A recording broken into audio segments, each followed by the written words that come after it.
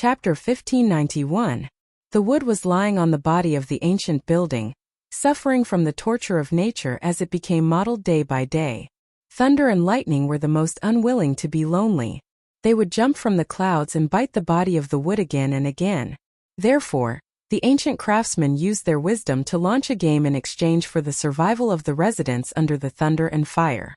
On the bank of the vast Dongting Lake, there stood a 39-meter-high octagonal 7-story brick tower. It looked particularly tall and straight. The brick tower was octagonal and pointed at the top. In the middle there was a dark iron pestle pointing to the sky. The decorations around were structured according to the structure, showing the appearance of an octagonal sandwich. A few iron chains connected to the top and fixed the structure climbed along the ridge to the wing corners, winding down and finally converting to the earth in a crawling posture. It was the Seishur Tower, and also the earliest evidence of the confrontation between the wisdom of the ancestors of this ancient civilization and the thunder and fire. It was the combination of the iron pestle and the iron chains that enabled the ancient tower to escape from the thunder and fire countless times. The lightning rod was not a product of modern society. As early as more than 1,000 years ago, it appeared in the Central Plains. In the roasted scorch there was such a record. In the Han Dynasty by Liang Hall was in a fire. A wizard suggested that a fishtail-shaped copper tile should be placed on the roof to prevent the fire caused by thunder and lightning. The fishtail-shaped tile on the roof was actually used as a lightning rod. It could be regarded as the prototype of the lightning rod. In ancient times when the gods embraced each other, simple technology could only take root and sprout in the doubts of the ancestors by turning around the mountains around religion. Therefore, the ancestors' avoidance of thunder and lightning followed the civilization of that era, and were herded in the river valley waiting for awakening. In the traditional culture of China, metaphysics was quite representative, such as the 5 elements and the 8 trigrams. In the field of the 8 trigrams, the Zhun hexagram represented thunder. After combining the positions, there were also South Li, North Can, East Zhun, West Dui, as well as South Sparrow, North Black Tortoise, Turtle Snake, East Azure Dragon, West White Tiger. Therefore, under the presumption of the magicians, the ancients unanimously formed the thought that thunder followed the dragon.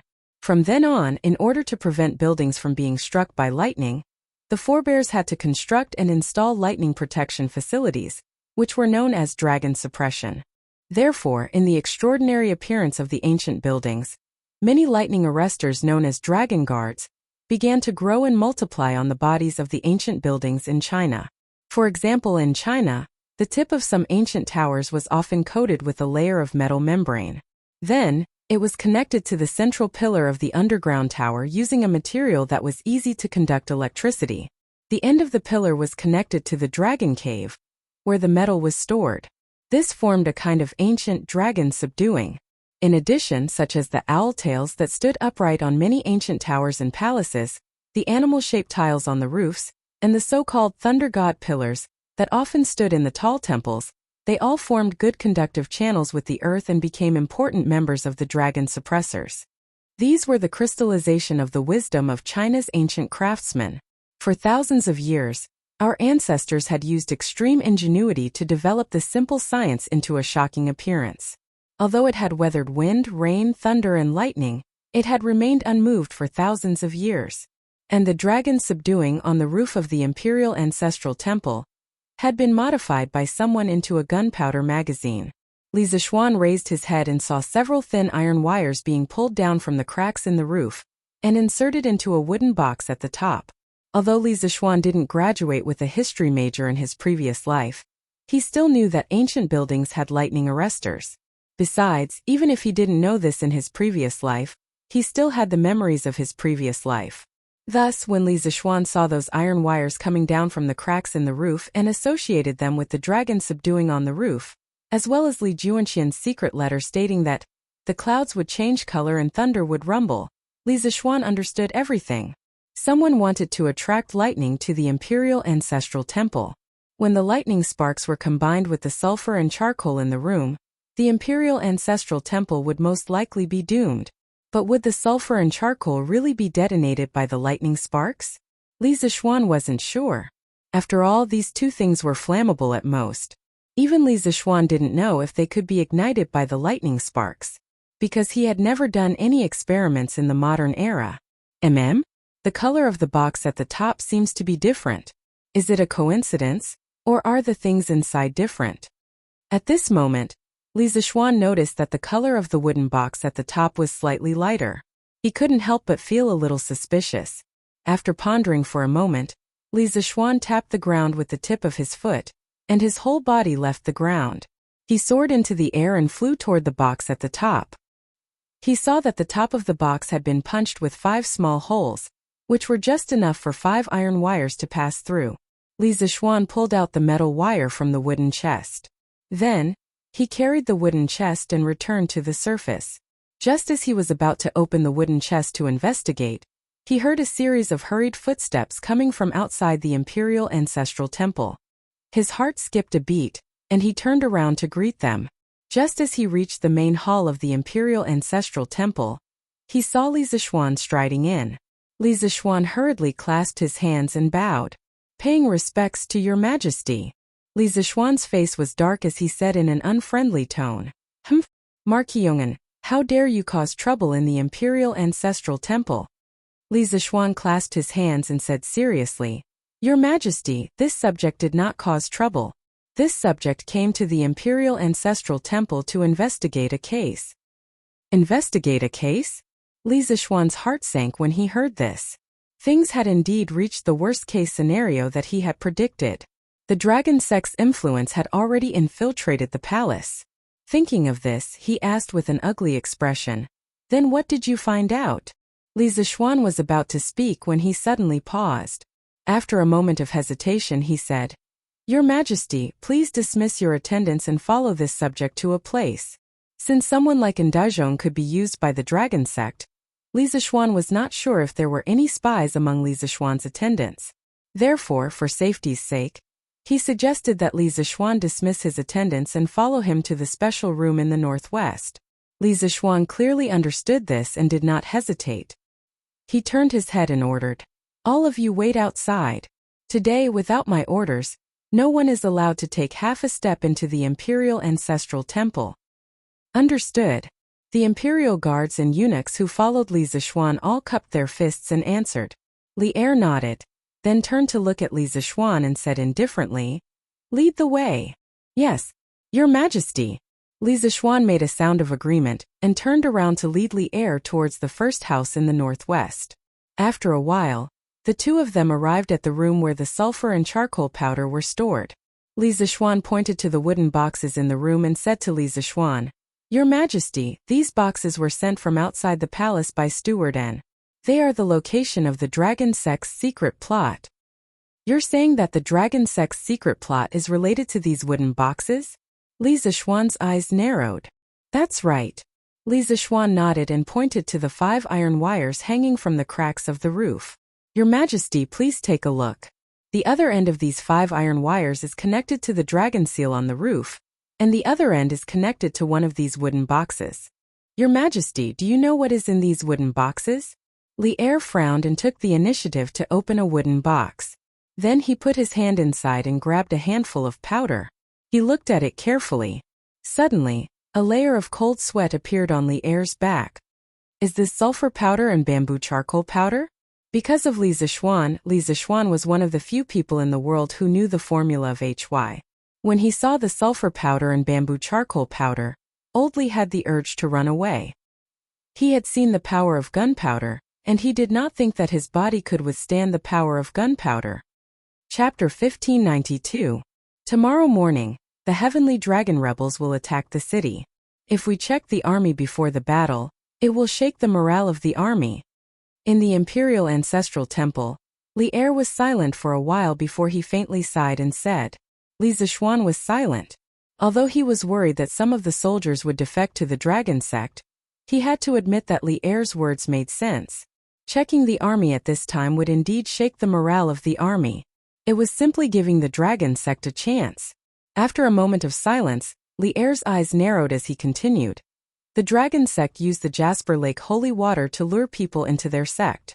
Those people who were deceived didn't work all day, and even spent all their wealth just to join the Dragon Sect, and obtain the Jasper Lake holy water. The dragon sect used demonic arts and holy water to confuse the common people. This emperor does not believe that this emperor's army will defect to the dragon sect and betray this emperor. Most of the generals of the 12 capital guards have fought with this emperor in the past. This emperor believes in them. As long as these generals do not defect, Chang'an City will not fall. Confidence. Even though the city would be besieged tomorrow, Li Er was still so confident. The 18 rebellions of the past, the Xuanwu Gate Rebellion in the 9th year of Wuda, and the tens of thousands of Turkic soldiers besieging the city were all unable to defeat Li Er. The dragon sect now only had a few tens of thousands of soldiers. How could they scare Li Er? In any case, old Li had seen a lot of things. Your Majesty is so bold. Li Zishuan clasped his hands and praised. Then he said, however, I think that your Majesty should make 2 preparations. On the one hand, you should gather all the generals in the capital, and let them be on guard against the rebellion of the soldiers in the camp. On the other hand, you should select soldiers from the imperial army, and set up 9 supervision teams to guard the 9 city gates in the east, west, and south of Chang'an City. If there is a rebellion at the city gates, they can delay it for a while. Your suggestion is not without reason. This emperor will have someone arrange it in a while. Li Er nodded. The most important thing is to move all the boxes of sulfur, charcoal and gunpowder away. The imperial ancestral temple is an important place of the imperial family. No matter what, no mishap is allowed. This emperor obeys. Li Zishuan cupped his fists and accepted the order. Just as he was about to turn around and arrange for people to come in and move the boxes, a soldier's urgent voice came from outside the imperial ancestral temple. Your Majesty, Marquis, something bad has happened. Steward N and the other 2 eunuchs died on the way to the Supreme Court. It's General Bai Lang. What? Steward N is dead? Li Zishuan instantly recognized the owner of the voice. It was the general in charge of escorting Ndazhong and the others. Hearing this, his expression suddenly changed and he exclaimed, Humph! Li Er was also furious. He flung his sleeve and took the lead to leave. Arriving at the main entrance of the Imperial Ancestral Temple, Li Er looked at Bai Liang, who was bowing and asking for forgiveness, with an ugly expression. He said coldly, Speak. How did Ndazhong die? Who was the murderer? Did you catch him? Bai Liang had originally come to report to Li Zishuan, but he did not expect Li Er to be here as well. This was really bad luck. But now he had to accept this reality. At this time, Li Zishuan also came out of the Imperial Ancestral Temple. Bai Liang bowed to Li Er and cupped his fists. Your Majesty, just now, I brought people to escort Steward N and the others to the Supreme Court. On the way, 3 soldiers suddenly brandished their swords and killed Steward N and the others. Then they directly killed themselves. When I reacted, it was already too late. Your Majesty, please punish me. After saying this, Bai Liang knelt on one knee and did not dare to raise his head. When Li Er heard this, he could not help but be furious. Bastard! In the imperial city, my key criminals were killed by your soldiers. How did you manage the army? Men, drag Bai Liang away and throw him into the death row prison. Speaking of which, Li Er originally wanted to ask something from Ndazhong. He did not believe that Ndazhong was the only one who contributed to the entire Heavenly Dragon conspiracy. He dared to conclude that there must be other officials and generals who secretly provided assistance to Ndazhong. But now that Ndazhong was dead, all the clues were cut off. This meant that his hopes of finding more Heavenly Dragon sect spies from Ndazhong were completely dashed. How could Li Er not be angry? Your Majesty, please calm down. Seeing Li Zishuan sentence a young general to death with just a few words, Li Zishuan quickly stepped forward and said, Your Majesty, the Heavenly Dragon sect's forces are everywhere. Not only are they hidden in the Imperial Ancestral Temple, but they are also present in the Imperial City's army. It is impossible to guard against them. General Bai did not know about the Heavenly Dragon conspiracy and was unprepared, which led to the death of Steward N. Although he is suspected of dereliction of duty, it is pardonable. Your Majesty, please show mercy. When he finished, Bai Liang could not help but look at Li Zishuan gratefully. Li Er took 2 deep breaths, finally calming down the anger in his heart. He waved his hand and said, Humph! You may be spared from death, but you cannot escape punishment. In a while, you will receive 20 strokes of the military rod. In addition, we will give you a chance to make up for your mistakes. After that, you must assist the Marquis of Yong, and to investigate the identity of those 3 soldiers, their family background, whether they have any accomplices, and what kind of relationship they have with the Heavenly Dragon sect. This general Bai Liang thanks your majesty for your mercy. This general will do his best to assist the Marquis of Yong, and in finding out the remaining Heavenly Dragon sect members in the imperial city. Bai Liang bowed and said excitedly, although since ancient times if the emperor wants the subject to die, the subject has no choice but to die. But if there was a choice, who would be willing to die?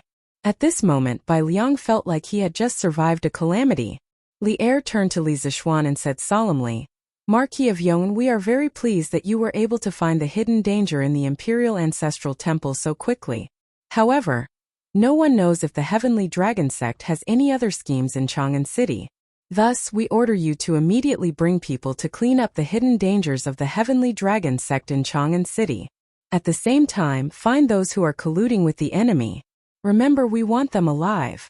Hearing that, Li Zixuan suddenly felt a toothache. Old Li made it sound easy, but this matter was too difficult to handle.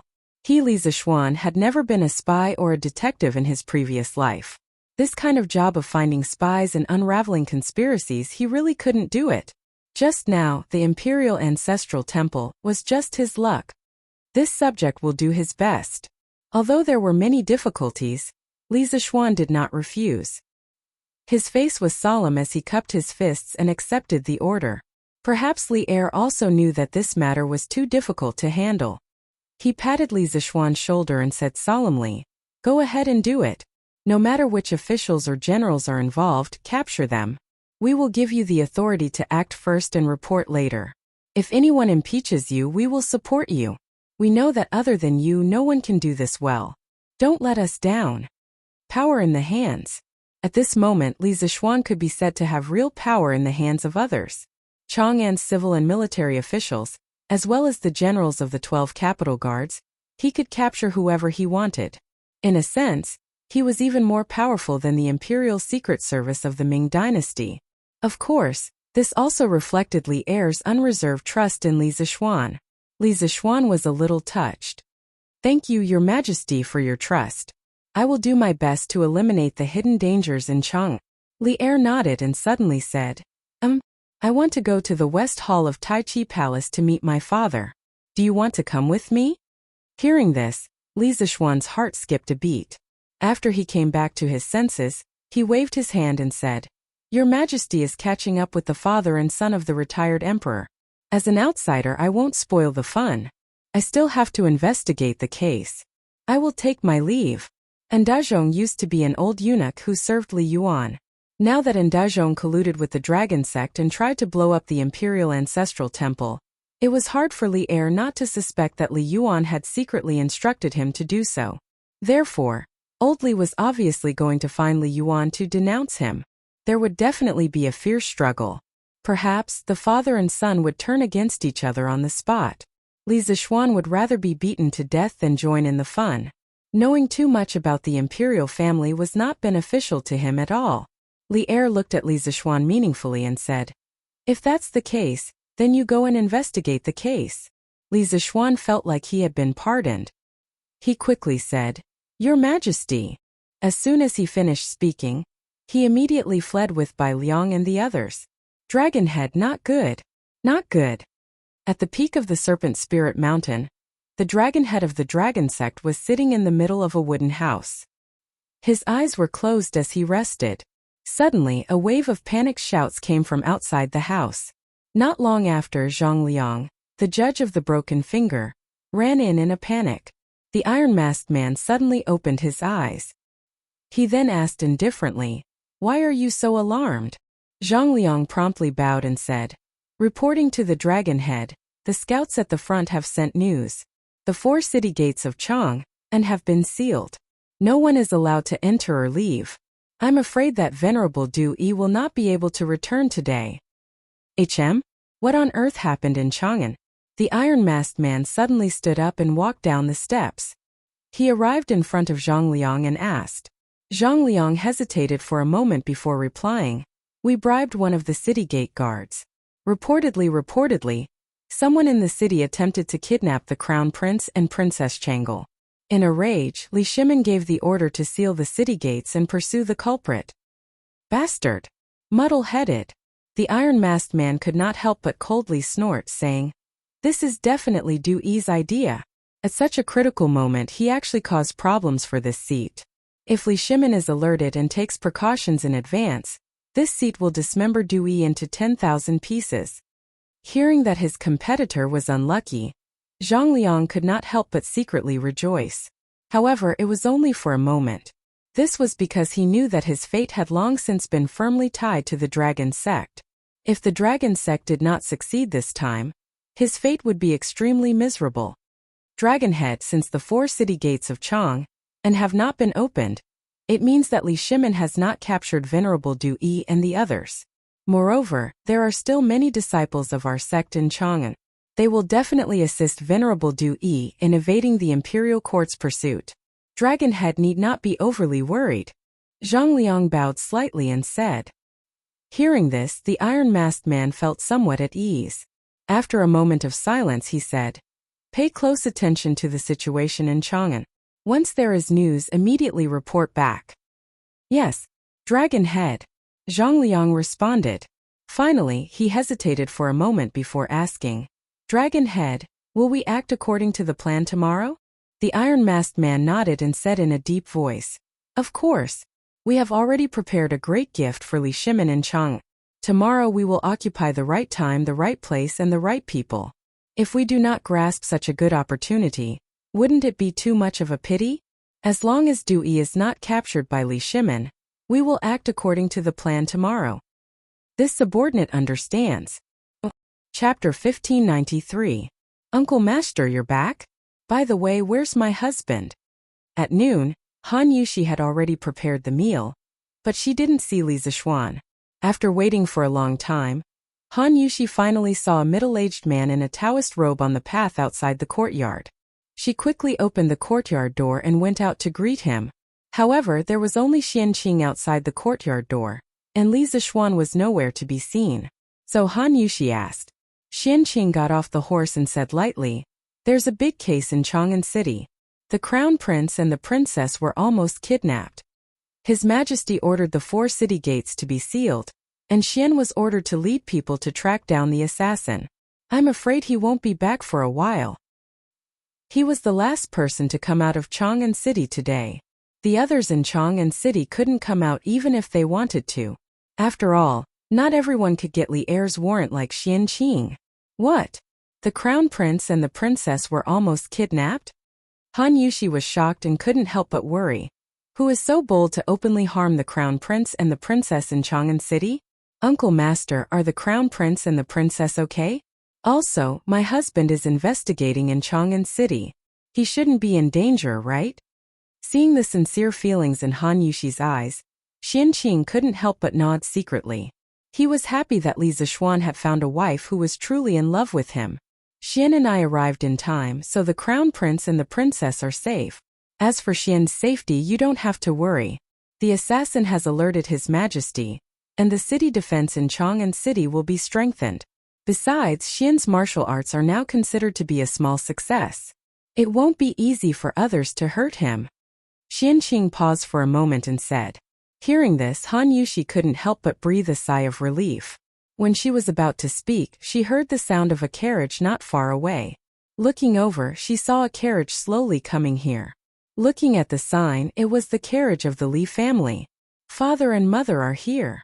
The carriage came to the gate of the courtyard, and Han Yushi hurried to greet them. The curtain opened and a head popped out. It was Lan'er, followed by Father Li and Madame Li. Father, mother, why are you here? Han Yushi went forward to support Madame Li's arm and asked casually. Li Zishuan had rushed back to Cloud Mountain last night, and didn't have the time to return to the Marquis's residence in Lantian County. Before the morning court session, Li Zishuan had told Han Yushi that he would bring her back to Lantian County in the afternoon. In the morning, Han Yushi had also sent a family guard to the Marquis's residence to inform Father and Madame Li that Li Zixuan had already returned to Cloud Mountain, and would return to the Marquis's residence in the afternoon. Han Yushi did not expect Li Jingma, Madame Li, and Lan'er to come directly to Cloud Mountain. Hey, isn't it all because of your mother? Once she heard that Xian'er had returned, how could she still be willing to wait bitterly in the manor? She kept urging this old man to quickly pack up and come to Cloud Mountain. Hearing Han Yushi's question, Li Jingma couldn't help but stroke his beard. Mrs. Li glared at her husband and said unhappily, "Master, you're still scolding me?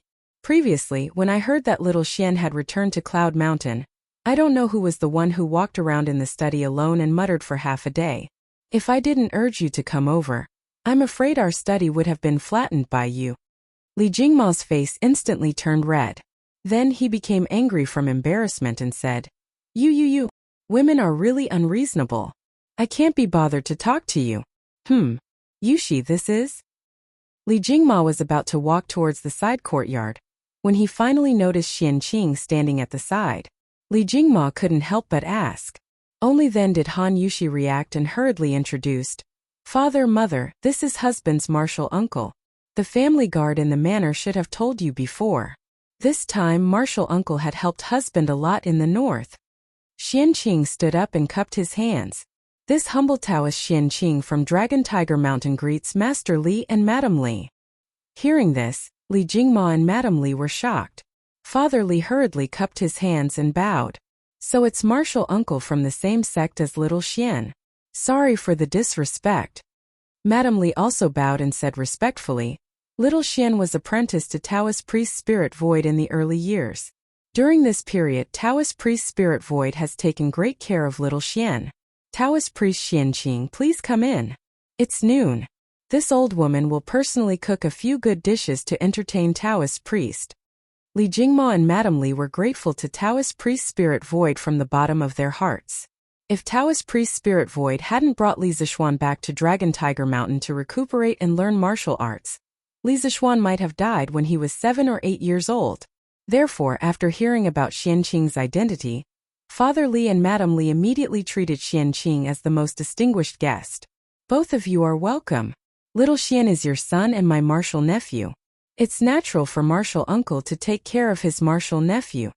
Xian Qing cupped his hands and bowed back. Then he said, "I heard from little Xian that Mr. Zhang San and Mr. Mo are injured in Yanhuang College. This humble Taoist will go and take a look first. I won't accompany you for lunch. Please forgive me."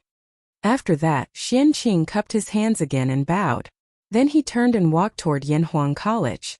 However, his back view looked more or less in a sorry state. Xian Qing was obsessed with swordsmanship all his life.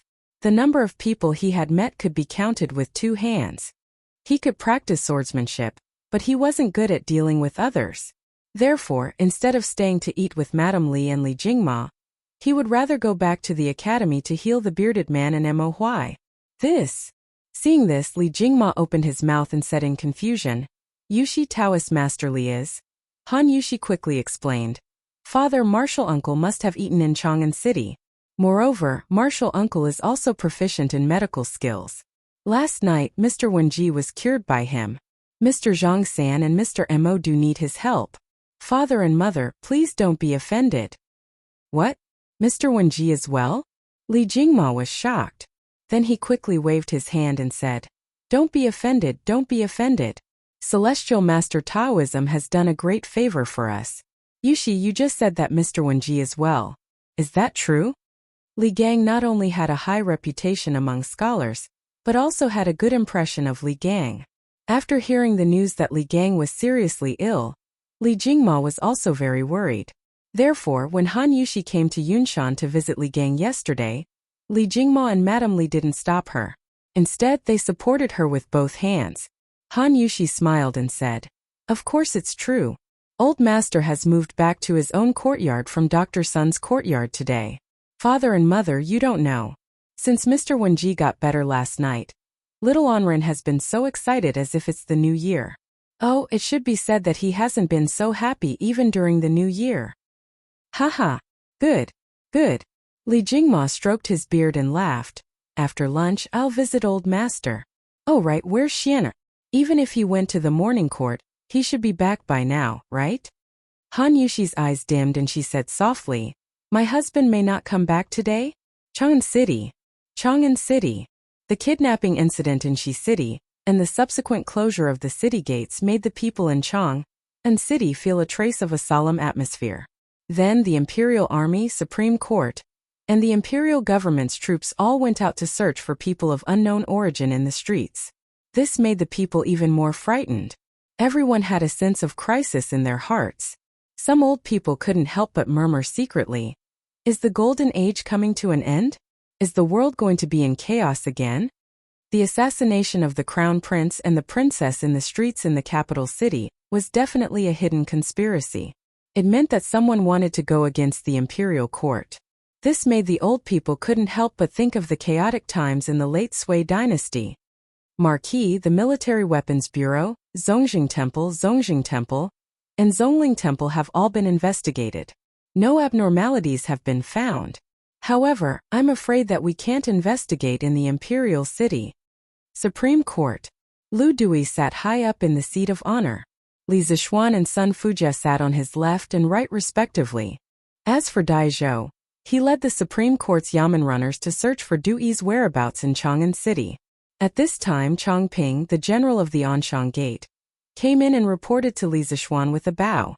After finding out the hidden danger in the Imperial Ancestral Temple, Li Zixuan didn't dare to relax. He listed 4 secret yamens in the outer Emperor City that were easy to cause trouble. Then he ordered Changping to lead the Imperial Army to investigate. The key was to check if there were dangerous flammable and explosive materials such as sulfur, charcoal powder, fireworks, and gunpowder. Previously, Changping failed in escorting the criminals. If Li Zixuan hadn't pleaded for him, he would have been beheaded by Li Zixuan. Therefore, he was very grateful to Li Zixuan. He was even more alert and attentive to what Li Zixuan ordered him to do. On the one hand, he wanted to repay Li Zixuan. On the other hand, he wanted to make up for his mistakes. Therefore, the 4 secret yamens were almost turned upside down by Changping. Hearing this, Li Zixuan nodded with satisfaction and said, since nothing happened, that's great. As for the Imperial City, you don't have to worry about it. When Supervisor Zhao returns, he will bring people to investigate the Imperial Palace. Yes. Changping cupped his fists and answered. Li Zixuan thought for a while and ordered. Although Dazhong and the other 2 eunuchs were killed, there must be their accomplices among the people they were in contact with. Changping, immediately arrest these people and interrogate them one by one. If necessary, you can use torture. As for the 3 soldiers who killed Dazhong and the other 2, immediately find out who they have been in contact with recently and where they have been. Arrest all the suspects and bring them to the Supreme Court. Do you understand? Changping's face turned serious. He cupped his fists and said, yes, this general understands. At this time, Sun Fujia could not help but say, Marquis, criminal investigation and investigation are not General Chang's specialties. This official requests to investigate with General Chang. Hearing this, Lu Dui could not help but nod and said, what Sun Tingwei said is reasonable. Investigating the spies and eliminating the hidden dangers in the Imperial City is the responsibility of the Supreme Court. I am grateful that Marquis helped me. However, how can the Supreme Court stand by and do nothing? In this case, the Supreme Court has to help no matter what. They were not trying to steal the credit. The Supreme Court was already guilty of dereliction of duty for the assassination in Shi City and the mine-burying incident in the Imperial Ancestral Temple. If they did not do anything to make up for their mistakes, it would be unreasonable. Li Zixuan nodded and cupped his fists. As it should be. Then I will have to trouble Sun Tingwei. Marquis, you are too kind. Sun Fujia politely cupped her fists and returned a bow to Li Zixuan. Then she stood up and left the hall with Changping. In the blink of an eye, only Li Zixuan and Lu Dui were left in the hall. After a few moments of silence, Lu Dui said, Marquis is a young hero. He single-handedly saw through the schemes of the Heavenly Dragon sect. Otherwise, the Imperial Ancestral Temple would have been destroyed by lightning tomorrow, and this old man would have died 10,000 deaths. For this matter, this Lu and the Supreme Court owe Marquis a great favor. After saying this, Lu Dui stood up and clasped his fists to Li Zixuan. Before Chongping had come to report, Li Zixuan had told Lu Dui and Sun Fujia about Li Juanxian's secret letter, and what they had experienced in the Imperial Ancestral Temple. Firstly, the Supreme Court needed to help solve the case and needed to know some inside information. Secondly, Lu Dui and Sun Fujia had always been staunch supporters of the Qin King's faction. They would never collude with the Heavenly Dragon sect. By telling them, Li Zixuan did not need to worry that they would leak the secret. Official Lu's words are too serious. You and I are both His Majesty's subjects. We eat from the sovereign and share the sovereign's burdens. This is what this marquis should do. Li Zixuan hastily got up and clasped his fists in return. Chapter 1594. Isn't this because of the Jade Lake holy water? In the main hall of the Supreme Court, Li Zixuan was stunned for a moment before answering Lu Dui's question. Regarding the Jade Lake holy water, Li Zixuan had heard Li Tai mention it in a telegram before returning to Cloud Mountain. It was said to be able to cure all diseases and had been passed down as miraculous by the people. Of course, Li Zixuan had to admit that the dragon sect's methods were indeed brilliant. This was because most people were greedy for life, especially those who were seriously ill and incurable. If there was a chance to live, they would be willing to do anything. The dragon sect used the Jade Lake holy water to stimulate the desire of the people to live, which was why they were able to recruit so many followers in such a short period of time. Unexpectedly, Lu Dui shook his head and said, Marquis Yong'an, do you really believe that there is a miracle medicine or Jade Lake holy water that can cure all diseases in this world? Li Zixuan frowned and replied decisively, this marquis naturally does not believe in such things. Heaven and earth give birth to all things, and all things can complement each other and also counter each other. All medicines are targeted at the symptoms.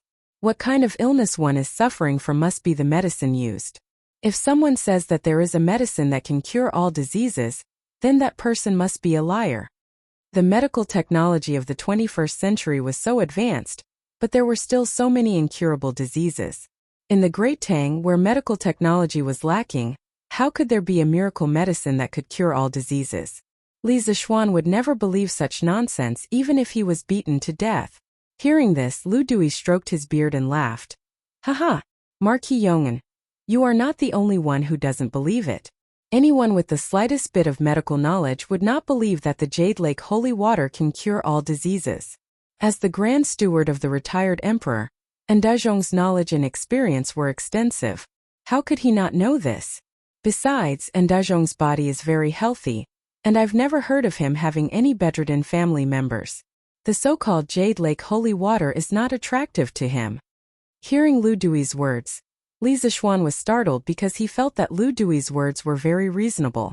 Previously, the commoners were fighting to join the Heavenly Dragon sect because of the Yaoqi holy water, so he subconsciously thought that everyone wanted to join because of the Yaoqi holy water. However, he had neglected the most basic requirement. Many people did not believe in the Heavenly Dragon sacred water, nor did they need it. For example, Ndazhong. Then, in Minister Lu's opinion, why did Ndazhong betray the imperial court and help the tyrant? After a moment of silence, Li Zixuan said seriously.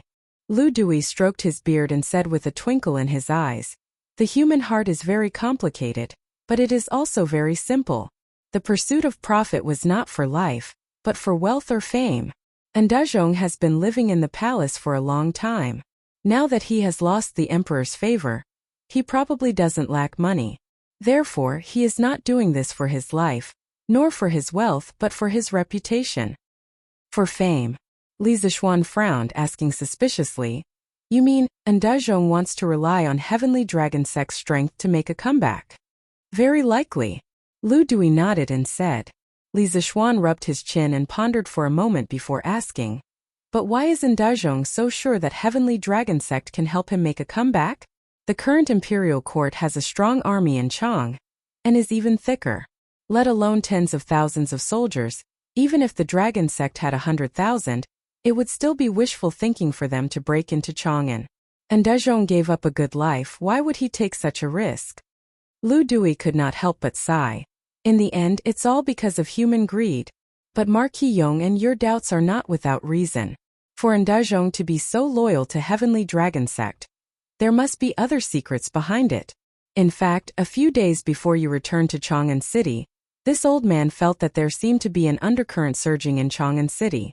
This old man also sent many people from the Supreme Court to secretly investigate, but in the end, they did not find anything.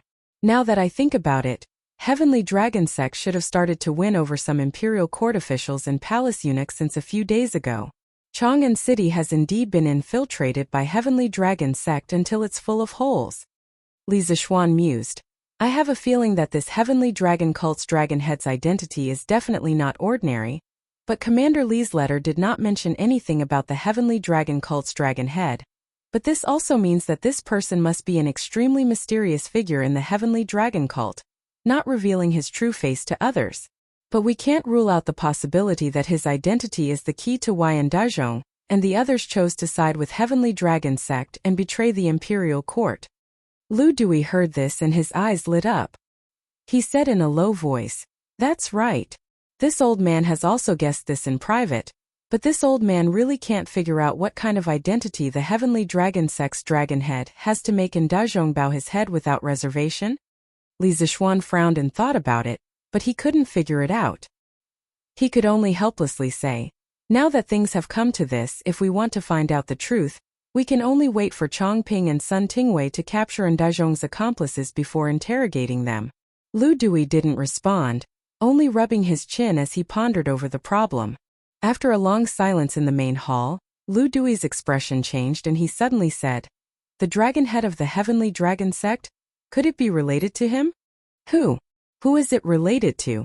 Li Zishuan hurriedly asked when he heard Lu Dui's words. Lu Dui looked deeply at Li Zishuan and did not immediately answer. After a while he sighed with a complicated expression and shook his head. Nothing. This old man is old and likes to think too much."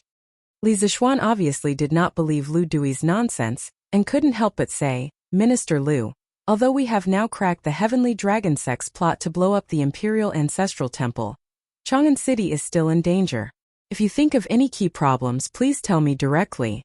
No matter what, I will keep it a secret for you. You don't have to worry about it." Haha, this old man is about to retire and return to his hometown. What worries can I have? But sometimes the more you know, the better. This old man is also for your own good. Lu Dui shook his head and laughed.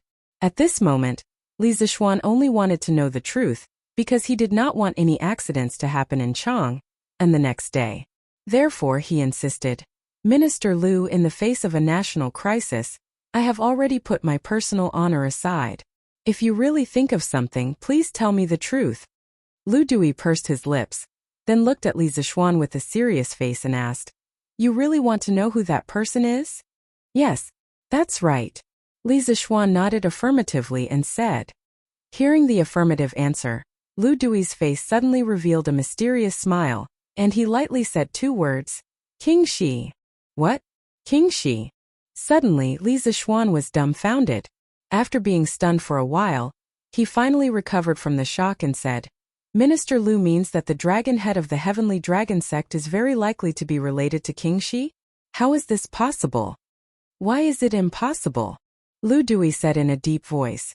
"In today's world, to be able to win over so many officials and eunuchs in such a short time, this old man really doesn't know who has such great charm and influence other than the current emperor and King Shi and Marquis Yong, and don't forget that the current emperor is after all not in the right position. The imperial court seems to be harmonious, but who knows how many people are still on King Shi's side. At this time, if someone uses the name of King Shi to gather them and ask them to conspire, do you think they will agree?" Bang bang bang. The two words King Shi directly made Li Zishuan's heart beat faster, because these two words were a taboo in the imperial court, and no one dared to mention it openly. But Lu Dui's following words made Li Zishuan even more shocked. What did he mean by "the current emperor is after all not in the right position"? Big brother, although this is something that everyone knows, you can't say it out like this. What's wrong with old Lu today? Why does he dare to say anything? Li Zishuan couldn't help but mutter in his heart. In his mind, Lu Dui used to be a very cautious, mature and solemn person. He spoke with a sense of propriety. He would only say things that should be said and would never reveal anything that shouldn't be said. But why was he acting so different today? In fact, the reason behind it was very simple, and not as complicated as Li Zixuan thought. Lu Dui only had the thought of retiring, and he wanted to guide the younger generation before retiring, that was all. If not for this, he wouldn't have said those words even if he was beaten to death. But didn't King Shi die back then? Li Zixuan racked his brains for a long time, but he couldn't think of a reason. He could only put this question aside for the time being and ask instead. Lu Dui said faintly, although King Shi is dead, there are still remnants in the world. A few days ago, I went through the files of the Supreme Court for nearly a year, and I really found a case related to King Shi. Hearing this, Li Zixuan immediately perked up, only to hear Lu Dui continue.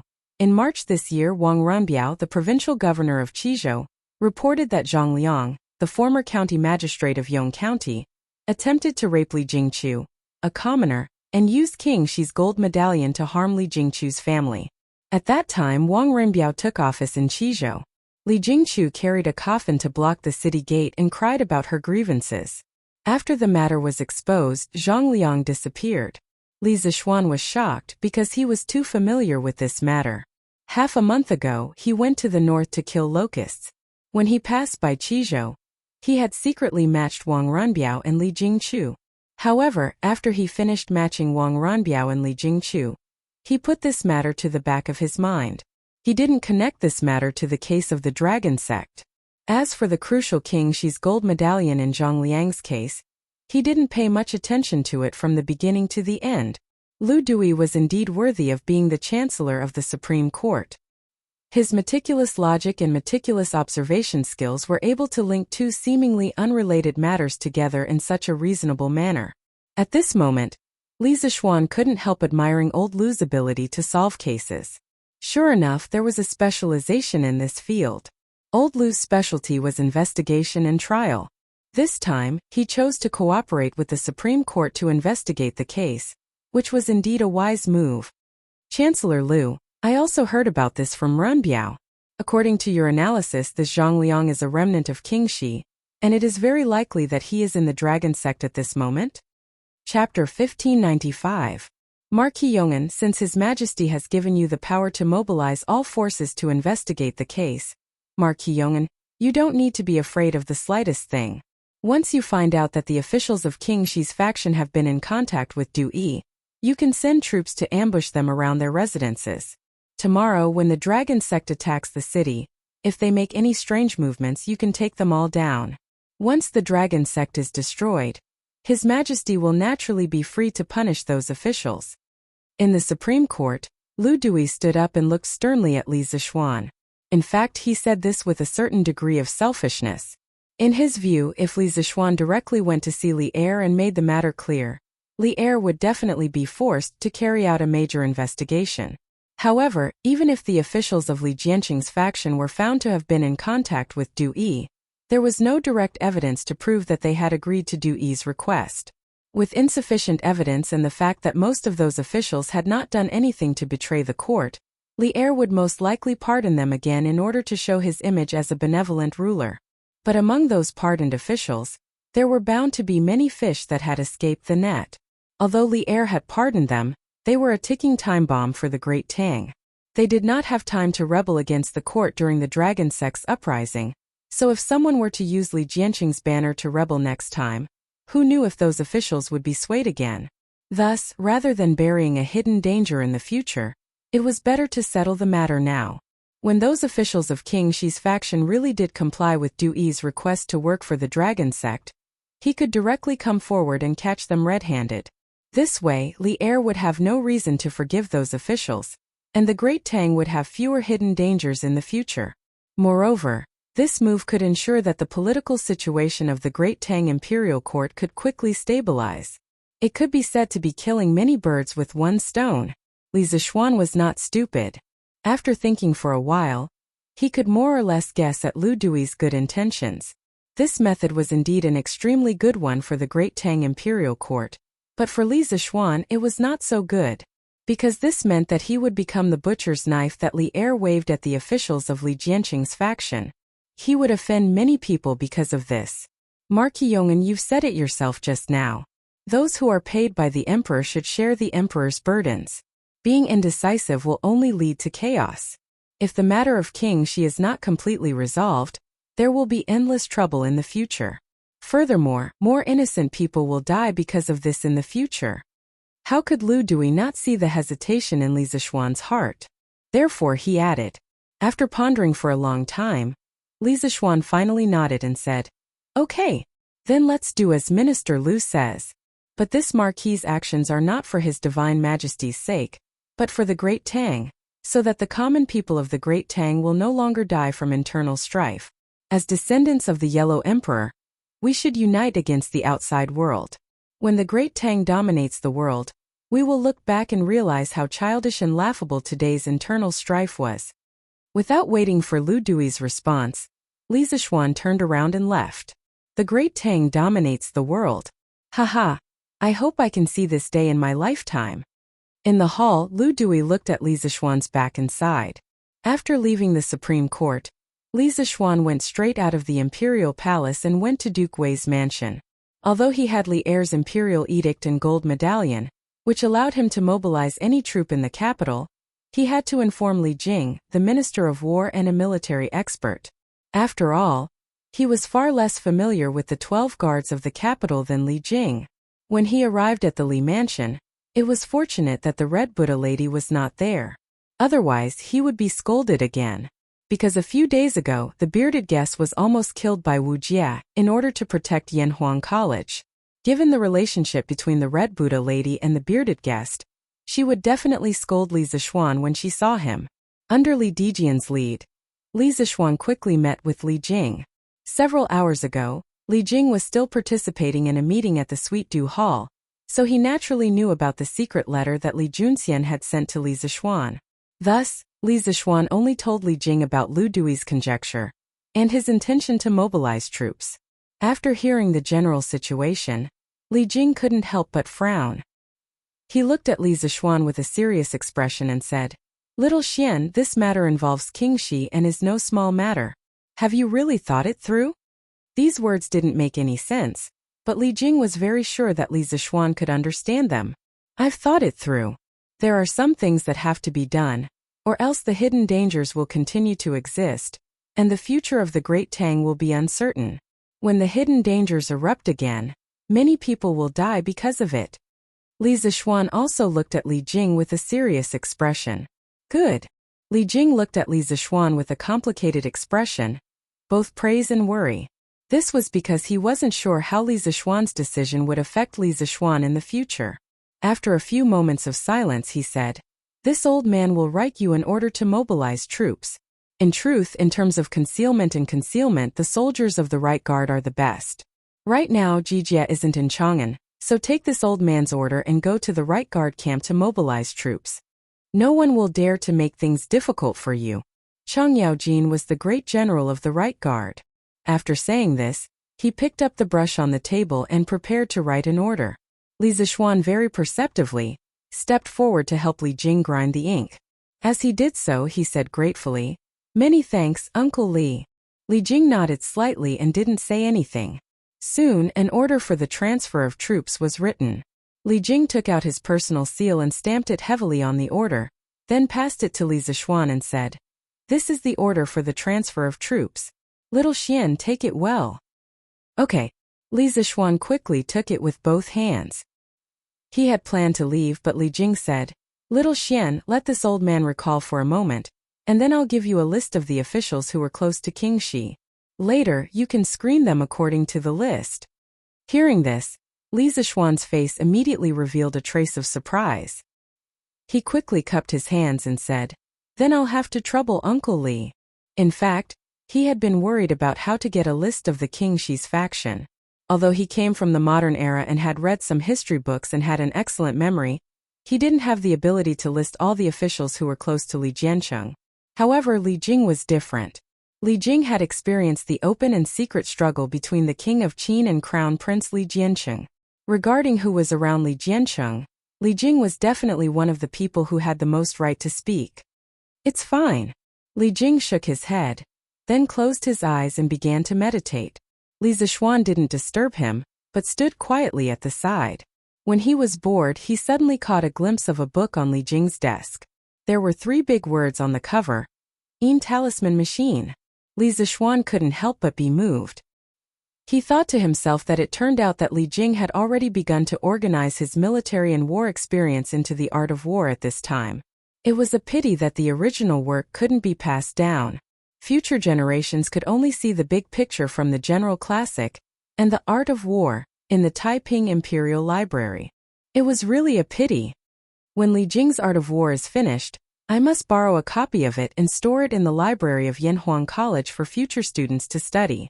Otherwise, wouldn't it be a pity if such a good art of war was lost? Li Zishuan secretly made up his mind. According to historical records, Li Jing's Art of War was written in 7 books: Talisman Machine, Secret Art of War, General Essentials of War, Notes of Duke Wei, Mirror of 6 Armies, New Book of War, and Archery. However, these books weren't complete as early as the Middle and Late Tang Dynasty. In the 21st century, most of them were lost. The Qing Dynasty scholar Wang Zongqi compiled the Li Weigong Art of War, based on Du Yu's general classic, Du Mu's commentary on Sun Tzu, and the Song Dynasty's Taiping Imperial Library, and General Essentials of War. It became the only complete reference for modern scholars to study Li Jing's Art of War. While Li Zishuan was deep in thought, Li Jing had already started writing. The names of Li Jianqing's faction were written on the paper one by one. Li Zishuan's eyesight was extremely good. When he looked over, he was shocked to see the words written on it. Wei Zheng Wanggui Wei Ting Shui Wanche Feng Li. Among these names, there was no lack of big shots in the imperial court. For example, Wei Zheng and Wang Gui were not only important by Li Jianqing's side, they were also important existences in the current imperial court. At this moment, Li Zishuan suddenly felt a little scared in his heart. Every time Li Jing wrote a name, Li Zishuan's heart would beat fiercely. After an unknown period of time, Li Jing finally put away the brush. When the ink on the paper was almost dry, he picked it up with a solemn expression and handed it to Li Zishuan. Little Xian, these are almost all the officials in King Shi's faction who still hold positions in the imperial court. However, you need to weigh the pros and cons. Although some of them served King Shi back then, they have been conscientious and loyal ever since His Majesty ascended the throne. They are only loyal to the monarch and do not care who is the monarch. As long as the monarch treats the people well, they will serve him loyally. I have selected a few such officials for you. I believe that they will not betray His Majesty because of the bewitchment of the dragon sect. Li Zishuan knew that Li Jing was helping him to clear the mind and let him not offend people as much as possible under the premise of doing things well. He couldn't help but feel warm in his heart. He nodded and said, "Thank you very much, Uncle Li. I will know what to do." Li Jing pondered for a moment and said, "Little Xian, later use the telegraph to ask Xu Bao and Ji Jia where the army is going. See if they can rush back to Chang'an before tomorrow. If they can, we will definitely win the battle to defend the city tomorrow easily." Uncle Qin and Uncle Chang? Hearing this, Li Zishuan's eyes lit up.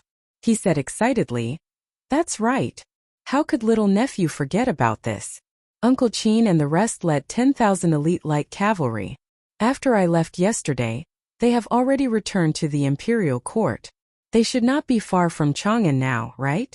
If they can arrive before tomorrow and set up an ambush in advance, we can attack from both inside and outside and defeat the Dragon Sect's army in one fell swoop. Li Jing smiled and said, "Exactly. If not for worrying about the Dragon Sect's people being alert, I would have advised His Majesty to send an army out of the city in advance to set up an ambush. Fortunately, Xu Bao and the rest still led 10,000 elites outside the city and can catch the Dragon Sect by surprise." Li Zishuan nodded and said, "Good. I will send a telegram to Uncle Qin and the rest. Then I will go to the Right Guards camp to mobilize the troops." Chapter 1596. Your Majesty, the Marquis of Yong, and came to the palace and borrowed the telegraph machine. In the afternoon, Zhao Song came to Ganlu Palace and bowed to Li Er. The telegraph machine was specially kept by Zhao Song in the palace. It was not used often and was placed in a small room in Taiji Palace. It was basically a telegraph machine used by the royal family, and was usually not open to the public. However, Li Zixuan was an exception because he was the one who invented the telegraph machine. Therefore, when Zhao Song heard that Li Zixuan wanted to borrow the telegraph machine, he did not refuse after some consideration. Li Er frowned and asked, "Telegraph machine? Why does he want to borrow the telegraph machine? Who is he sending a telegram to?" Zhao Song replied, "Your Majesty, the Marquis of Yong'an is sending a telegram to General Qin and General Chang, asking where the army is now and if they can reach Chang'an City before tomorrow." Li Er was also a veteran in battle. Hearing this, his eyes lit up and he could not help but say, "This kid wants to borrow Xu Bao's army to attack the dragon sect from both inside and outside tomorrow? Good. I did not misjudge him. This brat's talent in military formations was no less than his talent in engineering. He is a promising talent." His words revealed his undisguised admiration for Li Zixuan. Zhao Song could not help but secretly admire Li Zixuan's imperial favor. There was no one else like him. It is all thanks to your Majesty's discerning eyes. Otherwise, a young talent like the Marquis of Yong and might be buried in the marketplace. Zhao Song clasped his hands together and smiled, giving him a flattering compliment. Li Er shook his head. After a moment of silence, he asked, "How did Xu Bao reply?" "Your Majesty, the Marquis of Yong, and said that General Qin and the rest have already marched to the same continent. If they march day and night, they will reach Chang'an City at midnight tonight." Zhao Song did not know anything about telegraphy, so he could only repeat what Li Zixuan had said to Li Er. Li Er could not help but nod and say, "Good. Did Li Zixuan let Xu Bao and the others set up an ambush outside Chang'an City, waiting for the dragon sect to attack Chang'an City tomorrow with the help of the city's defenders?" Zhao Song shook his head and said, "No, the Marquis of Yong," and left after asking about the location of the army. Li Er was stunned and then understood. He could not help but laugh and scolded, "Good. Now you know how to follow the rules." Li Er understood that Li Zixuan's actions were to avoid overstepping his authority and being suspected. Today, in order to investigate the dragon sect's conspiracy, he had indeed given Li Zixuan the authority to mobilize the army. However, that was only the army in Chang'an City, and did not include the army led by Qin Qiong that had just retreated from the front lines. If Li Zixuan had rashly ordered Qin Qiong's army to set up an ambush, even if Li Er did not punish Li Zixuan, he would still feel uncomfortable and estranged. Therefore, Li Zixuan only asked about the location of Qin Qiong's army and left. He believed that once old Li knew of the situation, he would definitely send an order to Qin Qiong to set up an ambush outside Chang'an City. There was no need for him to worry. This was where Li Zixuan was smart. He knew when to stop and when to retreat. After pausing for a moment, Li Er indeed opened his mouth and ordered. Zhao Song immediately passed down the order. "Have the Marquis of Yong and send a telegram to Xu Bao. Order the army to march day and night and set up camp 20 miles outside Chang'an City. Be careful and hide. When you receive my order tomorrow, immediately send troops to eliminate the rebels outside Chang'an City." With the combined efforts of all the teachers and students of Yanhuang College, the communication technology of the telegram was becoming more and more mature. The palace was indeed equipped with a telegram, but they lacked the professionals to use it. Li Er had specially selected a few clever and loyal eunuchs with clean backgrounds and sent them to Yanhuang College to learn how to use the telegram. However, those eunuchs had yet to return from their studies. Therefore, in order to know the news from Longmen Pass, he had specially summoned Li Tai back from Yanhuang College to help send the telegram and translate the messages.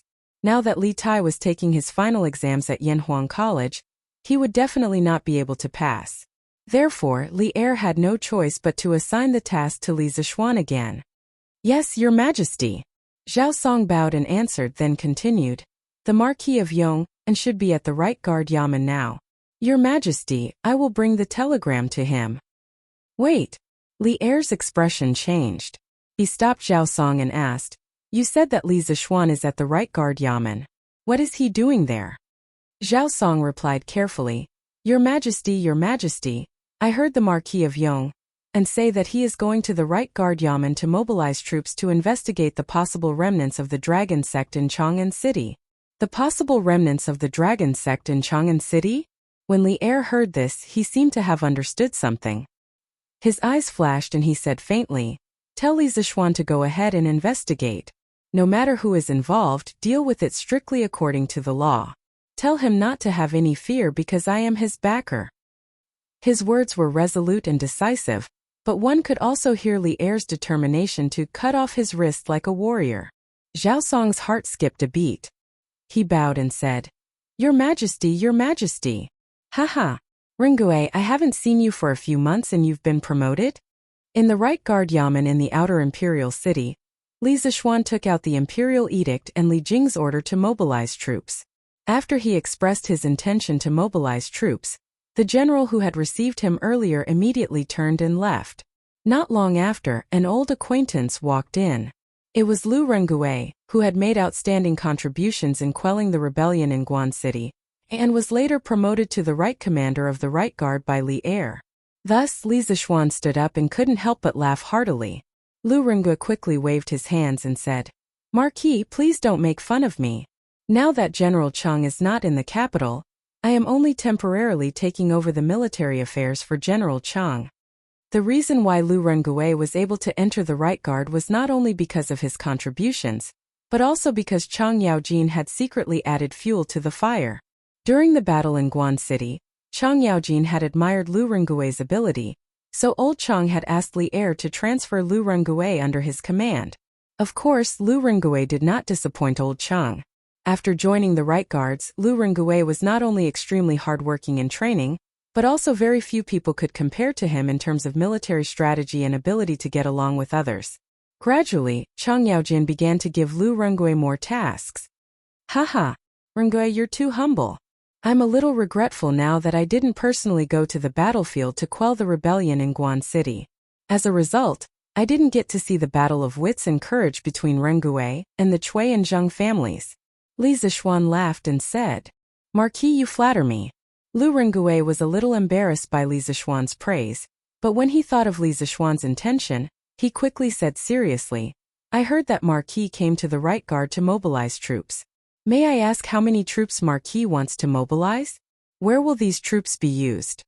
It wasn't that he suspected Li Zishuan of any bad intentions, but since he was now helping Chang Yaojin manage the affairs of the right guard, he still had to ask clearly about something as important as mobilizing troops. This Marquis plans to mobilize 5,000 elite troops from the right guard to investigate the remnants of the Heavenly Dragon sect in Chang'an City. These people must train hard and be good at hiding. Li Zishuan replied indifferently. "Remnants of the Heavenly Dragon sect?" Lu Rengue frowned. Being in the army, he naturally didn't know that the mastermind behind the kidnapping of Li Changqian and Chengel was very likely related to the Heavenly Dragon sect. But although he didn't know, he didn't ask too much. Instead, he stood up and said, "Good. This general will go and organize a force of 5,000 elite soldiers, and then follow the Marquis of Yong, and to investigate the remnants of the Heavenly Dragon sect." Not long after, 5,000 soldiers dressed in ordinary clothes rushed out of the right guard camp. Li Zishuan had specifically requested for them to be dressed in ordinary clothes. Under Li Zishuan's arrangements, these 5,000 soldiers would disguise themselves as ordinary citizens and infiltrate the residences of certain officials. They would secretly inquire about the movements of these officials, and Li Zishuan would arrange for people to monitor certain officials based on their feedback. The 5,000 soldiers Lu Rengue had selected were mostly scouts. Some of them had even gone deep into the Turks and worked as spies on the steppe, so they were quite experienced in hiding. An invisible net began to slowly unfold in Chang'an City. Those officials who couldn't bear the loneliness and came out to cause trouble would all become fish in the net.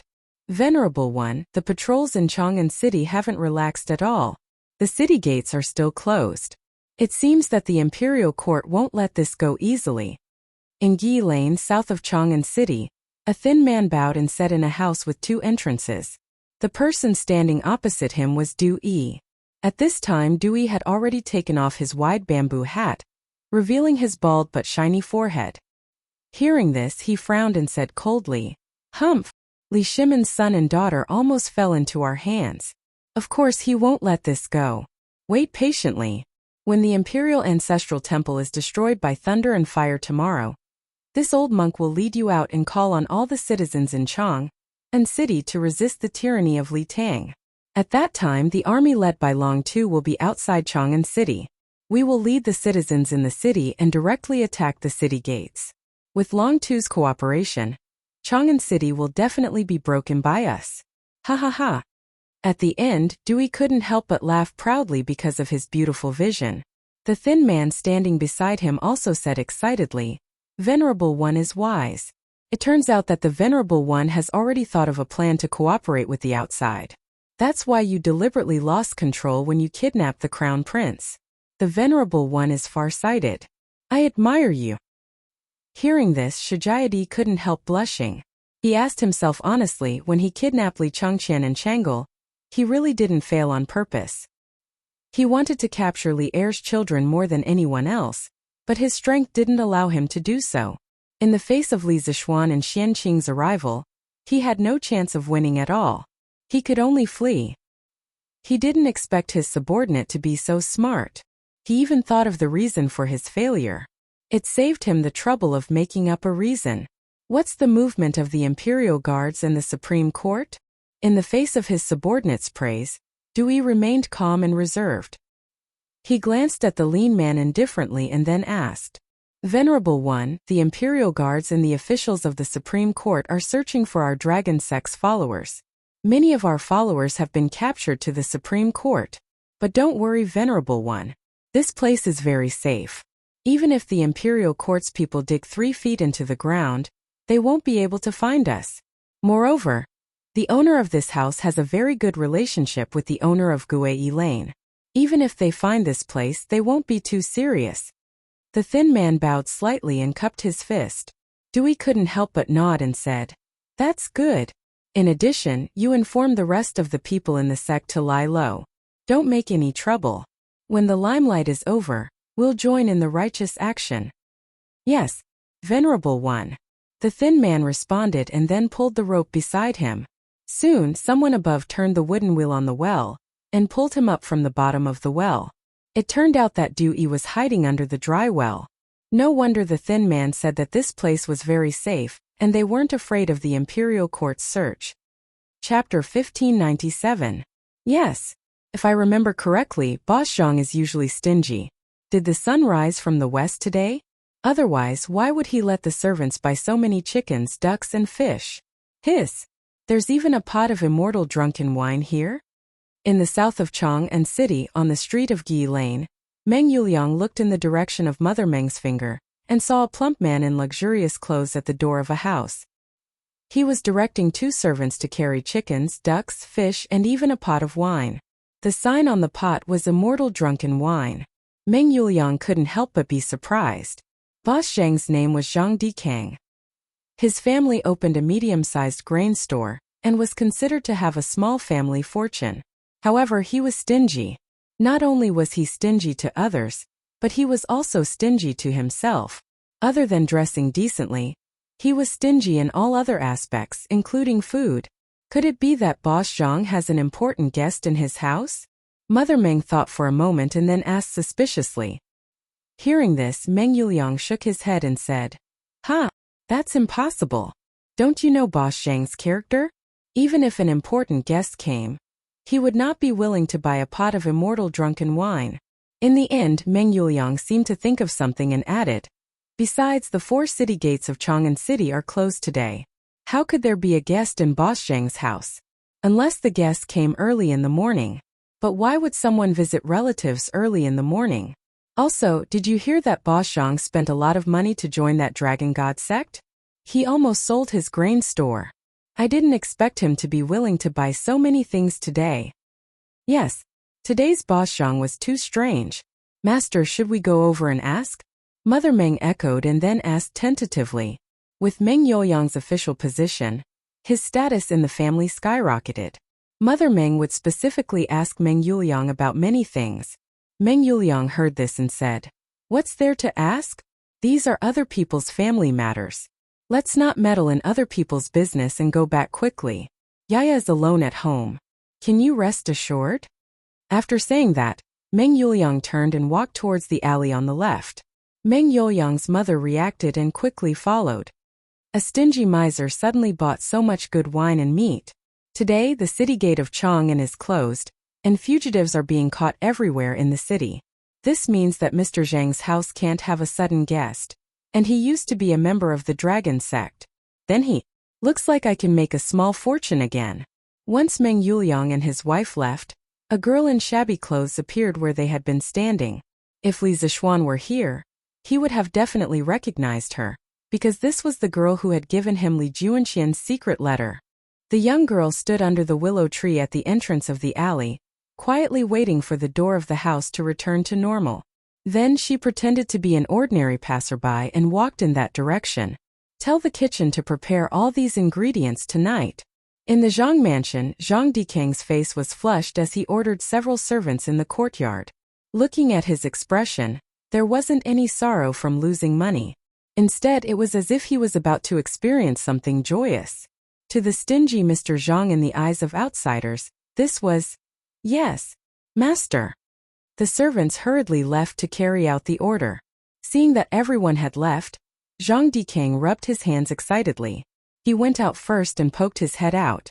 Seeing that there were no soldiers on the street, he personally closed the courtyard door. After doing all this, he walked towards the backyard with his hands behind his back with an indifferent expression. Venerable one, this disciple has prepared the best wine and food according to your request.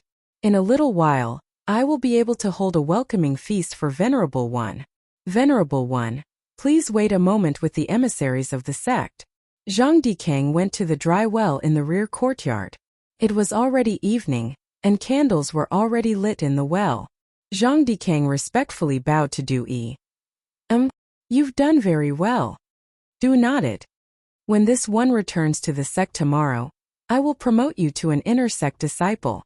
I will bestow upon you an inexhaustible supply of Jade Lake holy water so that you will never be sick and will live forever. Many thanks, Venerable one. Many thanks, Venerable one. This subordinate will be loyal to the dragon sect. I will go through water and tread on fire for Venerable one. Hearing this, Zhang Dikang trembled with excitement. He knelt down directly and kowtowed to Du Yi. In order to become an inner sect disciple of the dragon sect, he did not hesitate to spend all his wealth, but Du Yi did not even look at him. Who would have thought that this morning luck would fall from the sky? Zhang Dikang finally saw the high and mighty Buddha in his heart, and the Buddha also wanted to stay in his house temporarily.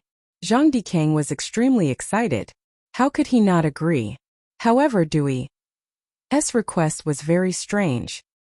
He did not want to stay in the guest room prepared in the Zhang mansion. Instead, he wanted to stay under the dry well in the rear courtyard of the Zhang mansion, saying that it was convenient to study Buddhism.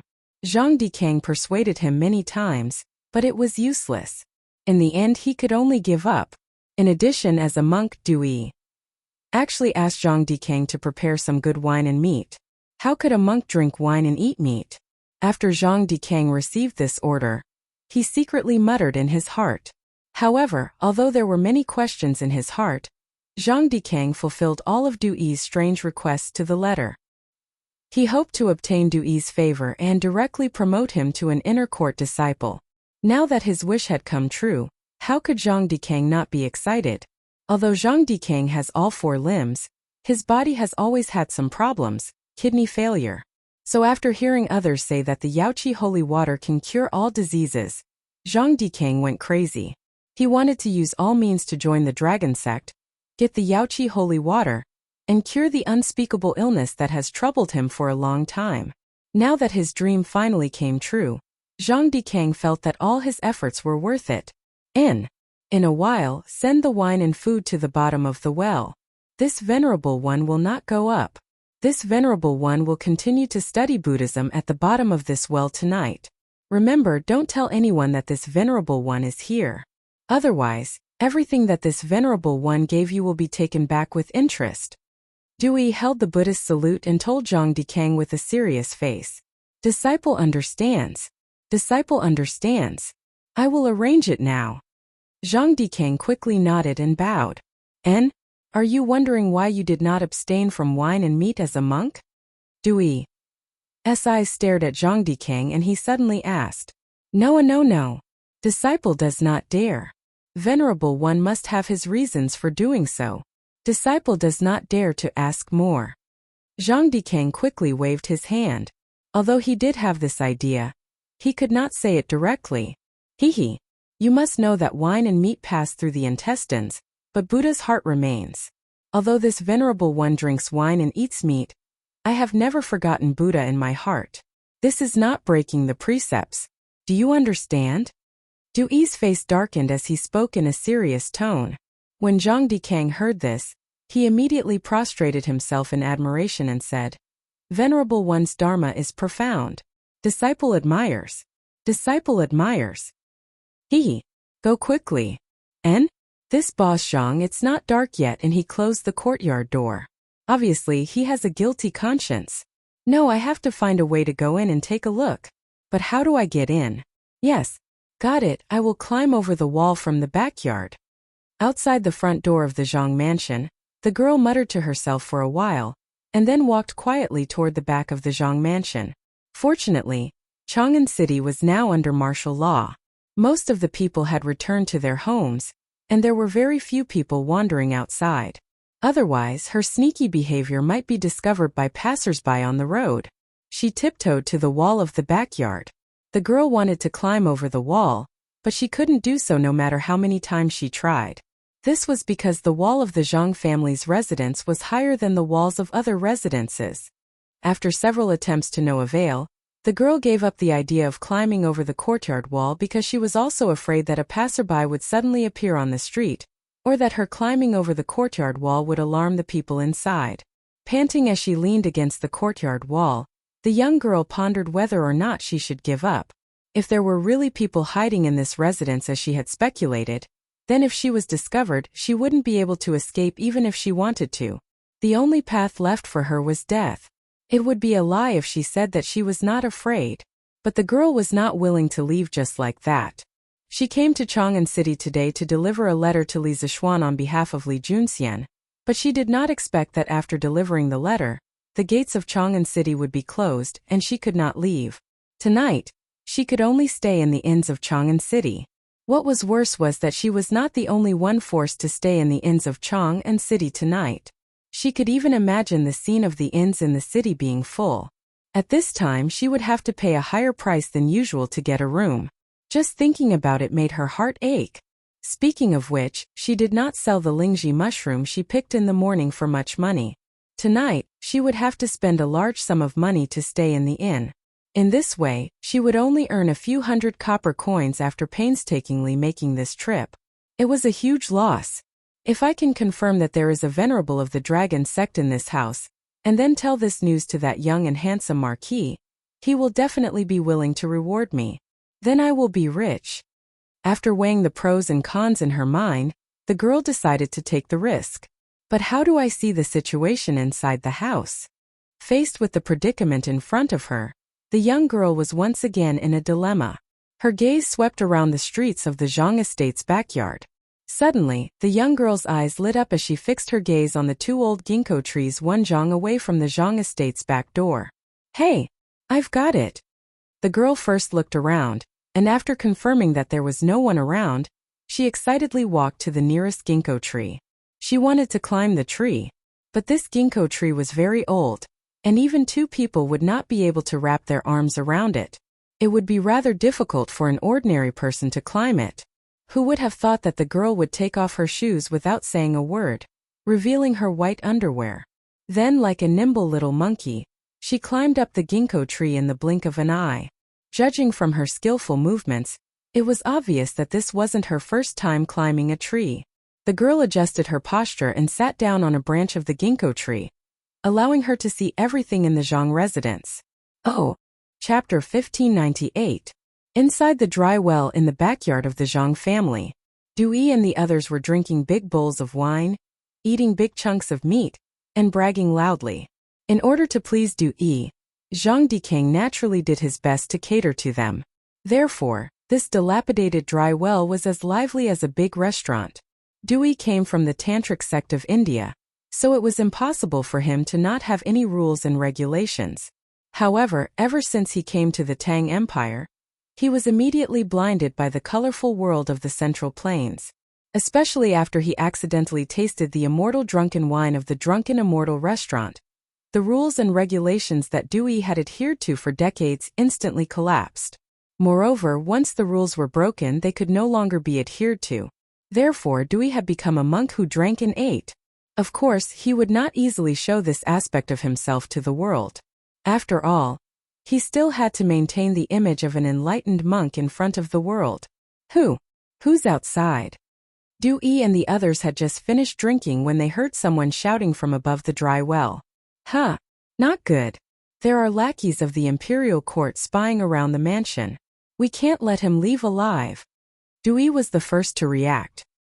He quickly put down his chopsticks, then got up and went to the direction of the well. He leaped into the air and directly rushed out of the dry well that was more than 5 feet deep. Whoosh, whoosh, whoosh.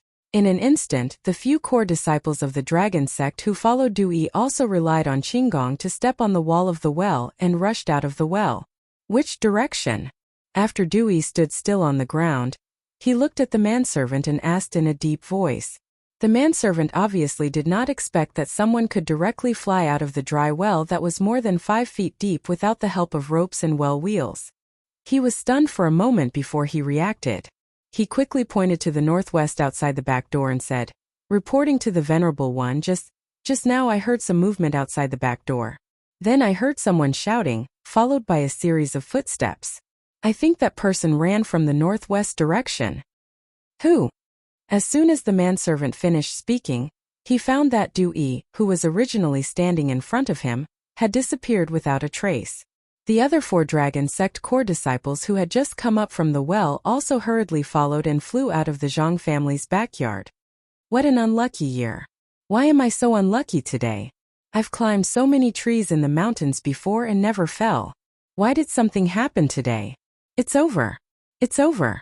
If the person hiding in the Zhang family catches him, he'll be finished. In the alleyway of Gui Lane, the young girl dragged her sprained left leg and ran with all her might while limping. As she ran, she muttered softly. At this moment, the girl really had the urge to cry. "Don't chase after me. None of you can see me." The girl prayed silently in her heart. But many times, praying was praying, and the reality was always contrary to one's wishes. So it's a little girl? Just as the young girl ran out of the street where the Zhang mansion was located, she suddenly heard a whistling sound and a cold snort. With that said, a bald monk in a black robe stood in front of the young girl, completely blocking her path. Aren't you Venerable Dewey of the Heavenly Dragon sect? Why are you stopping me?" Because Dewey came out in a hurry this time. He didn't wear a wide bamboo hat on his head. After the young girl saw the big monk's true appearance, a trace of panic flashed through her eyes. Then she pointed at Dewey and questioned him loudly, trying to put up a strong front. The reason why she shouted so loudly was that she wanted to attract the attention of the people nearby. In this way, she might have a chance to live today. "Oh, you know me?" Although Dewey had seen through the young girl's thoughts, he did not expose her. A playful smile appeared on his face. After pausing for a moment, he took 2 steps forward and said with a serious face, "Little girl, how do you know this Venerable One? Tell me who sent you here." Although there was no threat in his words, his tone was much stricter than before, and even had a trace of murderous intent. The young girl was very frightened, but she didn't show it on her face because of Dewey's words. She forced herself to be calm and said, "What do you mean by who sent me here? I'm just passing by here. Why are you chasing me? Besides, 10 days ago, you were in Chang'an City showing your Buddha skills to the people. I was there at that time. Is it strange that I know you?" Hearing this, Dewey's eyes flashed. He believed the second half of the young girl's words, but he didn't believe a single word of the first half of the sentence. "Oh, passing by? Just passing by?" Dewey's aura changed and said coldly, "Heavenly Dragon Sect is now listed as a disobedient sect by the Imperial Court. Now that you know where I'm hiding, are you planning to report this information to the Imperial Court to receive a reward?" "Of course not. I don't know anyone from the Imperial Court. Even if I know you're hiding here, who can I report this information to?" Although the young girl wanted to say yes, but in order to survive, she could only desperately deny it. Dewey snorted and sneered. You think I'll believe your nonsense? If you know what's good for you, you'll come with me today. After the commotion dies down, I'll let you go." Hearing this, the young girl hurriedly took 2 steps back and said, "Why are you being so unreasonable? I said I'm just passing by. If you don't believe me, then forget it. But you're now a wanted criminal of the imperial court. If you dare to act rashly, I'll shout for help. If the patrolling Wu Ho hears the commotion, you won't be able to leave." "Heh, then why don't you try shouting? See if anyone will come to help you." Dewey sneered, and then he disappeared from where he stood. In the next moment, he was in front of the young girl. It happened so fast that the young girl had no time to react. Dewey's large hand grabbed the young girl's shoulder. "Ah!" The young girl finally couldn't hold back and screamed in horror. Then she desperately retreated backwards, wanting to avoid Dewey's big hand. However, she didn't know any martial arts, so how could she escape from a grandmaster's full-strength grasp? Feeling that the hand was getting closer and closer to her shoulder, the young girl's heart was filled with despair and regret. She regretted that she was too greedy and had to get involved in this muddy water for the imperial court's reward. She also regretted that she wasn't careful when she went down the tree. Otherwise, she would have already left and passed the news to Li Zishuan. "Humph! How do you know that no one will help her?" At the critical moment when Dewey's large hand was less than 2 inches away from the young girl's shoulder, another voice suddenly sounded from the street.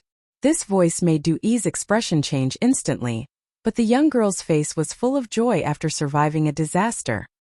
Chapter 1599. "Mother, there seems to be a fight on the street? Demao wants to take a look." "Shoo! What are you looking at? Don't make a sound. Be careful, the bad guys might catch you and dig out your eyes." "Ah? Then Demao won't take a look."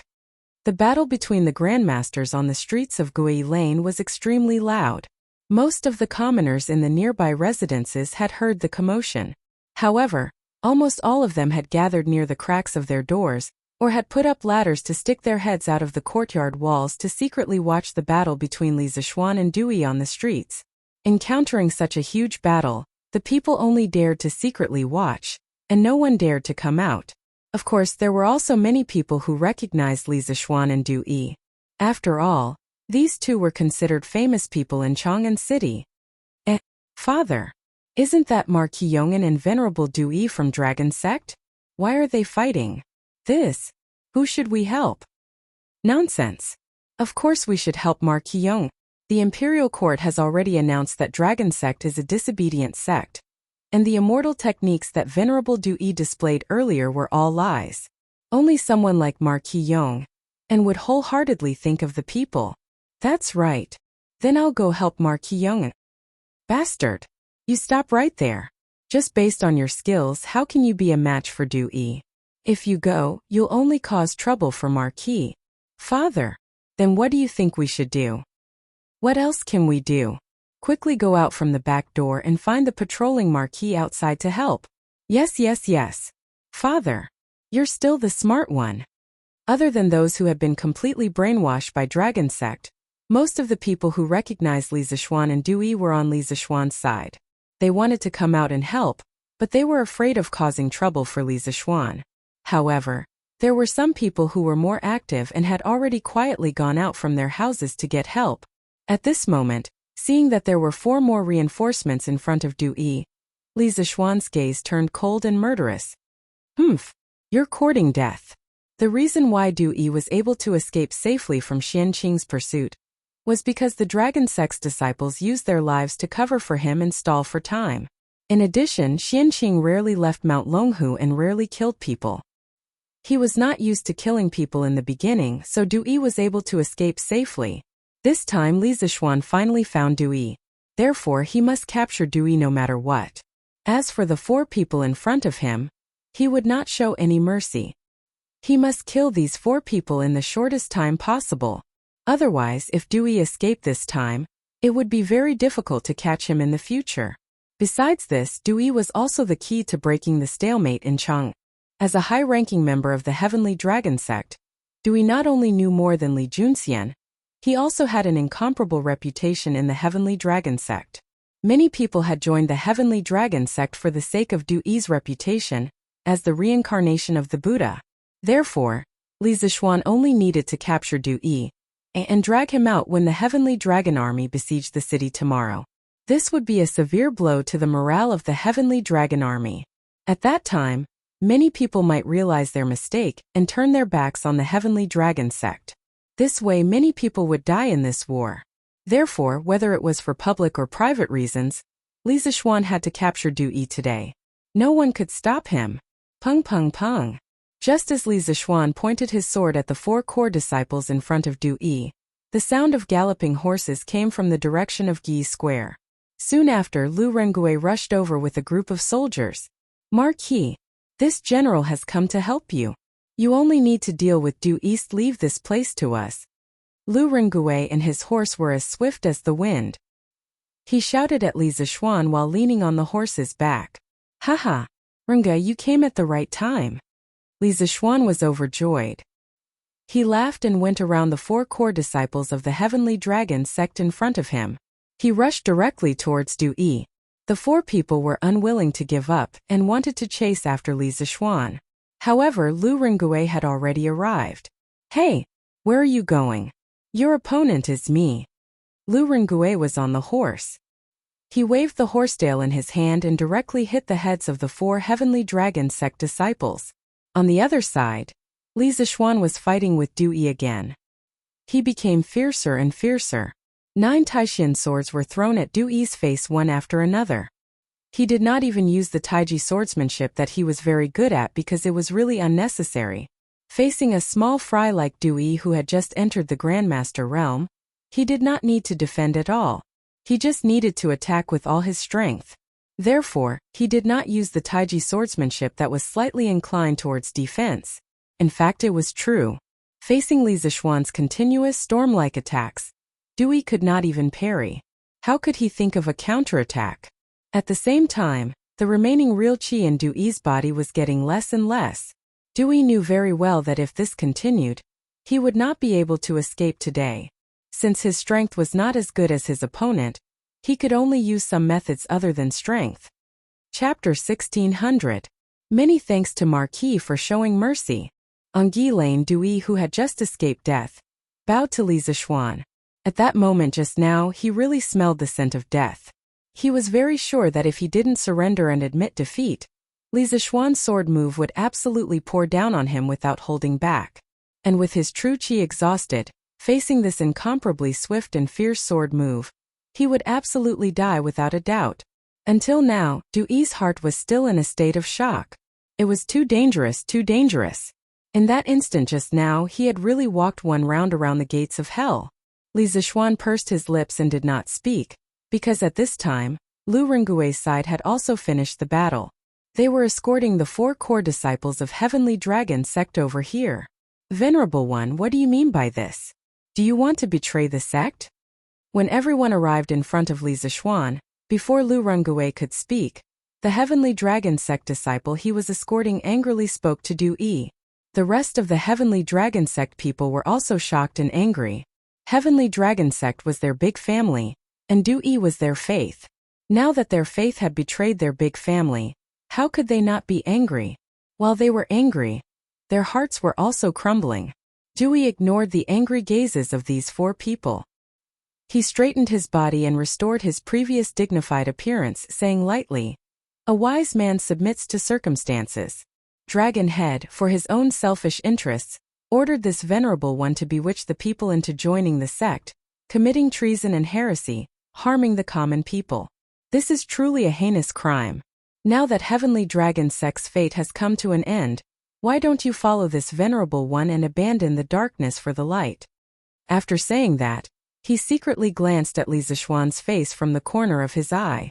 In the end, he wanted to rely on practical actions to curry favor with Li Zishuan, and strive for Li Zishuan's forgiveness. After all, Li Zishuan only spared his life temporarily, but never said that he would let him go completely. To Du Yi's disappointment, Li Zishuan still had a straight face. He couldn't tell if he was happy or angry. At this moment, Lu Rengui finally had a chance to speak. He cupped his hands towards Li Zishuan and said, "Marquis, this general has already broken their limbs. Moreover, this general has checked that there is no poison in their mouths. There is no need to worry about them committing suicide. Li Zishuan's face immediately broke into a smile as he replied warmly. Very good. He immediately ordered someone to bring them back to the Supreme Court and personally hand them over to Minister Lu. This marquis will be there soon. Lu Rengue cupped his fists and accepted the order. This general obeys. Marquis, then this calamity. Li Zishuan waved his hand and said, leave him here for now. This marquis still needs him. In a while leave a few soldiers behind. This matter isn't over yet. Lu Rengue was stunned when he heard this. After a moment he cupped his fists and said, why don't this general stay behind and let the others escort the 4 of them back to the Supreme Court? Li Zishuan shook his head and said, no need. Moreover, this marquis will only be at ease if you personally escort them. Quickly go. Then this general will take his leave. Seeing Li Zishuan's insistence, Lu Rengue could only cup his fists and lead a few soldiers to escort the Heavenly Dragon sect members away. Wow! Marquis, you are so powerful. At this moment, a clear and melodious voice of a young girl suddenly rang out from the side of the battlefield. Who else could it be but the young girl who was being chased by Du Yi? In the previous battle, Li Zishuan wielded the wind-chasing sword and released a series of extremely gorgeous sword moves. He had been suppressing Du Yi all this time. He was like a peerless sword immortal, awe-inspiring and insufferably arrogant. Young people worshipped heroes and so did young girls. Thus, the young girl couldn't help but cry out in surprise. Li Zishuan's heart thumped as he smiled at this young girl. The girl had a pretty face and was dressed in very ordinary clothes. She didn't seem like the daughter of a great clan, but she spoke in an extremely orderly manner, and was so mature that she didn't seem like a child of her age. It was probably because she had experienced far too many things in the past. More importantly, the extremely important secret letter that Li Junxian had sent back had been delivered to him through this young girl. Li Zishuan truly wanted to know what sort of relationship this girl had with Li Junxian, and how she had received the secret letter from Li Junxian. In the past, this young girl only knew that Marquis was a Yamacho from Yanhuang College and was extremely knowledgeable. But I didn't think that Marquis's martial arts would also be so formidable. This young girl admires you. The young girl quickly walked up to Li Zishuan and then bowed like an adult to Li Zishuan as she praised. Her movements were somewhat stiff. She probably didn't do this sort of etiquette often. Li Zishuan smiled faintly and looked at the girl thoughtfully. Haha. If this marquis remembers correctly, you were the one who delivered the secret letter to this marquis at noon, right? This time you helped this marquis capture the venerable of the Heavenly Dragon sect. Little girl, what is your name? What reward do you want? Upon hearing the word reward, the girl's eyes brightened and she excitedly said, Marquis, this young girl's name is Chan Shuazhen.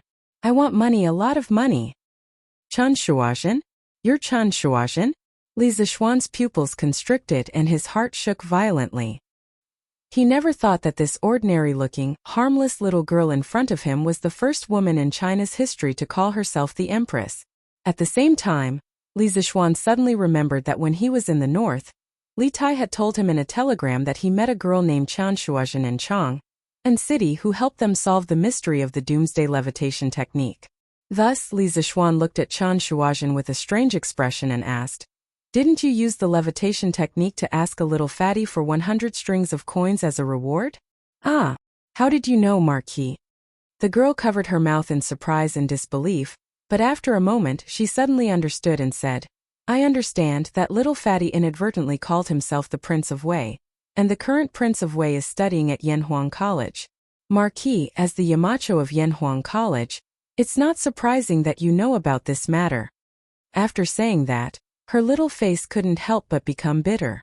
Speaking of which, she had previously cheated money from Li Zishuan's student, so how could Li Zishuan spare her now? Seeing the girl's expression, Li Zishuan couldn't help but laugh and say, Haha, you're really smart, little girl. Don't worry, this marquis won't interfere in the matter between you and Qin Ke. But you said that you wanted a lot of money, didn't Qin Ke give you 100 Tang Yuan? Isn't it enough for a little girl like you? Hearing Li Zishuan say that he wouldn't pursue the previous matter, the girl couldn't help but breathe a sigh of relief. She playfully stuck out her tongue and said with some embarrassment, Thank you, Marquis, for letting bygones be bygones. This little girl doesn't need the money, goodbye. Oh, by the way, the master of the Zhang family, Zhang Dikang, is the accomplice of Monk du Marquis. Don't forget to take him away with you. After saying that, without waiting for Li Zixuan to react, she directly turned around and left. She was really straightforward. She gently waved her sleeves and left without a trace. Seeing this, Li Zixuan didn't force her to stay. After pondering for a moment, he ordered a soldier beside him. Follow her and see where Chan Shuazhen lives and whether she has encountered any difficulties. He just saw that Chan Shuazhen's eyes were pure, and she was definitely not the kind of person who was blindly greedy and unprincipled. He thought that the reason why Chan Shuazhen kept saying money, money, money was very likely that she had encountered some difficulties that made her so obsessed with money. Yes, Marquis. The soldier received the order and left. Li Zixuan looked at Du and said in an unfriendly tone, "Du, you heard what the little girl said just now? I heard that you have an accomplice? Quickly lead the way." "Yes, Marquis. This poor monk will lead the way for you." Dewey couldn't help but break out in a cold sweat. He knew who Chan Shuazhen was talking about. At this moment he didn't dare to delay and hurriedly responded with a bow. After saying that, Dewey dragged his injured body and led Li Zixuan and the others to the Zhang family's house. Bang! Bang! Bang! Open the door! Quickly open the door! After a while, they arrived at the door of the Zhang family's house. The right guard soldier beside Li Zixuan hurriedly stepped forward and knocked on the door. Soon the door was opened, and a young man who looked like a servant walked out. He was just about to complain when he saw the right guard soldiers in armor outside the door. He was suddenly shocked and his attitude immediately became much better. He asked, "You, who are you? Why do you come to the Zhang family?" Seeing that the servant obviously didn't know Dewey, it meant that Master Zhang had done a good job of keeping secrets. Li Zixuan didn't want to waste time with the servant. He nodded to the soldier beside him. The soldier stepped forward and directly pushed the servant aside and said loudly, "The imperial court is arresting a fugitive. Unrelated people, please leave." Hey, what fugitive? How can there be a fugitive in the Zhang family? The manservant stomped his feet anxiously at the side, but no one paid any attention to him. Li Zixuan and his group arrived at the backyard under Du Yi's guidance. Before they entered the backyard, Li Zixuan heard someone shouting anxiously from inside. Master! Master! Something bad happened. Venerable Dewey has been arrested. The imperial court has come to our house." "What? Where are they?" "We're here." Li Zixuan walked in quickly and shouted loudly. After entering the yard, he saw a servant in the backyard, who was lying at the mouth of the well and shouting inside. Dewey quickly explained, "Marquis, this is a dry well. I hid in this well with my disciples before. The master of the Zhang family must be inside now." Li Zixuan nodded slightly. No wonder he couldn't find Dewey when he mobilized the imperial army and the right guard to search the whole city. It turned out that this bald donkey was hiding underground. He was really treacherous. "Go. Bring Zhang Dikang up and take this servant with you," Li Zixuan ordered. Yes. Two soldiers immediately stepped forward. One of them held down the servant, and the other operated the well to pull Zhang Dikang up. Li Zixuan turned to look at Du and asked faintly, "Is there anyone else who knows that you're hiding in the Zhang family?" He didn't want to spread the news of capturing Du because once the dragon head of the dragon sect knew that Dewey was captured, he would likely hold back his troops or directly withdraw from the Snake Spirit Mountain. In this way, the imperial court would lose an excellent opportunity to catch the dragon sect in one fell swoop. This was what Li Zixuan and Li Er didn't want to see. Therefore, Li Zixuan wanted to capture all the people who knew where Dewey was hiding. These people knew where Dewey was hiding, which meant that they were absolutely loyal to the dragon sect. In addition, if Dewey didn't return at night, they would definitely guess that he was captured by the imperial court. They were also the most likely to spread the news of Dewey's capture to the dragon sect. These hidden dangers must all be eliminated. Replying to Marquis, "Other than that, no one else knows that I'm hiding in the Zhang family." Dewey quickly replied, "N." Li Zixuan nodded faintly. At this time, a well-dressed old man had been captured by the sergeants of the right guards. "What are you doing? This old man has never done anything against the law. How can the right guards arrest people at will? Let this old man go." Previously, when Dewey went to chase after the peeping thief, Zhang Dikang thought that with Dewey's martial arts, catching a thief would be a piece of cake. Therefore, he waited in the well for Dewey and others to come back and continue the banquet. Who knew that Dewey did come back? But at this time, Dewey was already a prisoner and brought a group of right guard sergeants. Zhang Dikang's heart was instantly filled with fear.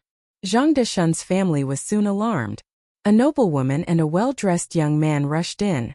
When they saw Zhang Deshun being captured, they immediately cried and screamed, "Take them away!" Li Zishuan didn't want to be entangled with the Zhang family too much. He waved his hand expressionlessly and Zhang Deshun and the servant were all taken out. The group went straight to the Supreme Court.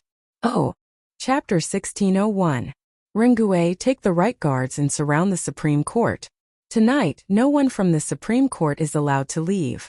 No one is allowed to leave. Do you understand?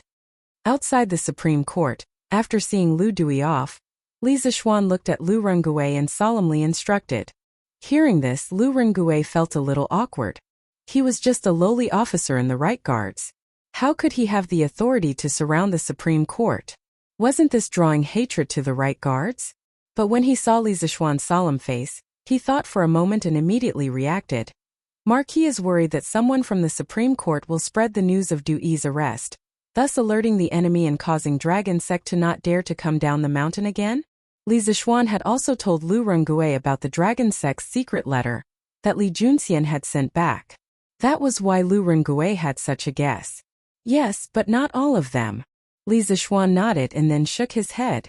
Half a month ago, in order to obtain the Heavenly Dragon Sacred Water and swear loyalty to the Dragon Sect, the Supreme Court's warden Yi Hong colluded with outsiders to kill a key witness, the shopkeeper of the Yanhuang Bank in Xinfeng County Jin Wanfu. Since the Supreme Court has Yi Hong, there might be dozens or even hundreds of Yi Hong who are loyal to the Dragon Sect and could betray the court at any time. Once the news of Dewey's capture spreads, the spies of the Dragon Sect in Chang and will definitely do everything they can to pass the news to the Snake Spirit Mountain. At that time, whether the dragon head of the Dragon Sect will dare to send troops as scheduled will be an unknown. In addition, if those with evil intentions in Chang and know that Dewey has been captured, they will probably have scruples and not give themselves away. As he finished speaking, the corners of Li Zishuan's mouth curled into a meaningful sneer.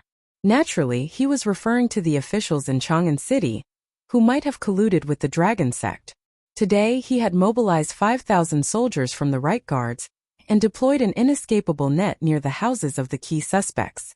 Was it not to wait for those officials to open the city gates for the Dragon Sect tomorrow or to create chaos? Only when Li Er dealt with those old officials who were still loyal to Li Jiancheng would there be no controversy, and old Li would not be labeled as narrow-minded. Lu Rengue's expression turned solemn as he cupped his fists and said, "This general obeys. I won't let anyone walk out of the Supreme Court tonight." "Yes, thank you for your hard work." Li Zishuan patted Lu Rengue's shoulder and walked into the Supreme Court. Under the guidance of a bailiff, Li Zishuan came to a torture chamber in the Supreme Court. Lu Dewey, Daizhou, Sun Fujia, and Dewey were all inside. However, Dewey had changed into a white prison uniform and his hands and feet were shackled in a tie shape. He was tied to a wooden frame. When Li Zishuan pushed open the door and entered, there was an interrogation going on inside. "Marquis Yong'an, you're here." Hearing the movement, Lu Dewey and the others turned to look. Then Lu Dewey stood up and greeted Li Zishuan. Li Zishuan cupped his fists and returned the greeting. He went straight to the point and said, "How did the interrogation go? What did this Dewey recruit?" Hearing this, Sun Fujia smiled bitterly and cupped her fists. "Marquis, this Dewey is very stubborn. He said that he will only confess if you come. Otherwise, even if we torture him, he won't say a word." "There's actually such a thing?" Li Zishuan frowned and then he walked up to Dewey and asked in a cold voice, "Dewey, since things have come to this, do you still refuse to realize your error and continue down this path until it's dark?" Dewey raised his head and looked at Li Zishuan. He asked, "If this poor monk tells you the truth about the Dragon Sect, will you spare this poor monk?" Li Zishuan narrowed his eyes and a cold light flashed in his eyes. He said, "Are you trying to negotiate with this Marquis?" Thinking about how he almost died under Li Zishuan's sword, Dewey couldn't help but tremble. He hurriedly shook his head. This poor monk only wants to find a way to live. I hope Marquis Yong can fulfill my wish. You don't have the right to negotiate with this marquis. Li Zixuan turned around and said indifferently with his hands behind his back. Even if you don't say anything, the dragon sect will still be defeated when they attack Chang'an City tomorrow. This marquis is only asking you to give you a chance. What? How do you know that the dragon sect will attack the city tomorrow? Dewey was shocked when he heard this. He was planning to use this information to exchange for a chance to survive, but Li Zixuan's words completely extinguished his hope. This marquis not only knows that the dragon sect will attack Chang'an City tomorrow, but I also know that the dragon sect is hiding in Snake Spirit Mountain. Li Zixuan snorted coldly and threw another heavy bomb at Dewey. Dewey's mouth opened in shock. Li Zixuan's eyes seemed to be able to see through people's hearts. He looked at the shocked Dewey and asked, "Are you very puzzled why this marquis didn't report to the imperial court and send an army to besiege Snake Spirit Mountain after knowing that the dragon sect is in there?" Dewey nodded. Although he didn't say anything, his meaning was self-evident. Li Zixuan stared into Dewey's eyes and said word by word, "Because the current emperor has already set up an inescapable net in and outside the city, waiting for the dragon sect to fall into the net. The dragon head of the dragon sect wants to use the incident of the imperial ancestral temple to incite the people to rebel against the imperial court and cause chaos in the city so that he can attack the city, right?" Dewey's eyes finally revealed a trace of fear. He said in a trembling voice, "Impossible. Only the dragon head and I know about this matter. How could you know that we buried something in the imperial ancestral temple? You are the devil, you are the devil." Li Zixuan sneered. "If you don't want people to know, don't do it. Your plan that you thought was foolproof is full of loopholes in my eyes. Therefore, the internal and external troubles of Chang'an City have been eliminated. We are only waiting for your dragon head to walk into the net tomorrow. If you are still unwilling to tell the truth, then this marquis will kill you now. Anyway, if you don't say something, there will be someone else who will." Merciless.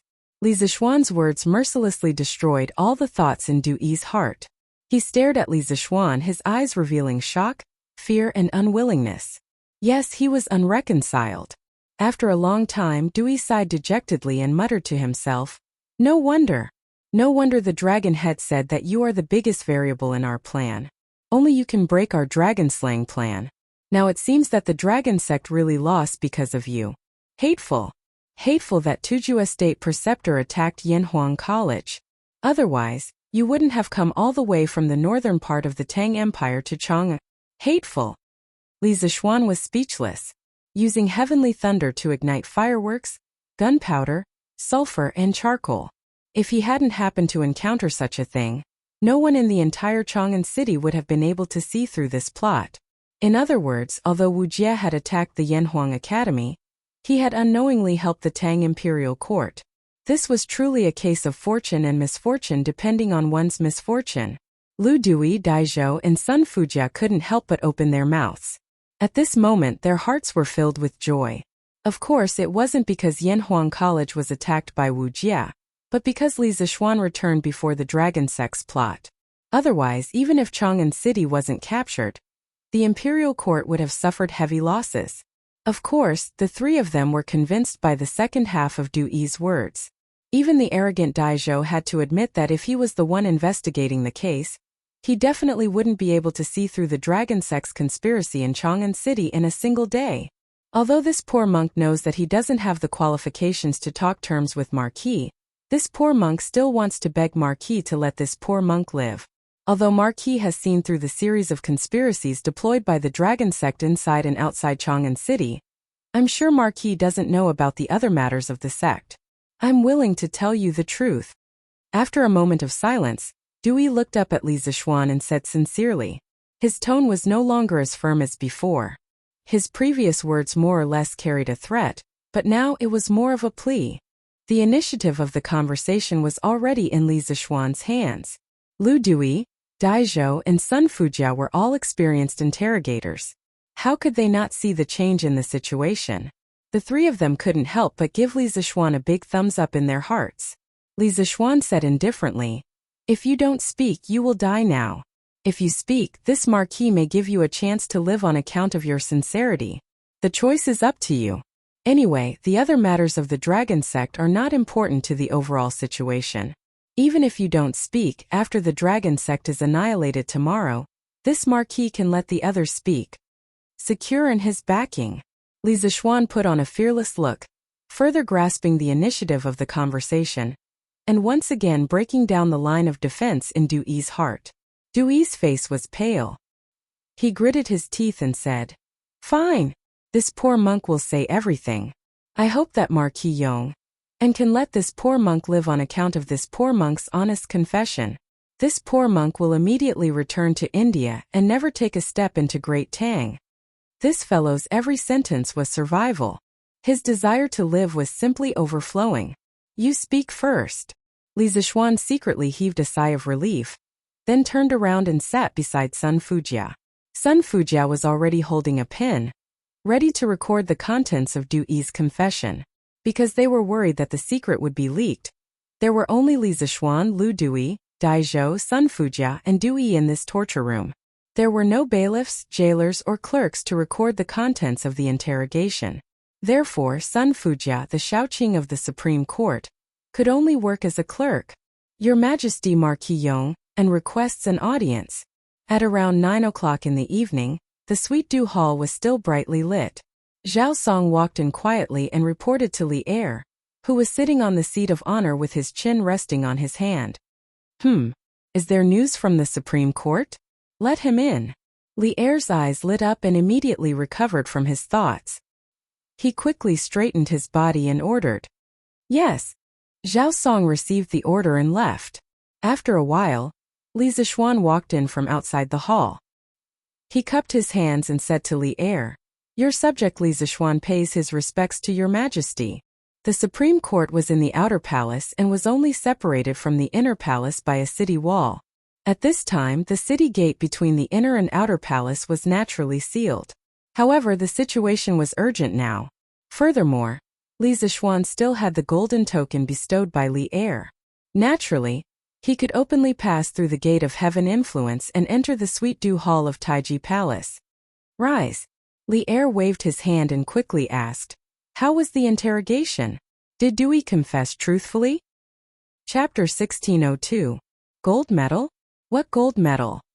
Inside the Sweet Nectar Hall, Li Zishuan's narration revealed the dragon sect's rapid development and meticulous planning in the past year. Whether it was bewitching the people, bribing the local officials, recruiting the shopkeeper of Yanhuang Bank, or plotting to bomb the Imperial Ancestral Temple, all of these plots were shocking. Li Er grasped a very crucial point. His tiger eyes narrowed as he asked in a deep voice, "Your Majesty, this is the gold medal found on Du Yi's body." Li Zishuan was silent for a moment and took out a gold medal from his waist. The gold medal looked very light, but Li Zishuan held it especially heavy because he knew that this gold medal was related to the lives of many people. Without waiting for Li Er's order, Zhao Song stepped forward to receive the gold medal and presented it. Li Er held the gold medallion with one hand and placed it in front of his eyes. His face immediately sank as he saw the words East Palace written on the gold medallion. Beside it was a small line of words, Wuda Yuan Year System. In the first year of Wuda, Yuan Huaji killed Sui-Yong Emperor Yangguang in Jiangdu. Not long after, Sui-Gong Emperor Yang Yu gave up the throne to Li Yuan. After Li Yuan became emperor, he made Li Jian the crown prince. Since then, Li Jianqing had officially become the first master of the Great Tang Eastern Palace. This was an Eastern Palace gold medallion from the first year of Wuda. The hidden meaning behind this was something that anyone with a bit of knowledge could understand. It was precisely because this case involved King Shi Li Jianqing that the entire Supreme Court was now under the joint control of Lu Dui and Li Zishuan. Outsiders were not allowed to enter, and those inside were not allowed to leave. Even Lu Dui did not return home tonight. Everything would have to wait until tomorrow morning for the Dragon Sect to attack the city. According to Du Yi, the Dragon Sect has a total of 3 of these gold medals. They are respectively kept by the Dragon Head, the Judge, and him. Li Er's face was as calm as water. Li Zishuan cupped his hands and added, "Who is the Dragon Head of the Dragon Sect?" After a long while, Li Zishuan put down the command token. His eyes emitted a cold light as he suddenly looked at Li Zishuan and asked in a deep voice. Li Zishuan cupped his fists and replied. Replying to your majesty, Dui said that he didn't know the name of their dragon head, nor his identity. This was because the dragon head of Heavenly Dragon Sect had never shown his true face to anyone. The people of Heavenly Dragon Sect only addressed him as Dragon Head, but no one knew his name or his origin. Li Er was slightly disappointed when he heard this. His gaze gradually turned cold. He paused and said, no matter what, the dragon head of the Heavenly Dragon Sect must be related to King Shi. Investigate. I want to know the identity of the Heavenly Dragon Sect's dragon head. If possible, we'll fight the Heavenly Dragon Sect tomorrow and capture him alive. Li Zishuan cupped his fists and accepted the order. This subject obeys the decree. The hall fell into silence. Although Li Er and Li Jiancheng were brothers, the two brothers fought each other to the death for the throne. In today's Tang Empire, the name Li Jiancheng had long become a taboo. No one dared to mention this name in front of Li Er. Now, because of the Eastern Palace's gold medallion, the name of King Shi Li Jiancheng once again appeared in the palace. However, for the dragon head of Heavenly Dragon Sect, it was not a good thing. Replying to your majesty, this time Dui sneaked into Chang'an City with this gold medallion and visited the main officials of King Shi's faction in Chang'an City. Among them were 24 officials, 6 generals in the army, and 7 eunuchs in the palace. This subject has a list of names, please take a look. The hall was silent for a while. Li Zishuan took out a piece of paper filled with words from his sleeve and handed it over to Zhao Song. This light piece of paper carried the future of dozens of people. It could not be said that it was not heavy. Li Er took the paper and placed it on the dragon table. Then he narrowed his eyes and looked at it carefully. Gold medallion? What gold medallion? In the Sweet Dew Hall, Li Zishuan explained the rapid development and meticulous planning of the Heavenly Dragon Sect over the past year. Whether it was bewitching the people, bribing local officials, recruiting the manager of the Yanhuang Bank, or plotting to bomb the Imperial Ancestral Temple, all of these schemes were shocking to the eye. Li Er grasped a very crucial point. His eyes focused as he asked in a low voice, Your Majesty, this is the gold medallion found on Du Yi's body. After a moment of silence, Li Zishuan took out a gold medallion from his waist. The gold medallion seemed very light, but it was especially heavy in Li Zishuan's hands. This was because he knew that this gold medallion concerned the lives of many people. Without waiting for Li Er's order, Zhao Song stepped forward to take the gold medallion and presented it. Li Er held the gold medallion with one hand and looked at it in front of his eyes. His face immediately sank. On the gold medallion were the words East Palace, and beside it was a small line of words, Wuda Yuan year. In the first year of Wuda, Yuan Huaji killed Emperor Yangguang of Sui in Jiangdu. Not long after, Emperor Gong of Sui Yangyu abdicated the throne to Li Yuan. After Li Yuan became emperor, he made Li Jian the crown prince. From then on, Li Jiancheng officially became the first master of the East Palace of Tang Dynasty. A gold medallion from the first year of Wuda. The hidden meaning behind this could be understood by anyone with a bit of knowledge. It was precisely because the case involved King Shi Li Jiancheng that the entire Supreme Court was now under the joint control of Lu Dui and Li Zishuan. Outsiders were not allowed to enter, and those inside were not allowed to leave. Even Lu Dui, the minister of the Supreme Court, did not return home tonight. Everything would have to wait until the next morning when the Heavenly Dragon Sect attacked the city. According to Du Yi, the Heavenly Dragon Sect has a total of 3 gold medallions. They are respectively kept by the Dragon Head, the Judge, and him. Li Zishuan's face was gloomy, while Li Zishuan added, Who is the Dragon Head of the Heavenly Dragon Sect? After a long while, Li Zishuan put down the gold medallion. His eyes emitted a cold light as he suddenly looked at Li Zishuan and asked in a deep voice. Li Zishuan cupped his hands and replied.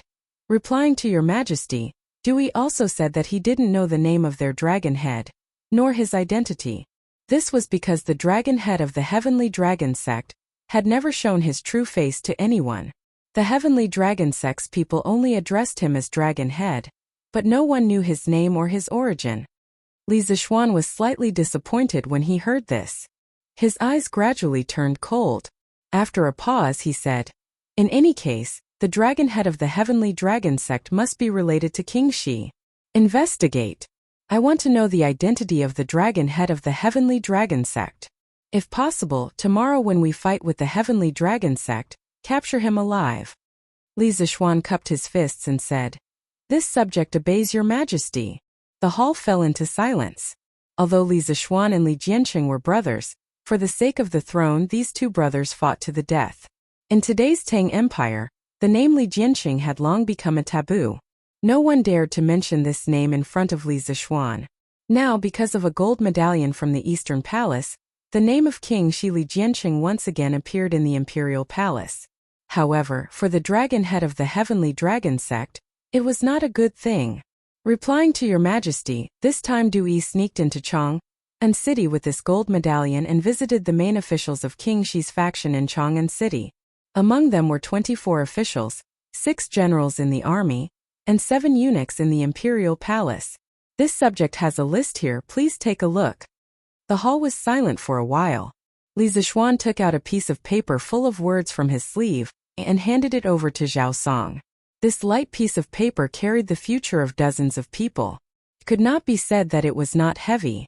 Li Zishuan took the paper and placed it on the dragon table. Then he narrowed his eyes and looked carefully. Gold medallion? What gold medallion? In the Sweet Dew Hall, Li Zishuan explained the rapid development and careful planning of the heavenly dragon sect over the past year. Whether it was bewitching the people, bribing local officials, taking in the shopkeeper of the Yanhuang Bank, or plotting to bomb the Imperial Ancestral Temple, all of these schemes were shocking. Li Zishuan grasped a very crucial point. His eyes focused as he asked in a low voice, "Your Majesty, this is the gold medallion found on Du Yi's body." After a moment of silence, Li Zishuan took out a gold medallion from his waist. The gold medallion seemed very light, but it was especially heavy in Li Zishuan's hands. This was because he knew that this gold medallion concerned the lives of many people. Without needing Li Zishuan's order, Zhao Song stepped forward to take the gold medallion and presented it. Li Zishuan held the gold medallion with one hand and looked at it in front of his eyes. His face immediately sank. On the gold medallion were the words Eastern Palace, and beside it was a small line of words Wuda Yuan year system. In the first year of Wuda, Yuan Huaji killed Sui-Yong Emperor Yangguang in Jiangdu. Not long after, Sui-Gong Emperor Yang Yu abdicated the throne to Li Yuan. After Li Yuan became emperor, he made Li Jian the crown prince. From then on, Li Jianqing officially became the first master of the Great Tang Eastern Palace. A gold medallion from the first year of Wuda from the Eastern Palace. The hidden meaning behind this could be understood by anyone with a bit of knowledge. It was precisely because this case involved King Shi Li Jianqing that the entire Supreme Court was now under the joint control of Lu Dui and Li Zishuan. Outsiders were not allowed to enter, and those inside were not allowed to leave. Even Lu Dui did not return home tonight. Everything would have to wait until tomorrow morning when the Heavenly Dragon Sect attacked the city. According to Du Yi, the Heavenly Dragon Sect has a total of 3 gold medallions. They are respectively kept by the Dragon Head, the Judge, and him. Li Zishuan's face was gloomy like water. Li Zishuan cupped his hands and added, "Who is the Dragon Head of the Heavenly Dragon Sect?" After a long while, Li Zishuan put down the gold medallion. His eyes emitted a cold light. He suddenly looked at Li Zishuan and asked in a deep voice. Li Zishuan cupped his hands and replied, "Replying to your majesty, Dewey also said that he didn't know the name of their dragon head, nor his identity. This was because the dragon head of the Heavenly Dragon Sect had never shown his true face to anyone. The Heavenly Dragon Sect's people only called him Dragon Head, but no one knew his surname, his name, or his origins." Hearing this, Li Zishuan was slightly disappointed. His eyes gradually turned cold. After a pause, he said, "In any case, the dragon head of the Heavenly Dragon Sect must be related to King Shi. Investigate. I want to know the identity of the dragon head of the Heavenly Dragon Sect. If possible, tomorrow when we fight with the Heavenly Dragon Sect, capture him alive." Li Zishuan cupped his hands and said, "This subject obeys your majesty." The hall fell into silence. Although Li Zishuan and Li Jianqing were brothers, for the sake of the throne these two brothers fought to the death. In today's Tang Empire, The name Li Jianqing had long become a taboo. No one dared to mention this name in front of Li Zishuan. Now, because of a gold medallion from the Eastern Palace, the name of King Shi Li Jianqing once again appeared in the imperial palace. However, for the dragon head of the Heavenly Dragon sect, it was not a good thing. Replying to Your Majesty, this time Du Yi sneaked into Chang'an City with this gold medallion. He visited the main officials of King Shi's faction in Chang'an City. Among them were 24 officials, 6 generals in the army, and 7 eunuchs in the imperial palace. This subject has a list of names here. Your Majesty, please take a look. The hall was silent for a while. Li Zishuan took out a piece of paper full of words from his sleeve and handed it to Zhao Song. This light piece of paper carried the future of dozens of people. It could not be said that it was not heavy. Li Zishuan took the paper and placed it on the dragon table. Then he narrowed his eyes and looked carefully. Gold medallion? What gold medallion? In the Sweet Dew Hall, Li Zishuan explained the rapid development and careful planning of the Heavenly Dragon sect over the past year. Whether it was bewitching the people, bribing local officials, taking in the shopkeeper of the Yanhuang Bank, or plotting to bomb the Imperial Ancestral Temple, all of these plots were shocking. Li Zishuan grasped a very important point. His eyes focused as he asked in a low voice, Your Majesty, this is the gold medallion found on Du Yi's body. After a moment of silence, Li Zishuan took out a gold medallion from his waist. The gold medallion seemed very light, but it was especially heavy in Li Zishuan's hands. This was because he knew that this gold medallion concerned the lives of many people. Without needing Li Zishuan's order, Zhao Song stepped forward to take the gold medallion and presented it. Li Zishuan held the gold medallion with one hand and looked at it in front of his eyes. His face immediately sank. On the gold medallion were the words Eastern Palace, and beside it was a small line of words Wuda Yuan year system.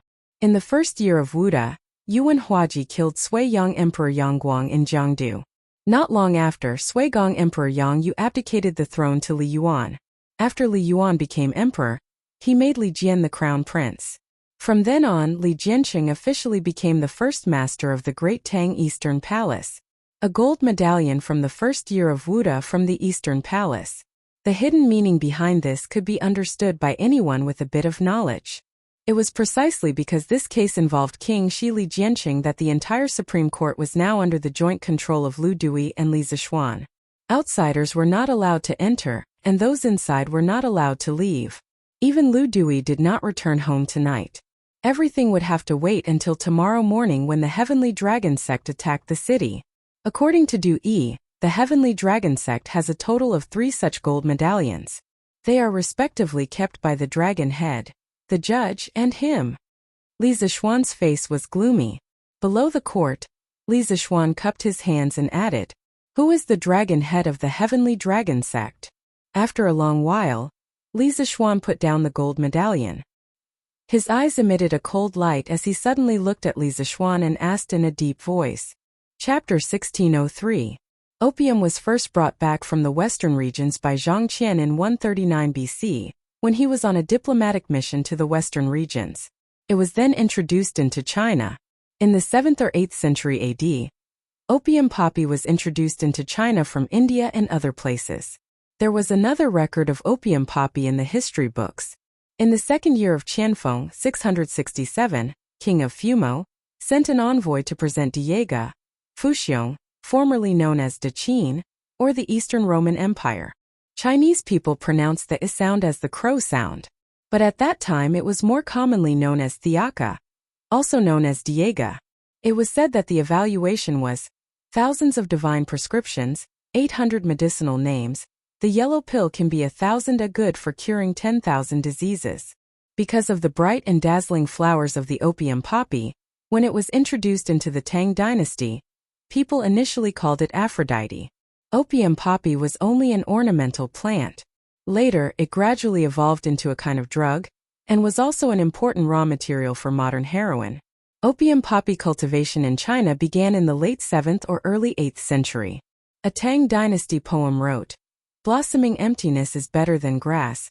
How can it help the people when it is strong? But laughing at the field of rice and millet, not smelling the string pipe of youth.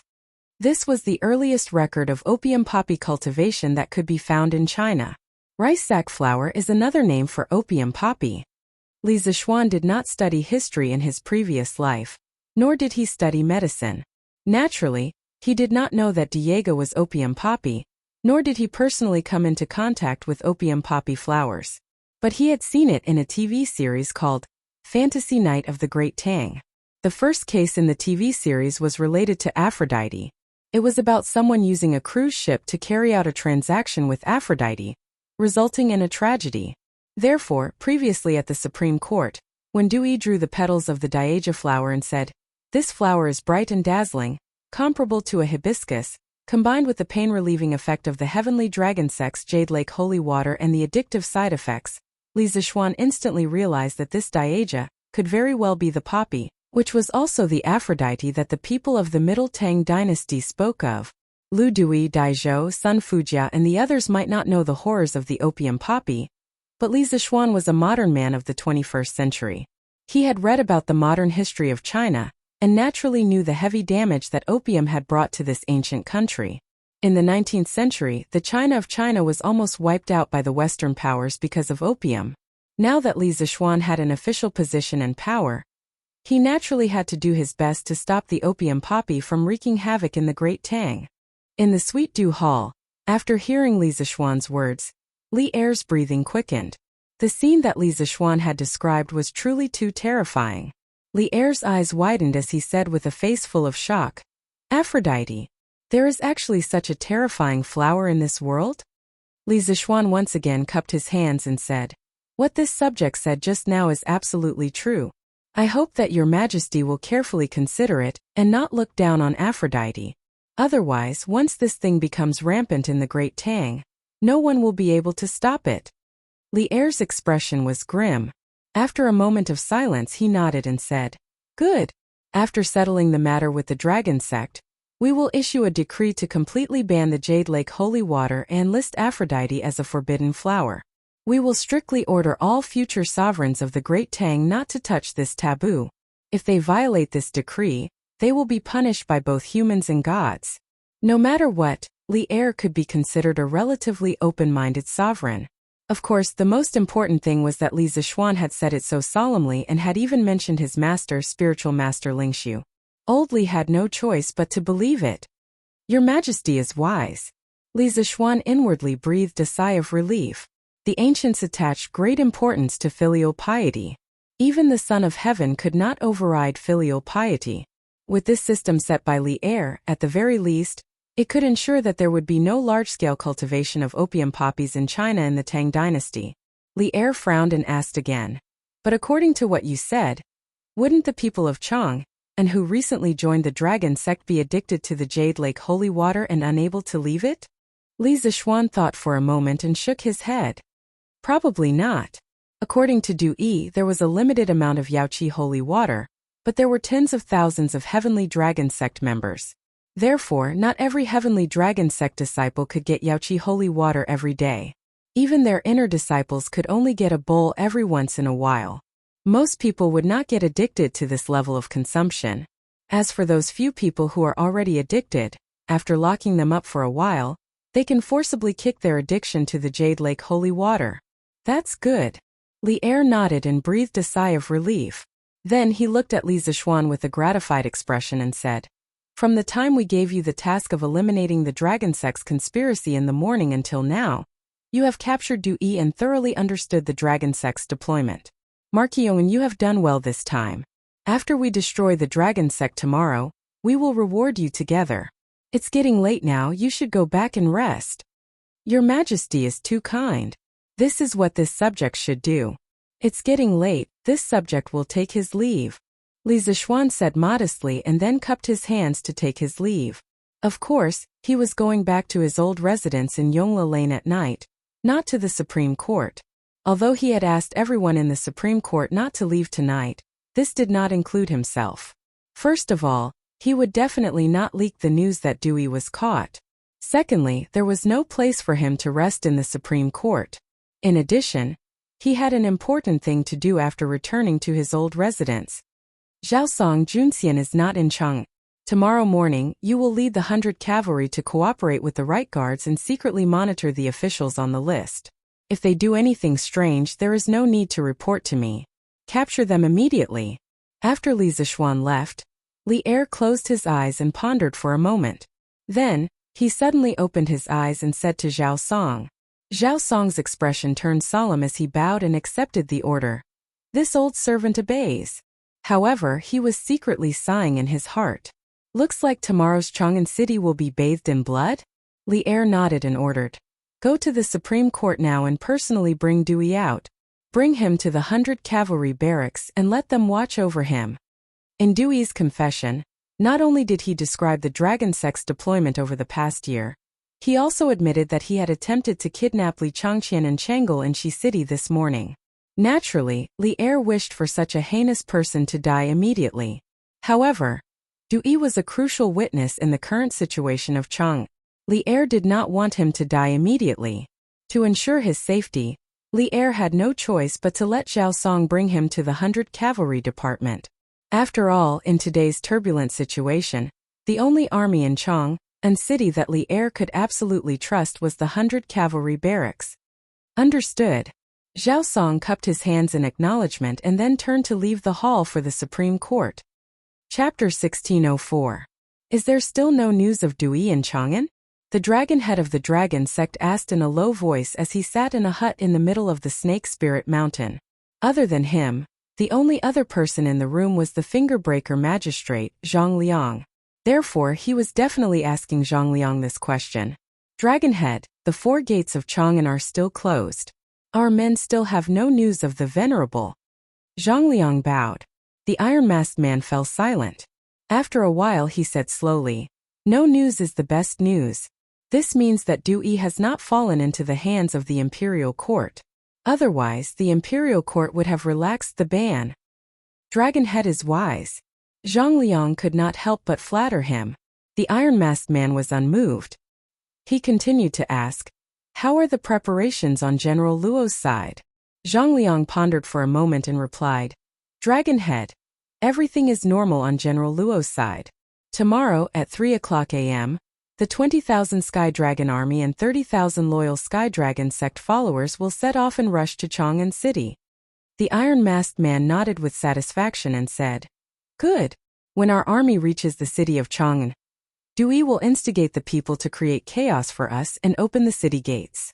With the cooperation from the inside and the outside, this impregnable city of Chang'an can be broken in half a day. By then the entire country will be mine.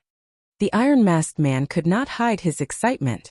Zhang Liang cupped his hands and said, I congratulate you in advance for your victory and ascension to the throne. Ha! Forget it. It's getting late. You should go and rest. There's still a big battle tomorrow. The iron-masked man's worries disappeared.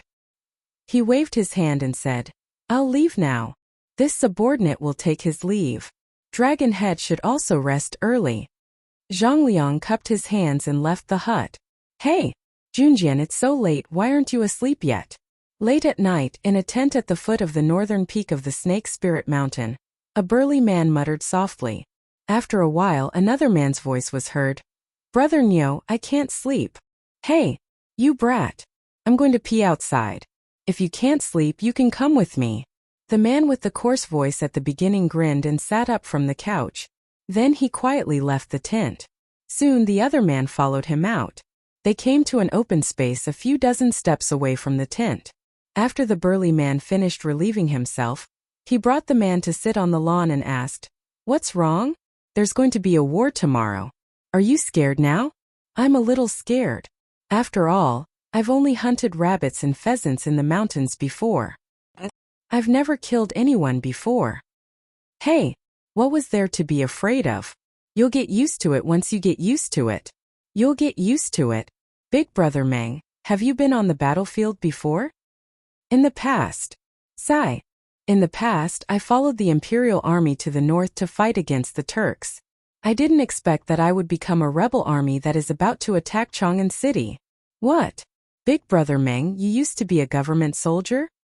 What's wrong? Doesn't seem like it? I'm not bragging.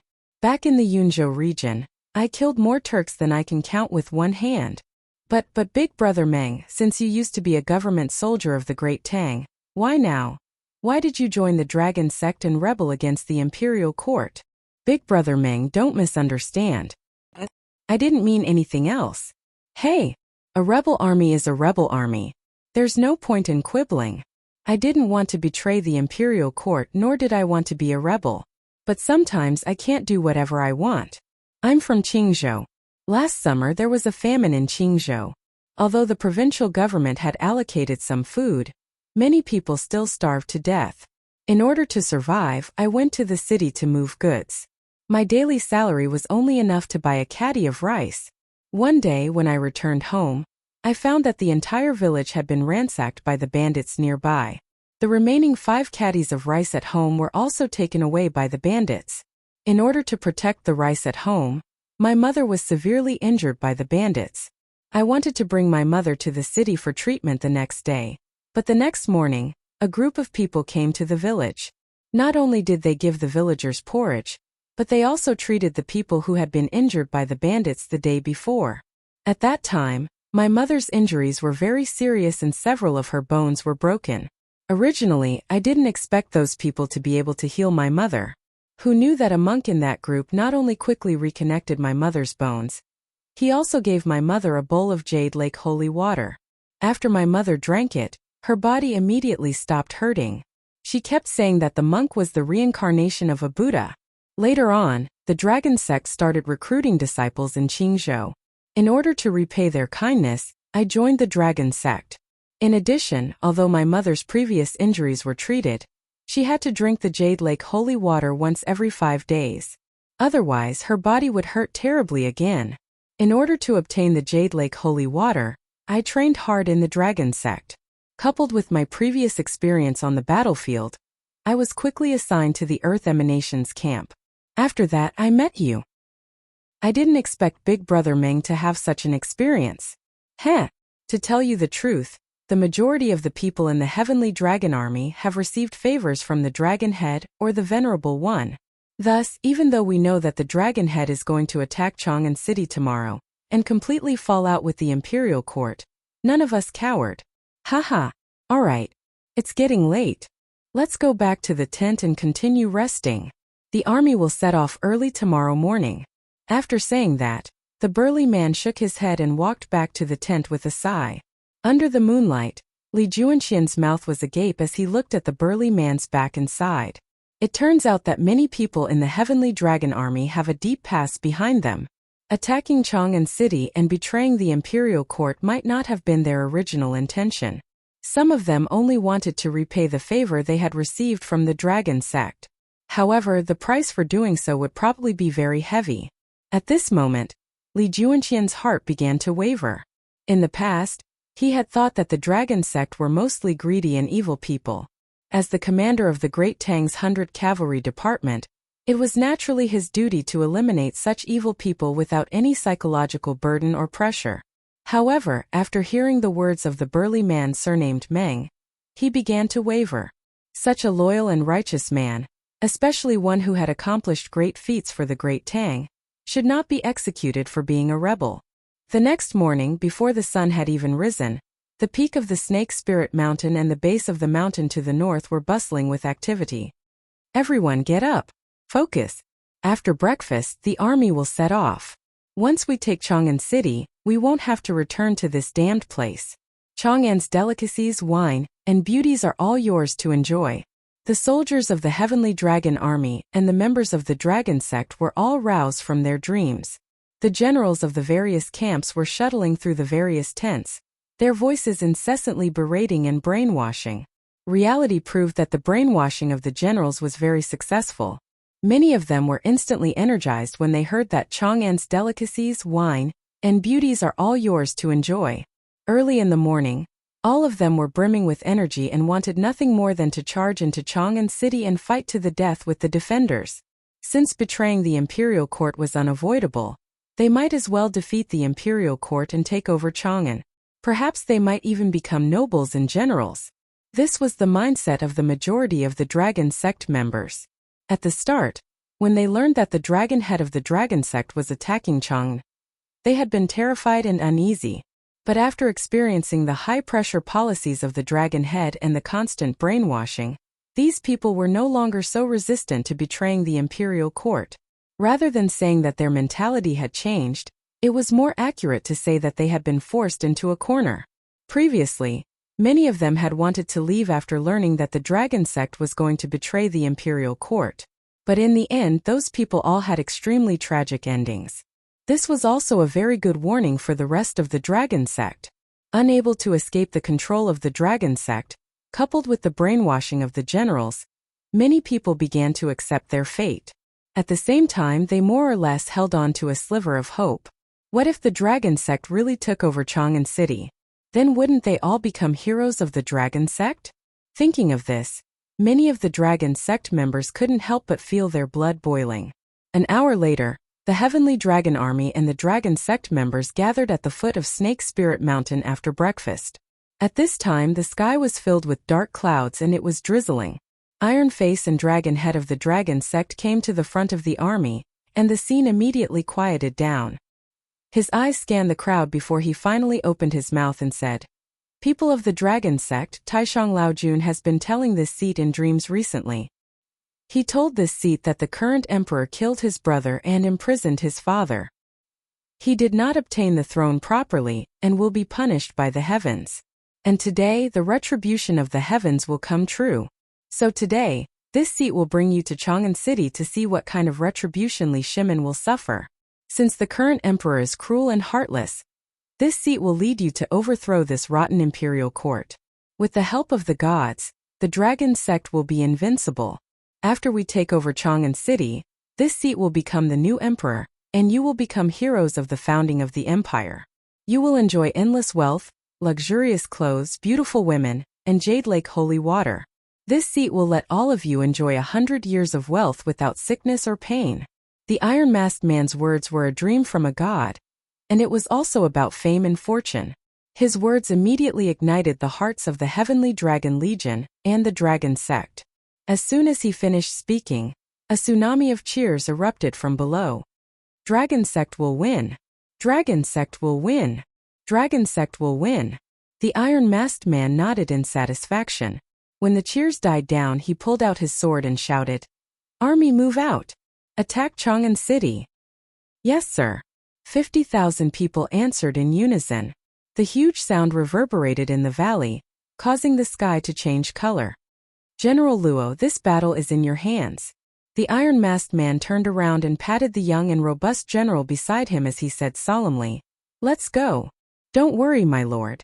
If the plan in Chang'an City goes smoothly, this general will definitely take down Chang'an City before noon."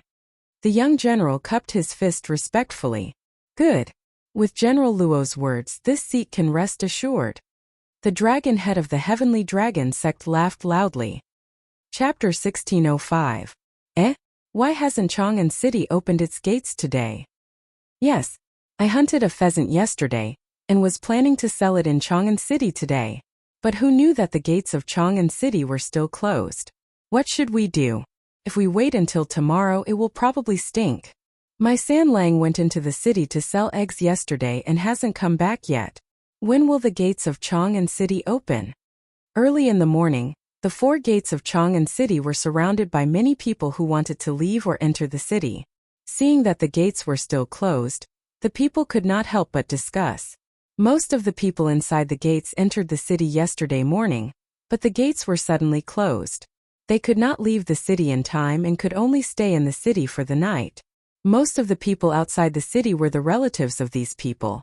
Because they were worried about them, they came to Chang'an City early in the morning to take a look. Marquis, according to the report of the spies, the rebel army of the dragon sect has left Snake Spirit Mountain and is heading towards Chang'an City. There are about 50,000 people. They will reach Chang'an City in about an hour. Li Zishuan woke up exceptionally early today. After breakfast, he went to the camp of the right guards. At this time, Lu Rengue hurriedly trotted over and bowed to Li Zishuan with cupped fists. More than 50,000 people? Hearing this, Li Zishuan's eyes flashed and then whispered softly, "It seems that Dewey is telling the truth.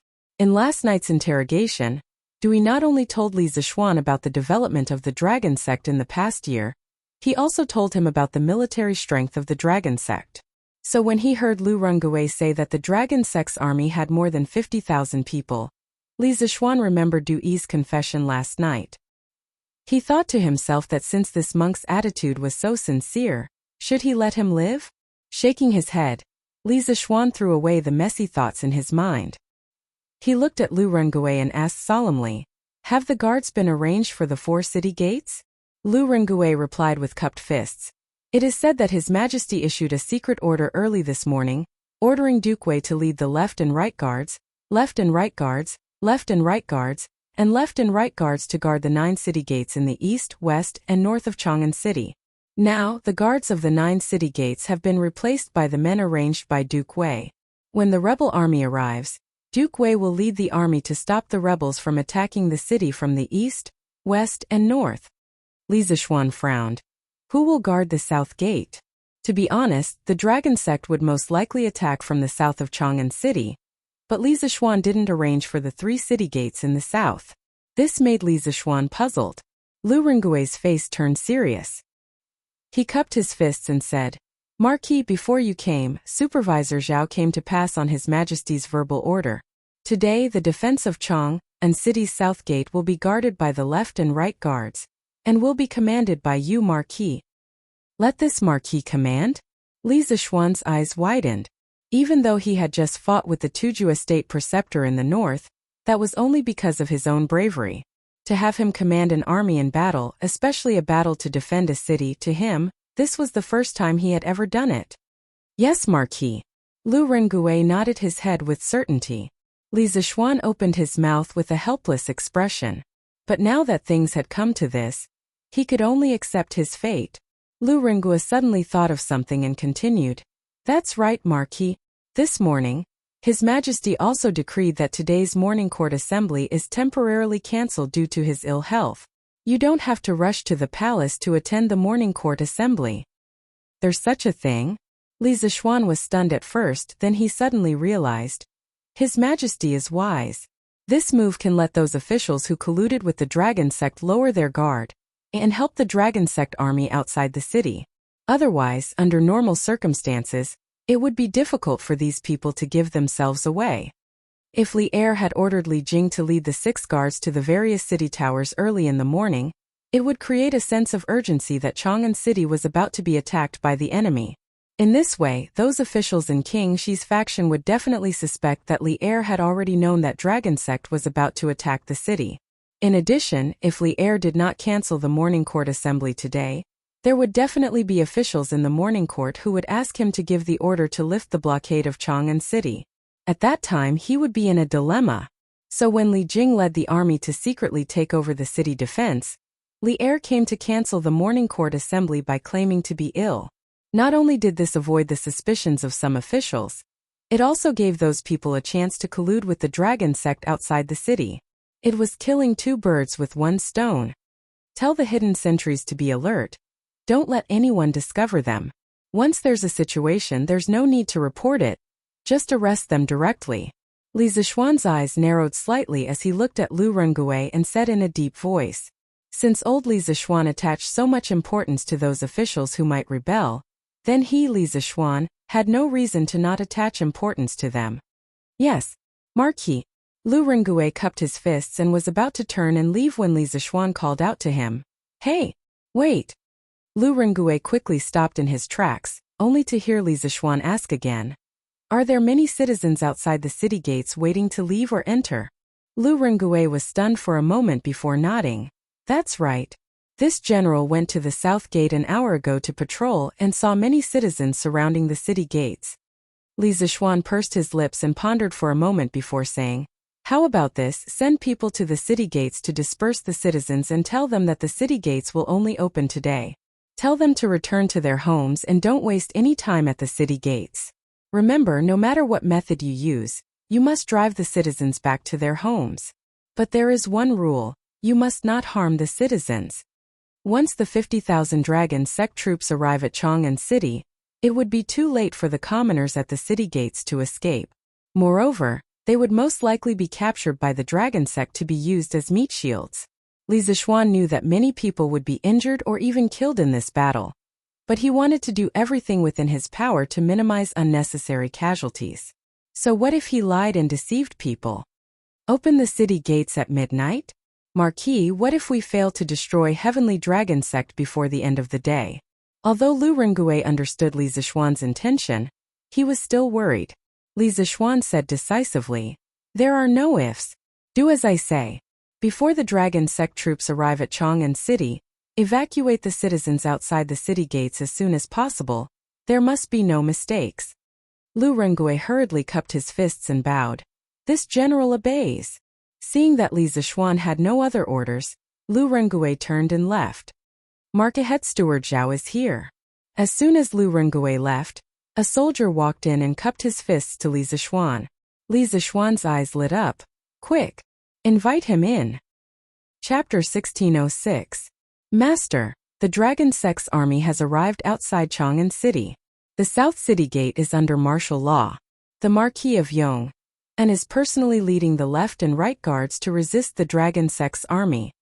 Chonghua Square, west of Chang'an City. An old servant came to the study and bowed to a middle-aged man in luxurious clothes. The middle-aged man was slightly stunned when he heard this. He couldn't help but clench his fists behind his back. After a short pause, he turned to look at the old servant and sighed. What will come will come. This day has finally come. The old servant hesitated for a moment and couldn't help but ask, "Master, do you really plan to?" Although he didn't finish his words, the middle-aged man knew what he wanted to express. Sigh. How could this old man not want to spend the rest of his life in peace? But the crown prince was a great benefactor to this old man. On the surface we were monarch and subject, but in secret we were best friends. This kindness is unforgettable even in death. In front of the Black Tortoise Gate, this old man had no power and could only watch as the crown prince was shot to death. Now that his descendants have sent people to find me, how can this old man stand by and watch? If this is really the case, how can this old man face the crown prince in the underworld after 100 years? After a long silence, the middle-aged man painfully closed his eyes and muttered to himself. When the old servant heard this, he couldn't help but fall silent.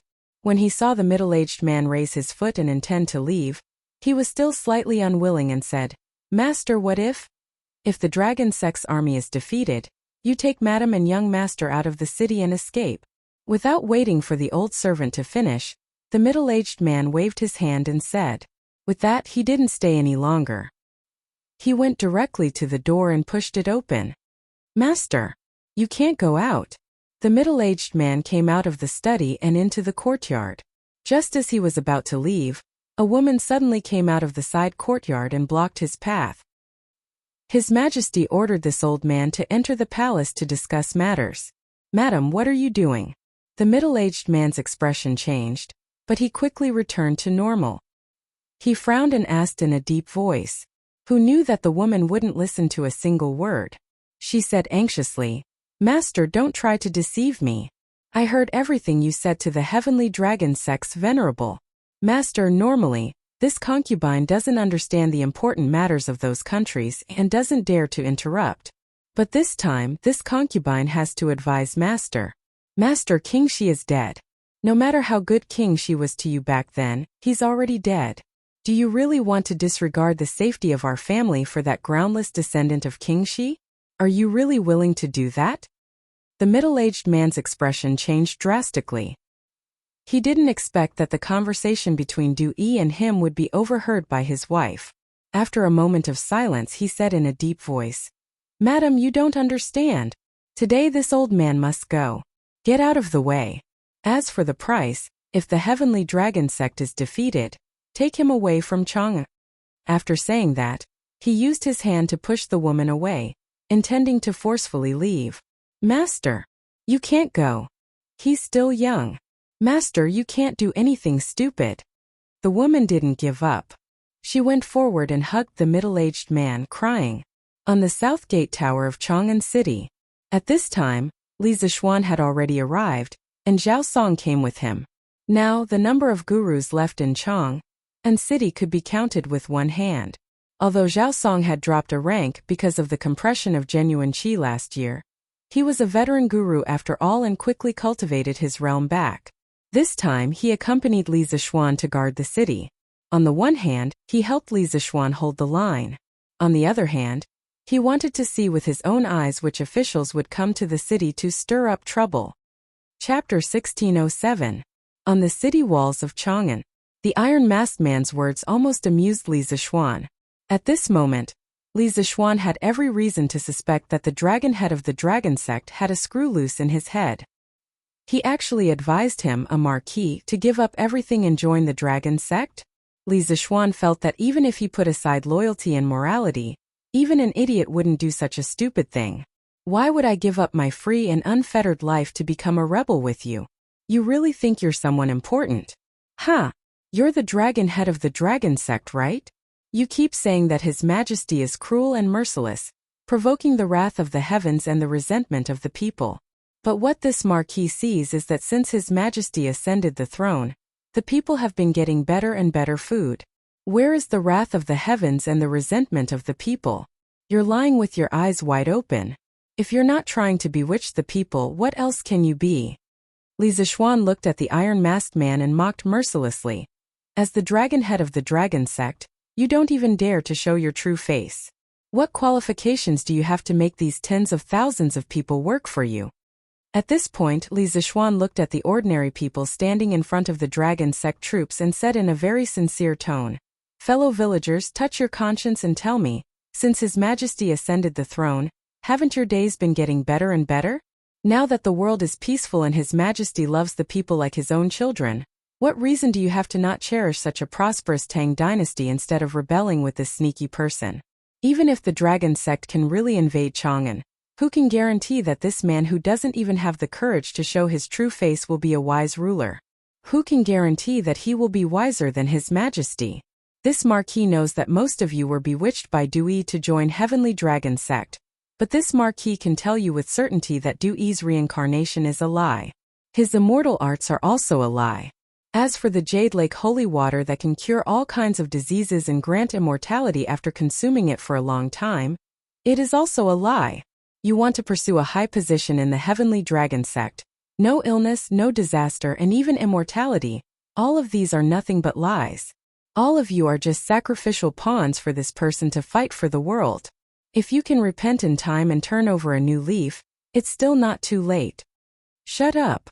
Li Zishuan's provocation caused the Heavenly Dragon sect members to waver even more. The iron-masked man was completely enraged. 3 feet above your head, Marking, you're distorting black and white, disrespecting the gods. Be careful not to suffer the wrath of the heavens. Also, my Heavenly Dragon sect's Jade Lake holy water can cure all diseases. This is obvious to all. Don't even think about smearing my Heavenly Dragon sect's name. Hearing this, many of the ordinary Heavenly Dragon sect members couldn't help nodding secretly, whispering to each other. Dragon Head is right. That day, I saw with my own eyes that Butcher Zhang from Stone Village, who often suffered from leg pain, immediately stopped hurting after drinking the Jasper Lake holy water. And Auntie Zhang from Liujia Village, I heard that her waist immediately stopped hurting after drinking the Jade Lake holy water. Sigh. I joined the Heavenly Dragon sect to get a bowl of Jade Lake holy water, so I can bring it back for my mother. Feeling that the scales of victory were tilting towards the Heavenly Dragon sect, the iron-masked man couldn't help but reveal a smug smile. But Li Zishuan on the city gate tower was not the least bit flustered. He calmly said, "Men, bring up the venerable Du Yi of the Heavenly Dragon sect." Hearing this, the iron-masked man Zhang Liang and General Luo all paled. The rest of the Heavenly Dragon sect members who didn't know the inside story looked curiously at the city gate tower, muttering to themselves, "Why is Du Yi in Chang'an City, and even captured by Li Zishuan?" Under the watchful eyes of the crowd, Du Yi was escorted to the city wall by 2 imperial guards under the lead of Zhao Song, who was shackled with iron shackles. The Heavenly Dragon sect's people at the bottom of the city could vaguely see Du Yi's shiny forehead. The iron-masked man and General Luo both had excellent eyesight. They quickly recognized that the monk on top of the city gate tower was indeed Du Yi. How is this possible? Is Du Yi really captured by the imperial court? As he gazed at Du Yi who stood on the city wall, Tempestuous waves arose in the iron-masked man's heart.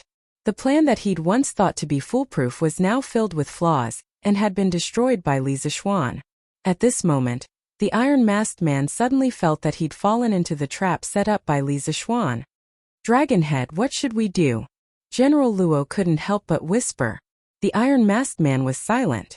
Reason told him that now that the plan had failed, they should retreat in time. But he was very unwilling to return without success after so long of planning. Just as he was hesitating, Dewey opened his mouth. Not only did he speak, but his voice was also very loud. It was so loud that it shook the heavens and the earth. This was because Li Zixuan had asked someone to give Dewey a loudspeaker. It was the first-generation loudspeaker that Li Tai had developed in the Attack and Defense Department half a month ago. This poor monk is the Venerable Dewey of the Heavenly Dragon sect. Everyone used to think that this poor monk knows magic and is the reincarnation of gods and Buddhas. In fact, those are all fake. Chapter 1608. What do I do? The dragon head of the Heavenly Dragon sect is very crafty. When he saw that the situation was bad, he immediately retreated with his army. Should I use this chance to capture him? But he also has that unknown General Luo at his side. What should I do? The rear army of the Heavenly Dragon sect had become the vanguard, and the vanguard had been sent to bring up the rear. The dragon head had personally led his army in retreat, and this made Li Junxian anxious. For some reason he had wanted to seize the dragon head, but in the end, he hadn't put it into action. He didn't know how strong General Luo was, and he wasn't absolutely confident that he could capture the dragon head under his nose. Even though Li Junxian had been a member of the Celestial Dragon Army for a long time, he had never seen General Luo take action. The arrow that General Luo had fired at the city gate was clearly at the level of a grandmaster. Thus, Li Junxian did not believe that he could quickly capture the dragon head of the Heavenly Dragon sect while under the protection of a grandmaster. Bong bong bong. Just when the Heavenly Dragon Army was preparing to retreat, the thundering of hooves came from the southern part of Chang'e. Li Junxian was elated. After hiding in the Heavenly Dragon sect for so long, he was well aware of its strength. He was certain that these soldiers were not here to reinforce the Heavenly Dragon sect. If he eliminated this possibility, then there was only one possibility. This army was from the Imperial Court. Li Junxian was happy, but the dragon head, Zhang Liang, and General Luo couldn't bring themselves to be happy. Not good. It's the Imperial Court's cavalry. General Luo grimaced and then he hastily said, "Milord, take a group of elite soldiers and retreat from the east.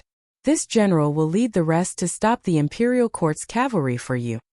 The Imperial Court's cavalry? How could this be? The dragon head blurted out in disbelief. This god has been keeping an eye on the movements of the Imperial Court at the gates of Chang'e, and this entire time. No soldiers have left the city in the last 2 days. Where did these cavalry come from? It was precisely because there were no signs of the Imperial Court deploying troops recently that the Iron-Masked Man dared to bring 50,000 men to attack the city. If the Imperial Court's army had been mobilized frequently in the past 2 days, it meant that the Imperial Court was aware of the Dragon Sect's plan. The Iron-Masked Man would definitely cancel today's operation in advance and not come to Chang'an City. Perhaps the troops of the Imperial Court stationed in other provinces and counties have arrived. General Luo's face turned ugly as he said, "My lord, now is not the time to discuss these issues. The most important thing right now is for you to lead a group of people to break out from the east. Leave this place to me to cover your retreat." General Luo, this general is willing to escort the dragon head away. At some point, Li Junxian had walked over, clasped his fist and bowed. Li Junxian had not been standing very far from General Luo, so he had heard most of their conversation. The Iron-Masked Man had finally separated from General Luo, so how could he not seize this chance? Thus, without any hesitation, he stepped forward and volunteered. General Luo immediately turned to Li Junxian and frowned. "You? If I remember correctly, you have only joined the Heavenly Dragon Army for less than a month, right? How can you bear such a great responsibility?" Li Junxian hadn't expected this man surnamed Luo to remember a minor character of the Heavenly Dragon sect. His mind turning, he hastily replied, his mind raced and he hastily said, General Luo, although this subordinate has not been a member of the dragon sect for long, this subordinate is absolutely loyal to the dragon head and the dragon sect. Venerable Dui was coerced by the imperial court into maliciously slandering the dragon sect in public. Others might believe it, but this subordinate will not. This subordinate's loyalty to the dragon sect and the dragon head has never changed. Now that the dragon head is in danger, this subordinate will do everything in my power to escort the dragon head safely out of Cheng. General Luo, please be at ease. Good. Good. Good. Li Junjian, this god did not misjudge you. The dragon head looked at Li Junxian in praise. Li Junxian had been able to enter the heavenly dragon army primarily because he had received the dragon head's favor. Now that the heavenly dragon sect was in danger, Li Junxian had remained unwavering in his loyalty. The steel-masked man naturally had nothing but praise for Li Junxian. Thus he turned to General Luo and said, General Luo, this god trusts in Li Junjian's loyalty.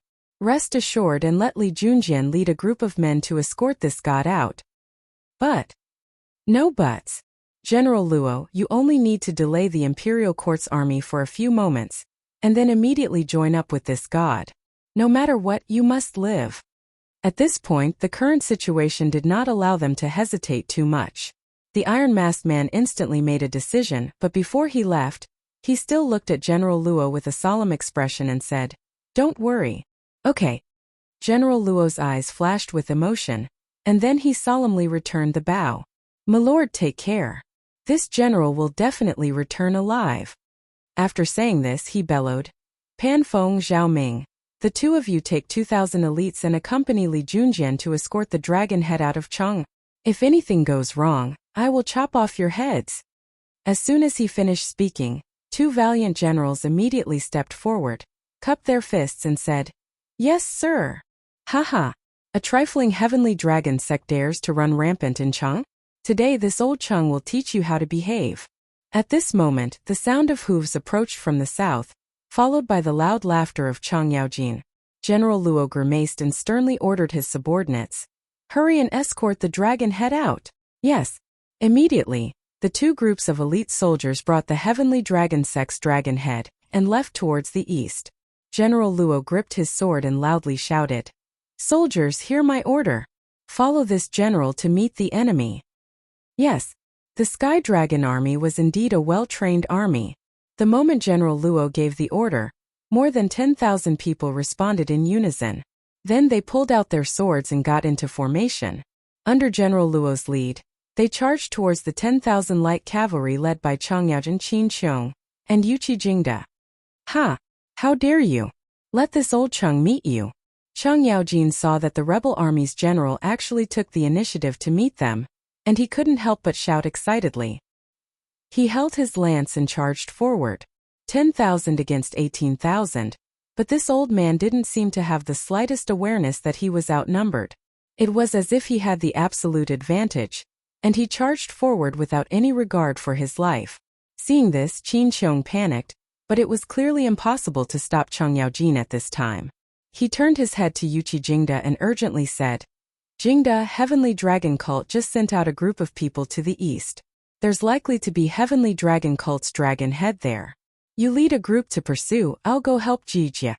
At the end of the day, Qin Qiong was still a little worried about Chang Yaojin. However, he couldn't not send people to chase after the other group of people from Heavenly Dragon Sect. After thinking about it, he could only make this arrangement. Yuqi Gong also knew that the situation was urgent. Without hesitation, he wiped the rain off his face and replied, All right. Then I'll lead 1,000 light cavalry to chase after the Heavenly Dragon Sect survivors. Shu Bao, you and Jijia must be careful.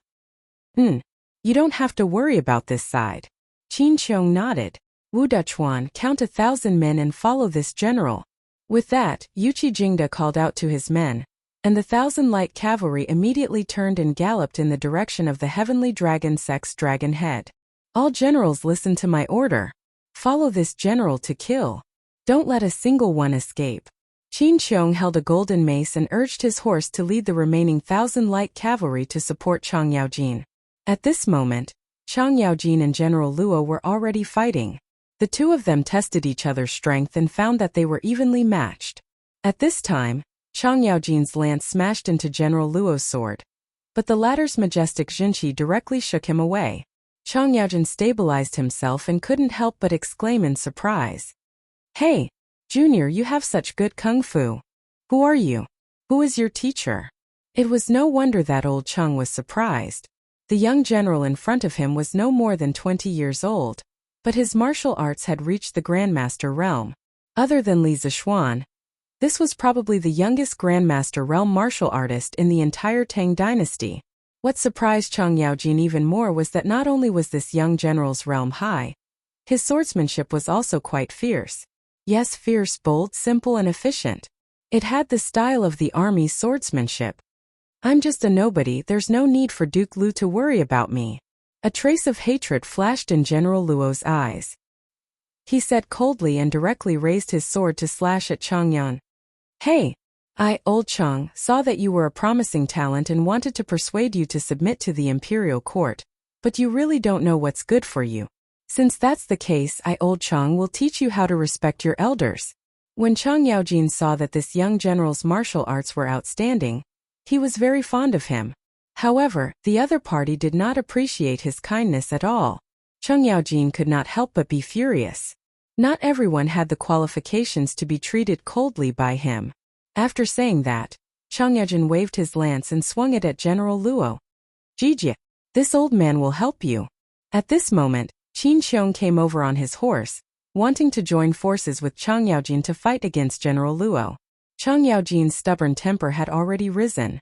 When he heard Qin Xiong's voice, he loudly said, "Second brother, I don't need your help. Let me old Chang deal with him alone." As they spoke, the two of them had already clashed. Hearing this, Qin Xiong hurriedly reined in his horse, but he felt helpless.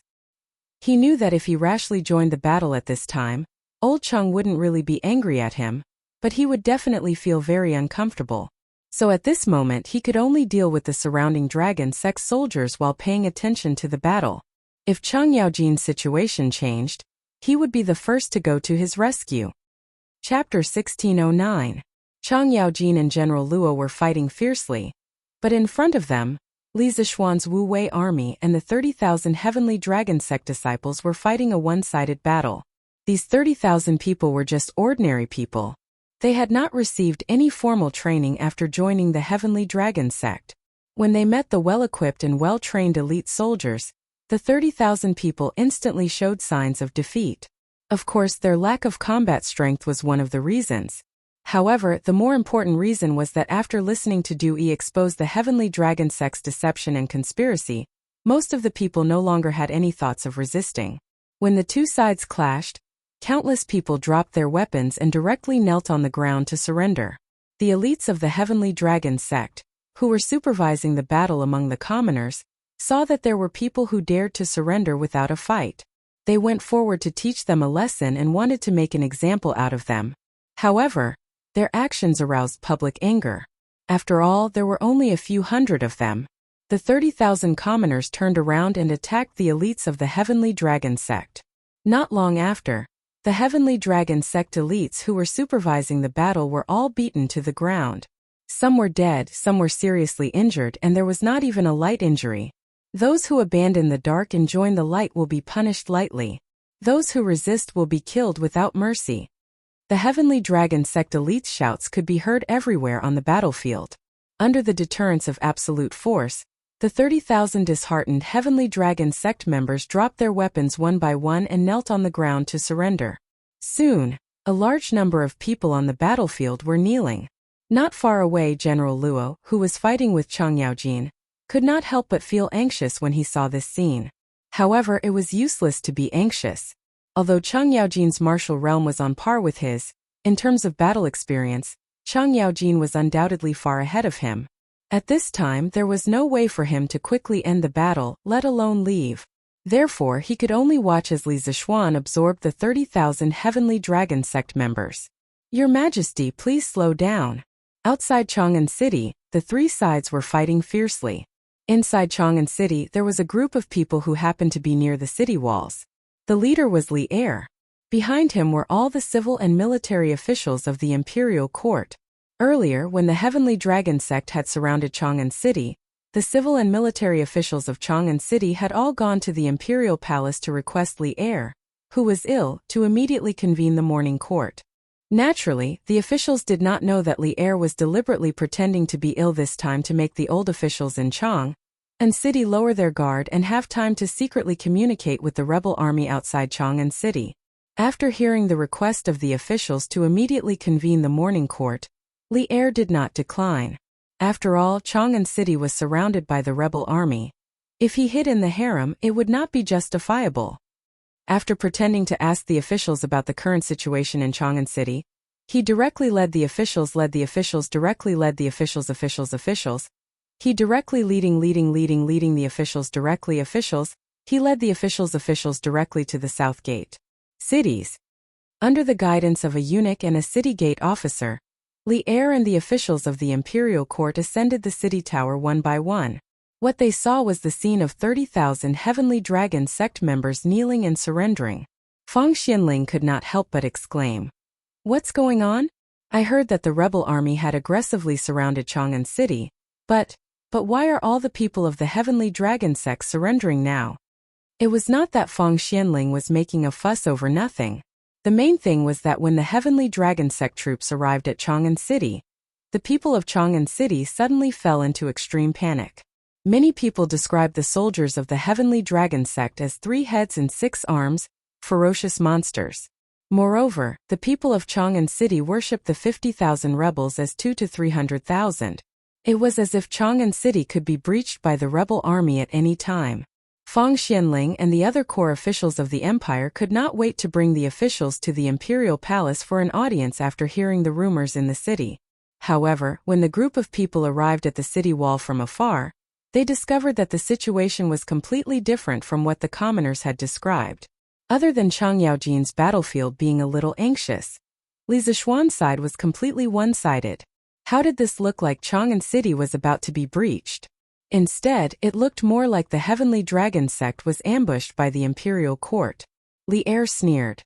The existence of the heavenly dragon sect was originally a scam. Now that the scam has been exposed, the deceived people are naturally unwilling to serve the heavenly dragon sect. The ones who are still stubbornly resisting are the troops that the heavenly dragon sect has cultivated over the years. They are called the Heavenly Dragon Army, and followed the head of the heavenly dragon sect from Qingzhou. "Your Majesty, please look, there are 2 more troops on the east side."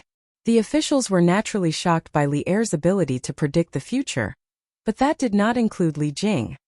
He was one of the few people who knew about the entire incident. At this moment, he saw 2 armies chasing and fighting on the eastern side of the fork, so he could not help but remind them. Li Er's gaze focused and shifted to the east side of Chang'an City. At this time, the general who led Li Er to the city wall explained, "Your Majesty, after the Marquis of Yong, and used the Heavenly Dragon Sect's Venerable Dui to expose all of the Heavenly Dragon Sect's schemes. The head of the Heavenly Dragon Sect knew that there was no hope of attacking the city. When he saw Marquis open the city to fight, he directly led 2,000 people to the east, leaving the rest of the Heavenly Dragon Sect's members and troops to cover the rear. When General Yuqi saw this, he directly led 1,000 light cavalry to chase after them." "I see."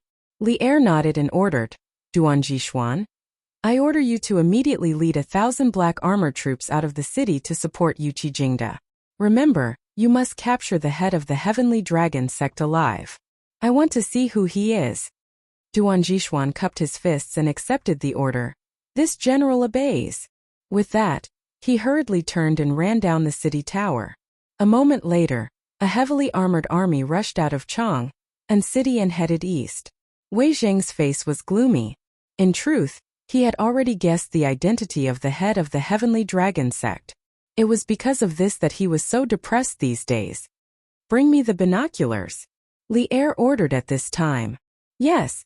Not long after, a eunuch handed over a pair of binoculars. Li Er reached out and received it. He then placed it in front of his eyes and looked at Chang Yaojin and another young general who were fighting outside the city. After watching for a while, Li Er put down the binoculars and said with a strange expression, "That young general from the Heavenly Dragon Sect has very good martial arts. He can actually fight Chong Jijia to a standstill. This kind of person is definitely not a nobody." Auxiliary machine, come take a look. Li Er was not worried about the battle outside the city at all.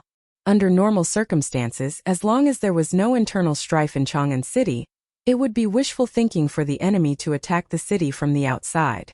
The current Tang dynasty was not the Tang dynasty of the 9 years of Wuda. Not anyone had the qualifications to besiege the city and make Li Er sign the Wei River Alliance. After all the hidden dangers in Chang'an City were discovered and eliminated, this was a battle where the disparity in strength was great. Compared to the outcome, Li Er was more concerned about the identity of the head of the Heavenly Dragon sect and its core members. This old subject obeys the decree. Zhang Sun Wuji's heart moved. He took the binoculars and looked at the battlefield in the south. With one look he was shocked. How is this possible? How can it be him? Chapter 16:10. Big Brother Ming, I'm sorry. My name is not Li Junjian. I am the Marshal of the Great Tang's 100 Cavalry Department, Li Junxian. In the eastern part of Chang'an, Li Junxian was holding the dragon head by the shoulder and holding his sword to his neck. Upon hearing Meng Wucheng's question, he turned around and apologetically said, I'm sorry. Marshal of the 100 Cavalry Department, Li Junxian. Meng Wucheng was dumbfounded. The dragon head was also dumbfounded. The surrounding Celestial Dragon Army soldiers were also dumbfounded. None of them had imagined that the Marshal of the 100 Cavalry Department would infiltrate the Celestial Dragon sect and become a member of the Earth Emanations Battalion. This was simply too absurd. Bastard! To think that this god valued you so highly. You're actually a spy sent by the Imperial Court. Someone, hurry and kill this brat. The dragon head of the Heavenly Dragon sect was so angry that he trembled all over and roared. Li Juanxian's face chilled as he pressed his sword to the dragon head's neck and shouted, None of you are allowed to come over. If anyone dares to take a single step forward, your dragon head will die. The restless soldiers of the Celestial Dragon Army calmed down once more. The soldiers of the Imperial Court that had been besieging the dragon head used this chance to surround Li Junxian and the dragon head.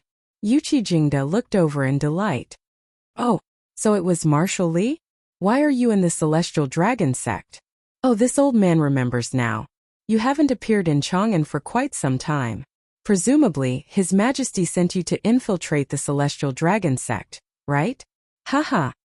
His Majesty is truly wise, otherwise, the dragon head of the Heavenly Dragon sect might have escaped today. Kill. Hurry and kill Li Junxian. Li Junxian was just about to speak with Yuqi Jingda when the dragon head in his hand began to madly shout. All generals, hear my order. Kill Li Junxian. Don't be threatened by him. We're now in the hands of the Imperial Court, and we're all dead. Hurry and kill Li Junxian. The dragon head finally understood. Since Li Er had sent Li Junxian to infiltrate the Celestial Dragon sect as a spy, there was a high chance that Li Junxian had been the one who had leaked out the Celestial Dragon sect's plans. Otherwise, how could his flawless plans have been foiled by the Imperial Court? Hate. The dragon head of the Heavenly Dragon sect felt endless hatred for Li Junxian.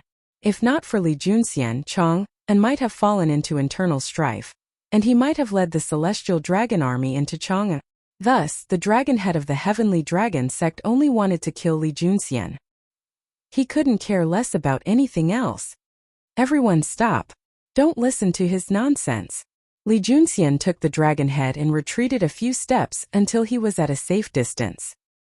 He then turned to the less than 1,000 soldiers of the Heavenly Dragon Army and Meng Wucheng.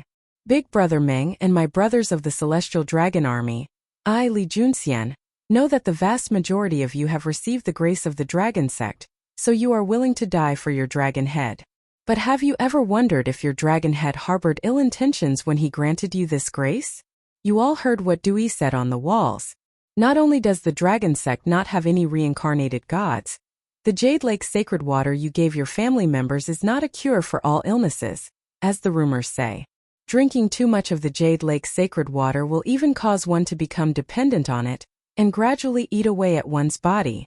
The dragon head of the Heavenly Dragon sect clearly knew that the Jade Lake sacred water could not cure all illnesses, and was even harmful to the body. So why did he give it to you? This means that from the moment he granted you this grace, he wanted to use you. You were just pawns in his plot to usurp the throne, So why continue to resist? There are many ways to repay favors in this world, and this sort of favor is not worth your life. I've already captured the dragon head of the Heavenly Dragon Sect, and the rest of the Heavenly Dragon Sect has been wiped out by the Imperial Court. Rather than serving this dragon head, it would be better for you to lay down your weapons and join the light. Perhaps His Majesty will spare you. Even if you don't think about yourselves, you should think about your families. They might still be waiting for you to return. Li Juanqian's words caused these loyal soldiers of the dragon head of the Heavenly Dragon Sect to waver. The word family was perhaps the softest part of their hearts. Hee. Family? Meng Wuchang stood in a daze, his heart filled with bitterness. After a long while he couldn't help but burst into tears. I, Meng Wuchang, have let down my fellow villagers and family. Now that I've become a rebel of the Heavenly Dragon Sect, how can I face my elders and family? After saying this, he raised the Mo saber in his hand and slashed at his own neck. Big brother Meng. Li Junxian panicked and wanted to go over and cut him, but he couldn't free himself, so he could only watch as Meng Wuchang killed himself. Clang! Just when the Mo saber was about to cut Meng Wuchang's neck, a lance howled through the air and struck the hilt of the saber in Meng Wuchang's right hand. With a metallic clang, the saber in Meng Wuchang's hand clattered to the ground. Oh! Chapter 1611. Lu Guogong, stop. This person is. The Sky Dragon Legion's main general had committed suicide, and the rest of the soldiers had lost their leader. They were in a mess, but they were quickly subdued by the left and right guards, as well as the 10,000 elite cavalry that Qin Qiong had brought back.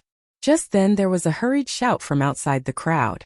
An official in purple rushed in, but before he could finish his sentence, he saw General Luo lying on the ground with his neck dyed red. His voice stopped abruptly. The person he was looking for was obviously dead.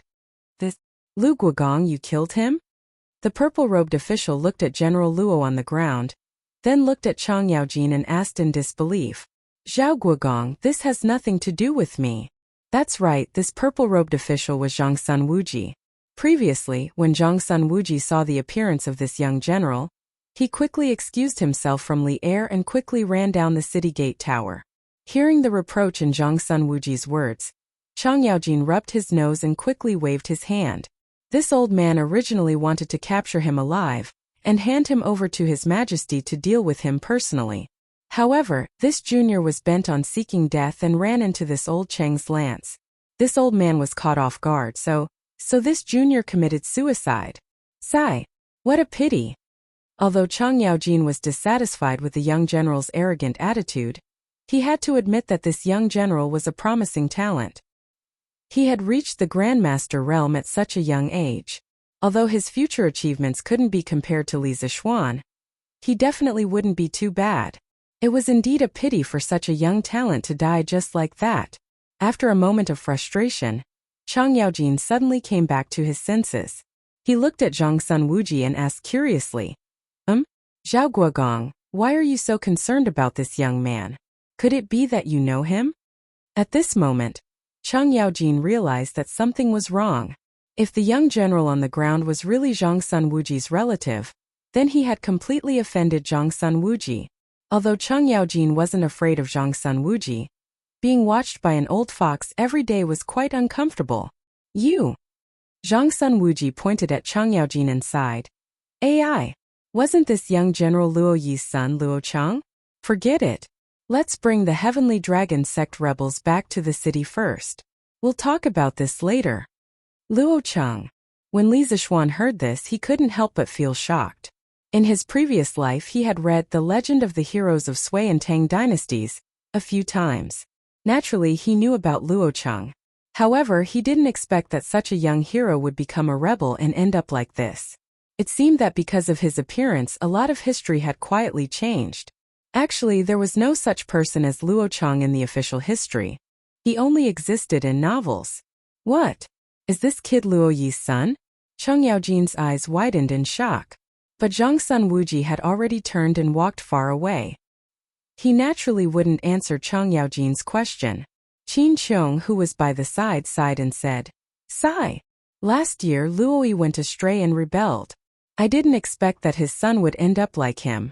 What a sin. When Wagong village was at its peak, Qin Xiong, Chang Yaojin, and Luoyi had all worked under Li Mi. Moreover, the three of them had a relatively good relationship. Now that Luoyi's son had died under Chang Yaojin's lance, Qin Xiong and Chang Yaojin couldn't help but sigh. Let's go. Now that the Heavenly Dragon sect has been destroyed, it can be considered to have solved a problem for the imperial court. Let's return to the palace and report. After a moment of silence, Qin Xiong patted Chang Yaojin's shoulder and said. Chang Yaojin naturally didn't reject. He nodded and let people count the troops and prisoners. Then, he followed Qin Xiong and Chang Yaojin back to Chang'an City. Creak creak. Accompanied by the ear-piercing sound of metal rubbing against each other, Chang'an City's illustrious Virtue Gate was opened once again. Unlike the previous two times, it didn't close immediately after opening. The other city gates also opened. This meant that Chang'an City, which had been sealed for more than a day, was now officially unsealed. The city gates are open. This time there's no army coming out of the city, but the city gates are open. The imperial court's army has entered the city. They must have won a great battle. Could it be that the Heavenly Dragon sect has been destroyed? Haha, that's great. That's great. Chapter 16:12. Kneel. Inside Taiji Palace, Yuqi Jingda and Duan Jishuan carried in a man wearing a metal mask. When they reached the front of the officials, Yuqi Jingda's face darkened as he shouted at the masked man, who was the dragon head of the dragon sect. Although under normal circumstances, kneeling was not popular in this era, the dragon head of the dragon sect, as the general of the defeated army, should kneel after seeing Li Er. There was absolutely nothing wrong with this. Humph! How can a traitor who killed his brother and imprisoned his father be worthy of this seat kneeling? Don't even think about it. The masked man glared at Li Er, his eyes flashing with a cold light as he stubbornly said. The moment these words came out, the faces of the officials changed. Ever since Li Er ascended the throne, no official had ever dared to say such words. Even if someone was tired of living, they would not choose such a method to court death. But who would have thought that these words that even Wei Yanzi did not dare to say, would actually come out of the mouth of a rebel army's leader today? The hall suddenly fell into a deathly silence. Li Er narrowed his eyes as he stared fixedly at the dragon head of the dragon sect. There was no joy or anger on his face, and no one knew what he was thinking. After a long while he finally spoke. Humph! Are you deliberately provoking this seat? Seeking a quick death? The dragon head of the dragon sect trembled, but he neither admitted nor denied it. Li Er's eyes narrowed as he ordered in a deep voice. Jingda, take off his mask. Let this seat and the officials see who he really is. Although Yuqi Jingda and Duan Jishuan had captured the dragon head of the dragon sect, no one dared to take off his mask. Both of them were old officials who had experienced the ups and downs of officialdom for many years. How could they not notice the abnormality behind the dragon sect's rebellion?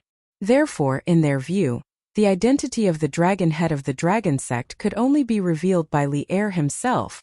On the other hand, not taking off the mask on the spot was to preserve the original appearance of the criminal to the greatest extent to avoid suspicion of being swapped. Yes, Your Majesty. Yuqi Jingda cupped his fists and accepted the order. He then turned around and looked at the dragon head of the Heavenly Dragon sect, preparing to remove the iron mask on his face. At this moment the latter began to struggle violently. Li Shimin, the winner is king while the loser is a bandit. If you want to kill me or cut me up, do as you please. You humiliated me like this, what kind of hero are you? Hearing the Heavenly Dragon sect's dragonhead's words becoming more and more excessive, Yuqi Jingda hurriedly sped up, reaching out with lightning speed to pull off the latter's iron mask. Instantly, an excessively young and handsome face was exposed before everyone's eyes. Everyone's jaws dropped in shock, because no one had expected that the person behind all this rebellion would be so young. Judging from his appearance, he was at most 14 or 15 years old, right? He was even younger than the youngest person in the imperial court, Li Zishuan. Who are you? Where are you from? Li Er frowned and stared unblinkingly at the dragon head of the Heavenly Dragon sect. This person's appearance gave him a familiar feeling, but he couldn't put his finger on it for a moment. A moment later he asked in a low voice. The dragon head of the Heavenly Dragon sect said angrily, This seat said that if you want to kill me, then kill me. If you want to cut me up, then cut me up. When did the decisive Li Shimin become as wishy-washy as a woman? Despite being described as a woman, Li Er didn't show any anger on his face. He narrowed his eyes and suddenly turned to Wei Zheng. Wei Zuocheng, tell me, who is this dragon head of the heavenly dragon sect? Whoosh! As soon as Li Er's words fell, all the officials in Taiji Palace, whether intentionally or not, turned their gazes to Wei Zheng. After all, almost everyone present was a wily old fox, who had experienced ups and downs for many years. For Li Er to personally call out Wei Zheng in this situation, the meaning behind it was self-evident. As the person involved, Wei Zheng couldn't help but tremble when he heard Li Er call out his name. At this moment, his face was full of contradiction and regret.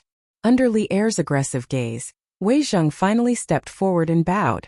Your Majesty, this old subject doesn't know the identity of the dragon head of the heavenly dragon sect, but since he has the King Aura token, he must have a lot to do with the King Aura. Boom! What? The dragon head of the heavenly dragon sect is actually related to the King Aura? King Aura token? How did Wei Xuanqing know that the dragon head of the heavenly dragon sect has the King Aura token? As soon as the two words King Aura came out, the Taiji Palace exploded. After all, only a few of them had secretly contacted Du Yi before. Most people didn't know that the Heavenly Dragon Sect had set up so many schemes in Chang'an City, let alone that Du Yi was a civil and military official of Li Jianqing's faction in Chang'an City with the King Aura token. When the officials' discussion gradually died down, Li Er narrowed his eyes and asked indifferently, Minister Wei, how did you know that the dragon head of the Heavenly Dragon Sect has the King Aura token? The atmosphere in the court suddenly froze. Wei Zheng paused for a moment, bowed deeply and said, Your Majesty, this old subject is guilty. Oh, what crime is Minister Wei guilty of? Li Er asked knowingly. Wei Zheng closed his eyes and said with a pained expression, Your Majesty, the Venerable of the Heavenly Dragon Sect had a secret meeting with this old man a few days ago with the King Aura token and asked this old man to make things convenient for the Heavenly Dragon Sect in Chang'an City. Although this old subject flatly refused, I didn't report this matter to Your Majesty and almost caused Chang'an City to suffer a disaster. This old subject is guilty, and I beg for death. After saying that, a turbid tear fell from the corner of Wei Zheng's eye. Back then, he was one of Li Jianqing's top strategists. He had a very deep relationship with Li Jianqing. When Du Yi came to him with the King Aura token, he also hesitated. However, reason told him that the King Aura was already dead, and the Heavenly Dragon Sect was just using the King Aura's name to stir up trouble in Chang'an and attract more believers. Therefore, Wei Zheng mercilessly refused Du Yi's request. But Wei Zheng also didn't choose to report this matter to Li Er. First, he felt that there was no need. He didn't believe that the Heavenly Dragon Sect could pose a threat to the powerful imperial court. Second, he guessed that the person behind the Heavenly Dragon Sect was related to Li Jianqing. Whenever possible, one should be lenient.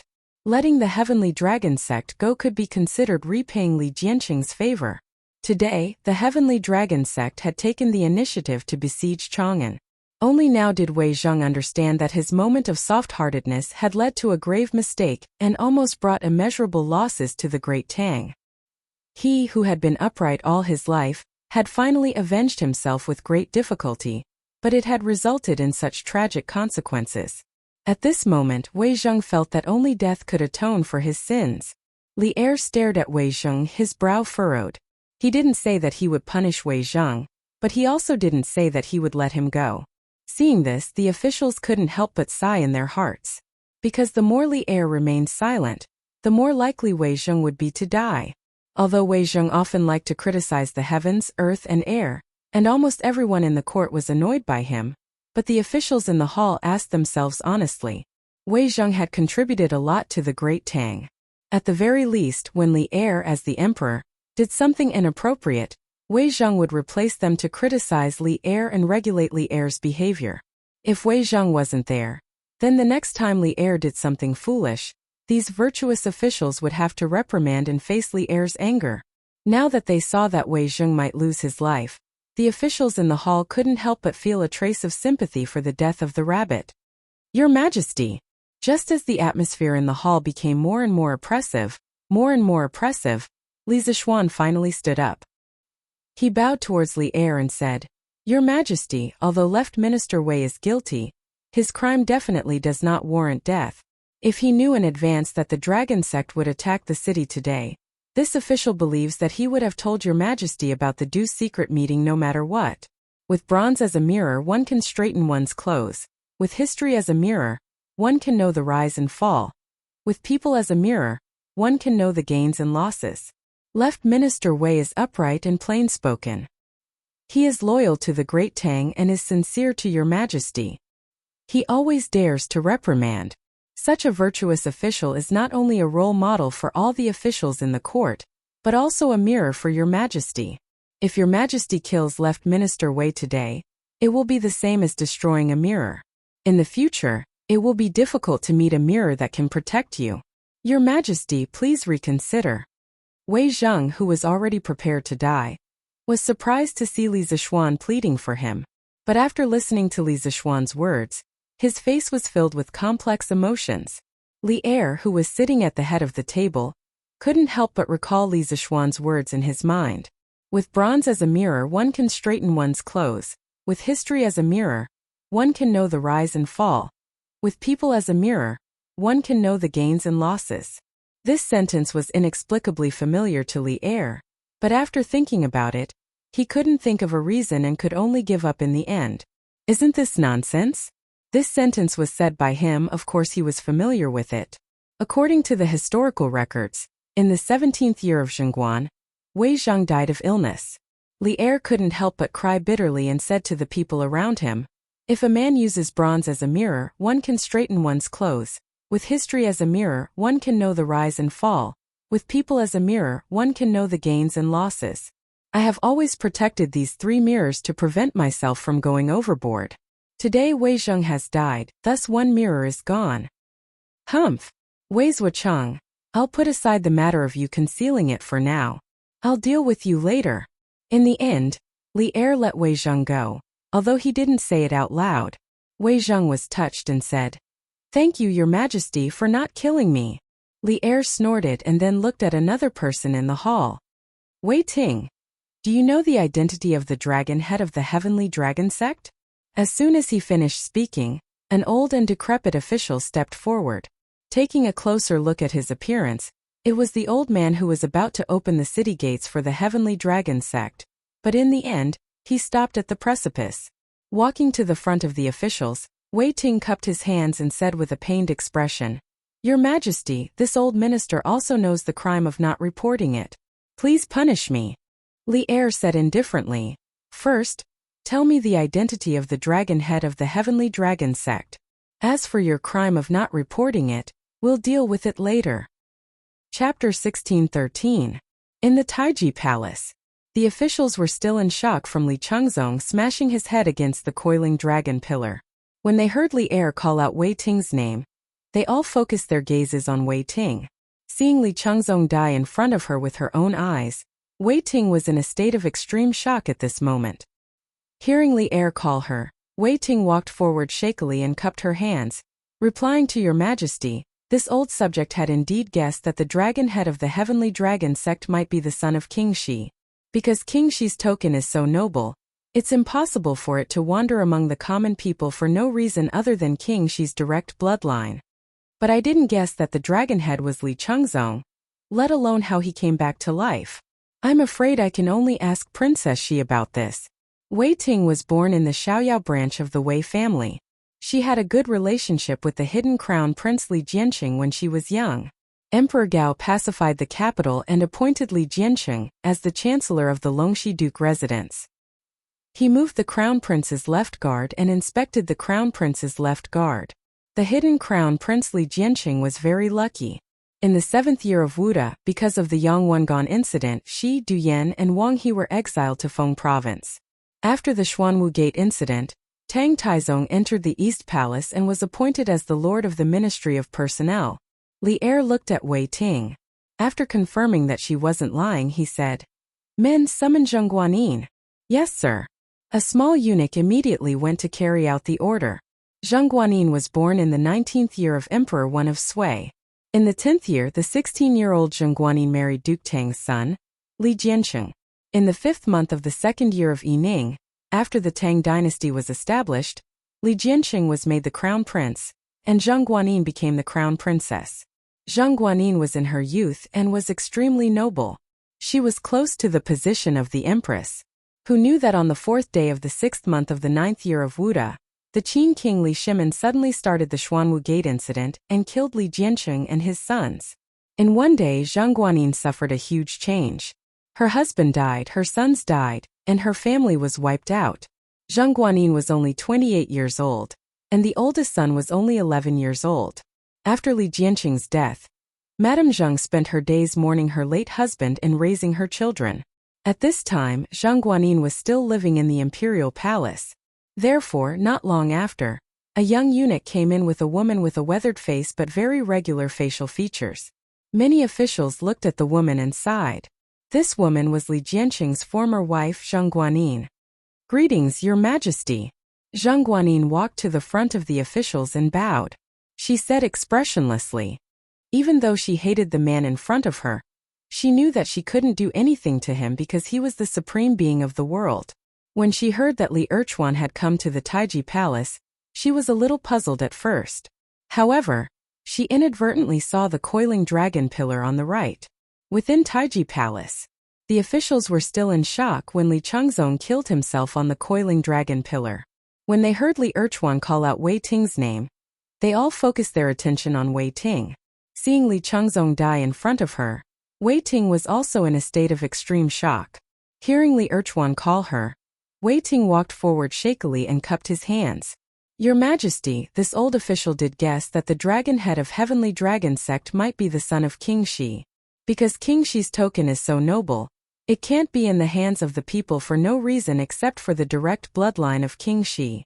However, this old official never guessed that the dragon head of Heavenly Dragon sect was Li Chengzong, let alone how he came back to life. "I'm afraid this matter can only be left to Princess Shi." Wei Ting was born in the Xiao Yao branch of the Wei family. When he was young, he had a good relationship with the hidden crown prince Li Jianqing. When Emperor Gao pacified the capital, he appointed Li Jianqing of Longxi Manor as the chancellor. He moved the crown prince's left guard and inspected the crown prince's left guard. The hidden crown prince Li Jianqing was very lucky. In the 7th year of Wuda, because of Yang Wangan, he, Du Yan and Wang He were exiled to Feng province. After the Xuanwu Gate incident, Tang Taizong entered the East Palace and was appointed as the Lord of the Ministry of Personnel. Li Erchuan looked at Wei Ting. After confirming that the other party wasn't lying, he said in a low voice, "Men, summon Zheng Guanyin." "Yes, sir." A young eunuch immediately accepted the order and left. Zheng Guanyin was born in the 19th year of Emperor Wen of Sui. In the 10th year of her career, the 16-year-old Zheng Guanyin married Duke Tang's son, Li Jianqing. In the 5th month of the 2nd year of Yining, after the Tang dynasty was established, Li Jianqing was made the crown prince, and Madame Zheng became the crown princess. Madame Zheng was in the prime of her youth and was extremely noble. She was close to the position of the empress, who knew that on the 4th day of the 6th month of the 9th year of Wuda, the Qin king Li Shimin suddenly started the Xuanwu Gate incident and killed Li Jianqing and his sons. In a day, Madame Zheng suffered a huge change. Her husband died, her sons died, and her family was wiped out. At that time, Madame Zheng was 28 years old. Her oldest son should be no more than 11 years old. After Li Jianqing's death, Madame Zheng mourned her late husband and raised her children. At this time, Zheng Guanyin was still living in the imperial palace. Therefore, not long after, a young eunuch came in with a woman with a weathered face but very regular facial features. Many officials looked at the woman and sighed. This woman was Li Jianqing's wife in the past, Zheng Guanyin. "Greetings, Your Majesty." Zheng Guanyin walked in front of the officials and bowed. She was expressionless. Although she hated the man in front of her, she knew in her heart that she couldn't do anything to him because he was the sovereign of the world. When she heard that Li Erchuan had sent her to Taiji Palace, she was indeed a little confused at first. However, she inadvertently saw the coiling dragon pillar in front of her right. The officials were still in shock when Li Chengzong killed himself on the coiling dragon pillar. When they heard Li Erchuan call out Wei Ting's name, They all focused their attention on Wei Ting.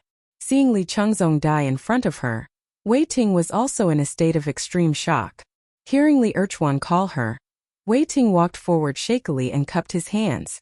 Replying to Your Majesty, previously this old official had guessed that the dragon head of Heavenly Dragon sect might be the son of King Shi.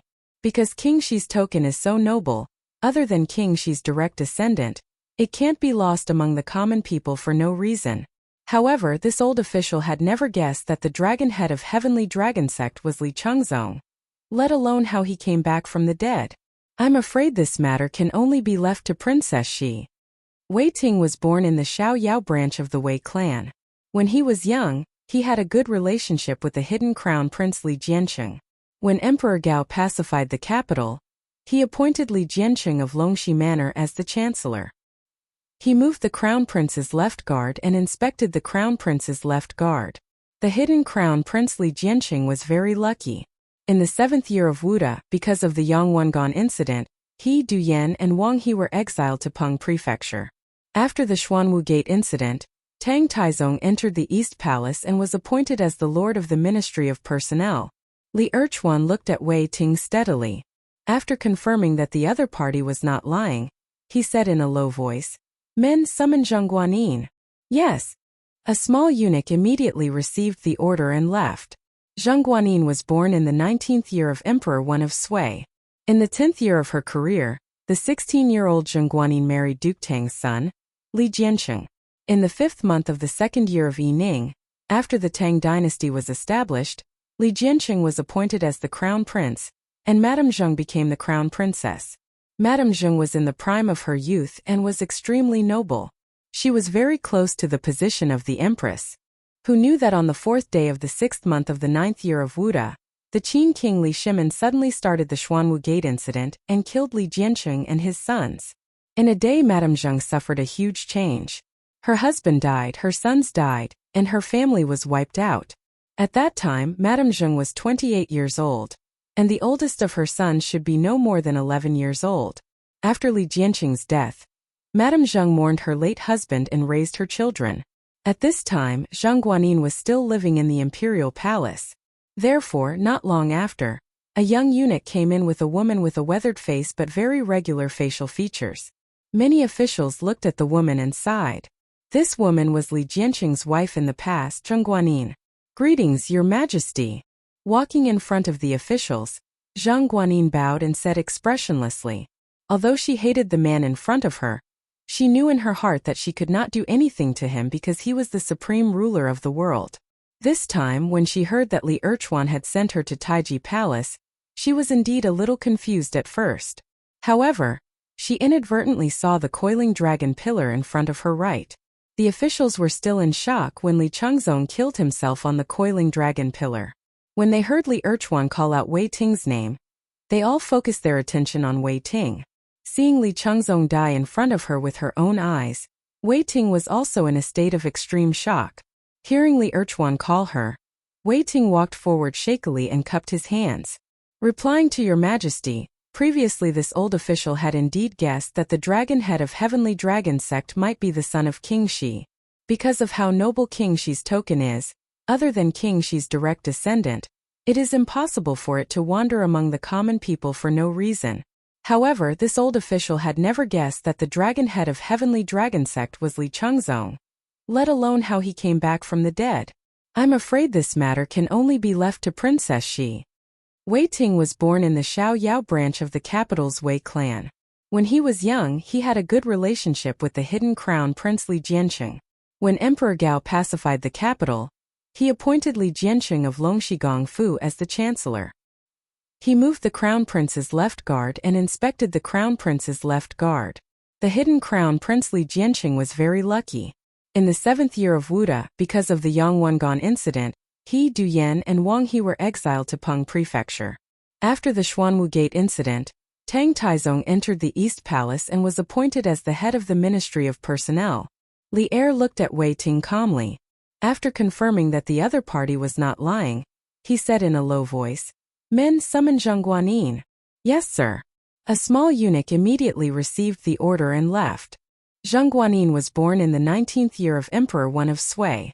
In the 10th year of her career, the 16-year-old Zheng Guanyin married the son of Duke Tang, Li Jiancheng. In the 5th month of the 2nd year of Yining, after the Tang dynasty was established, Li Jiancheng was appointed as the crown prince, and Madame Zheng became the crown princess. Madame Zheng was in the prime of her youth and was extremely noble. She was very close to the position of the mother of the world. Who knew that on the 4th day of the 6th month of the 9th year of Wuda, trouble would arise? Qin King Li Shimin suddenly started the Xuanwu Gate incident and killed Li Jiancheng and his sons. In a day, Madame Zheng suffered a huge change. Her husband died, her sons died, and her family was wiped out. At that time, Madame Zheng was 28 years old. Out of all the sons of Madame Zheng, the oldest one was only 11 years old. After Li Jiancheng's death, Madame Zheng mourned her late husband and raised the children. At this time, Zheng Guanyin was still living in the imperial palace. Therefore, not long after, a young eunuch came in with a woman with a weathered face but very regular facial features. Many officials looked at the woman and sighed. This woman was Li Jiancheng's wife in the past, Zheng Guanyin. "Greetings, Your Majesty." Walking in front of the officials, Zheng Guanyin bowed and said expressionlessly. Although she hated the man in front of her, she knew in her heart that she could not do anything to him. That was because the other party was the sovereign of the world. When she heard that Li Er had sent her to Taiji Palace, she was indeed a little puzzled at first. However, she inadvertently saw the coiling dragon pillar in the Taiji Palace. The officials were still in shock when Li Chengzong crashed his head into the coiling dragon pillar. When they heard Li Er call out Wei Ting's name, they all focused their attention on Wei Ting. Seeing Li Chengzong die in front of her with her own eyes, Wei Ting was in a state of extreme shock. Hearing Li Er call her, Wei Ting walked forward shakily and cupped his hands. Replying to Your Majesty, previously this old official had indeed guessed that the dragon head of Heavenly Dragon sect might be the son of King Shi. Because King Shi's token is so noble, other than King Shi's direct descendant, it would not be lost among the common people for no reason. However, this old official had never guessed that the dragon head of Heavenly Dragon sect was Li Chengzong, let alone know how he came back from the dead. "I'm afraid this matter can only be left to Princess Shi." Wei Ting was born in the Xiao Yao branch of the Wei family. When he was young, he had a good relationship with the hidden crown prince Li Jiancheng. When Emperor Gao pacified the capital, he appointed Li Jiancheng of Longxigong Fu as the chancellor. He moved the crown prince's left guard and inspected the crown prince's left guard. The hidden crown prince Li Jiancheng was greatly favored. In the 7th year of Wuda, because of the Yangwongan incident, he, Du Yan, and Wang He were exiled to Peng Prefecture. After the Xuanwu Gate incident, Tang Taizong entered the East Palace and was appointed as the Lord of the Ministry of Personnel. Li Er looked at Wei Ting. After confirming that the other party was not lying, he said in a low voice, "Men, summon Zheng Guanyin." "Yes, sir." A small eunuch immediately received the order and left. Zheng Guanyin was born in the 19th year of Emperor Wen of Sui. In the 10th year of her career, the 16-year-old Zheng Guanyin married Duke Tang's son, Li Jiancheng. In the 5th month of the 2nd year of Yining, after the Tang dynasty was established, Li Jiancheng was appointed as the crown prince, and Madame Zheng became the crown princess. Madame Zheng was in the prime of her youth and was extremely noble. She was very close to the position of the empress. Who knew that on the 4th day of the 6th month of the 9th year of Wuda, the Qin King Li Shimin suddenly started the Xuanwu Gate incident and killed Li Jiancheng and his sons. In a day, Madame Zheng suffered a huge change. Her husband died, her sons died, and her family was wiped out. At that time, Madame Zheng was 28 years old. The oldest of her sons was no more than 11 years old. After Li Jiancheng died, Madame Zheng mourned her late husband and took care of her children. At this time, Zheng Guanyin was still living in the palace. Therefore, not long after, the small eunuch brought a woman. Not long after, the small eunuch brought a woman with a face full of vicissitudes, but her facial features were especially good. Chapter 16:14. Thank you, Your Majesty. Thank you, Your Majesty. Inside Taiji Palace, after hearing that Li Er was finally willing to let the dead Li Chengzong go, Zheng Guanyin hurriedly got up from the ground and knelt down in front of Li Er, kowtowing repeatedly to express her gratitude. Although Li Chengzong was not personally killed by Li Er, no matter what, Li Chengzong's death was related to Li Er. Now Zheng Guanyin was kowtowing to the enemy who killed her husband and son. This scene was as ironic as it could be, but reality was so cruel. Today, if not for Li Zishuan pleading for her and her son, if not for Li Er's sudden benevolence, even if Li Chengzong died, he would have been buried in the belly of a dog. Now that she could protect Li Chengzong's body, Zheng Guanyin was already satisfied. She did not dare to have any other wishful thinking. All right. You may leave. Li Er's eyes narrowed slightly as he looked at Zheng Guanyin and waved his hand. In any case, he was the emperor of a country and did not want to continue making things difficult for a woman, not to mention this woman was his sister-in-law. Thank you, Your Majesty. Zheng Guanyin kowtowed heavily again and stood up. Just as she was about to turn and leave, she suddenly paused. After hesitating for a moment, she turned to Li Er and said, "Regarding Chengzong's matter, if Your Majesty wishes to know, I am willing to tell you the truth." Returning the favor. After Li Er compromised, Zheng Guanyin also tactfully gave in. Of course, even if she did not say these things, Li Er could still find out if he wanted to. Hearing this, Li Er narrowed his eyes and said indifferently, "All right. Say it." Initially, after knowing that the dragon head of the heavenly dragon sect was Li Chengzong, Li Er was indeed very curious and wanted to know how Li Chengzong, who had been dead for 8 years, could come back to life.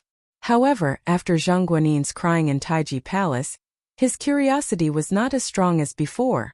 But since Zheng Guanyin was willing to tell the truth, Li Er felt that there was no harm in listening.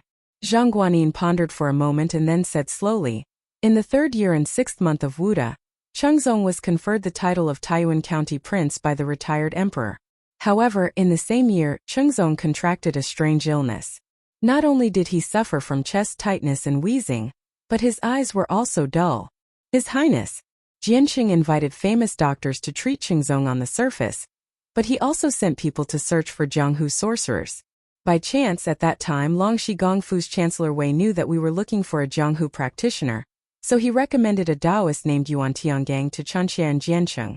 At that time, Chancellor Wei said that this Yuan Tiangang was not only proficient in metaphysics and physiognomy, he could predict the future, and was also proficient in Taoist medical skills. Perhaps he could save Chengzong. Yuan Tiangang. Hearing this, Li Zishuan couldn't help but exclaim. Zheng Guanyin was grateful that Li Zishuan had pleaded for mercy for the dead Li Chengzong, so she was not angry when Li Zishuan interrupted her. Instead, she nodded and explained, "That's right. That Taoist was called Yuan Tiangang." According to Chancellor Wei, at the end of the previous dynasty, when Yuan Tiangang first arrived in Luoyang, he settled down in Qinghua Square. At that time, his physiognomy predictions were already famous, and many people had secretly looked for him. One day, Du Yan, Wang Gui, and Chancellor Wei came to see Yuan Tiangang and asked him to read their fortune. Yuan Tiangang predicted that Du Yan would become famous throughout the world with his writings, that Wang Gui would become a 5th-rank general in less than 10 years, and that Wei Ting would become a military official with a face like a tiger. He also predicted that the 3 of them would be demoted after becoming officials, and that they would meet again at that time. Sure enough, in the 1st year of Wuda, Du Yan became a heavenly book scholar as an imperial censor, Wang Gui was recommended by Jianqing to become a 5th-rank crown prince, and Wei Ting became the left guard commander. All of Yuan Tiangang's predictions came true one by one, so Chancellor Wei recommended Yuan Tiangang to Chunxia and Jiancheng. "Oh, this Yuan Tiangang can really predict the future? Then what did he say to you?" Li Er narrowed his eyes and couldn't help but become interested in this Yuan Tiangang, whom he had never met before. Perhaps many people would find it unbelievable. Wasn't Li Chunfeng Yuan Tiangang's disciple? Why was Li Chunfeng doing better than Yuan Tiangang at this time? In fact, it was pure nonsense to say that Yuan Tiangang was Li Chuanfeng's master. Li Chunfeng was interested in Taoism because of his father. Li Bo used to be a small official in the county government during the Sui dynasty. He was not successful because of his low rank, so he gave up his official position and became a Taoist priest. He was quite knowledgeable and called himself Huang Guanzi. He wrote Laozi, 10 volumes of local chronicles, and prose on astronomical elephants. Li Chunfeng, who was known as a prodigy since childhood, read a lot under the influence of his father. He was especially fond of astronomy, geography, Taoism, and the study of yin and yang. In the second year of Wuda, Li Chunfeng, who was 17 years old, returned to his hometown. He was recommended by Li Shimon's good friend, Lu Wenjing, to become a secretary in the army. From then on, Li Chunfeng began his official career. What about Yuan Tiangang? According to historical records, in the 6th year of Zhengguan, Li Er called back Du Yan Wanggui and Wei Ting, who were exiled because of Crown Prince Li Jiancheng.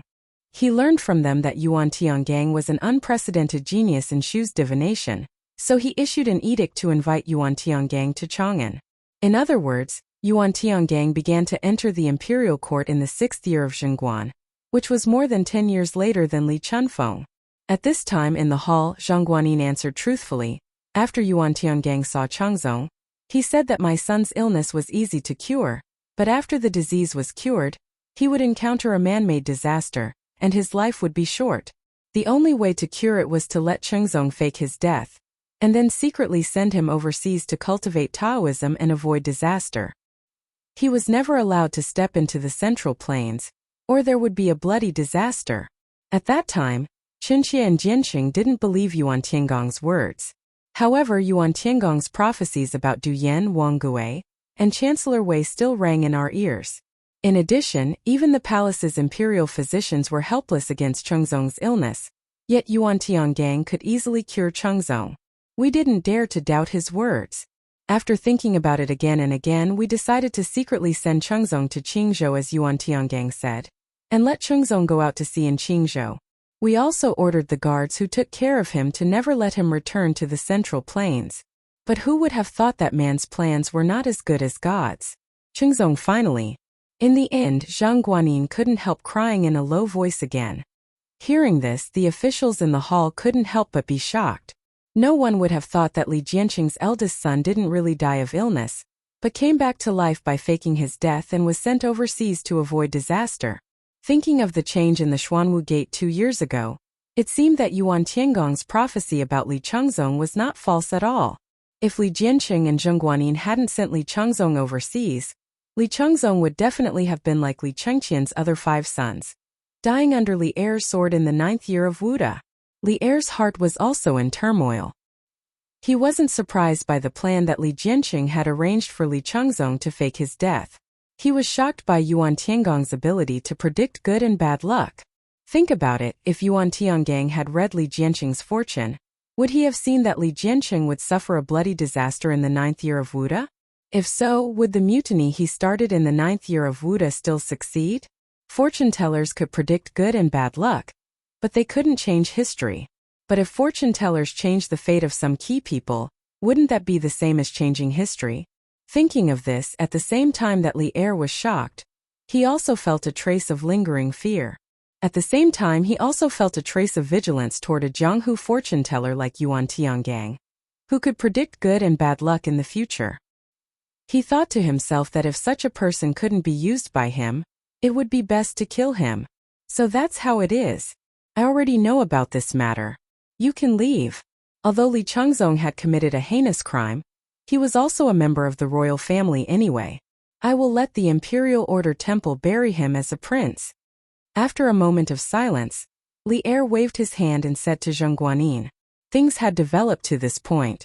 Li Er was no longer concerned about Li Changzong's affairs. On the contrary, he remembered the name Yuan Tiangang. After this matter, Li Er would definitely send someone to find Yuan Tiangang. Your Majesty, thank you for your kindness. The dead were dead, and the arm couldn't resist the thigh. For Zhang Guanyin, who had lost her husband and all her sons, not only did she not have the ability to take revenge, but she also didn't dare to have any unusual movements. It wasn't that she was afraid of death, but there were still people she cared about in this world, her 5 daughters.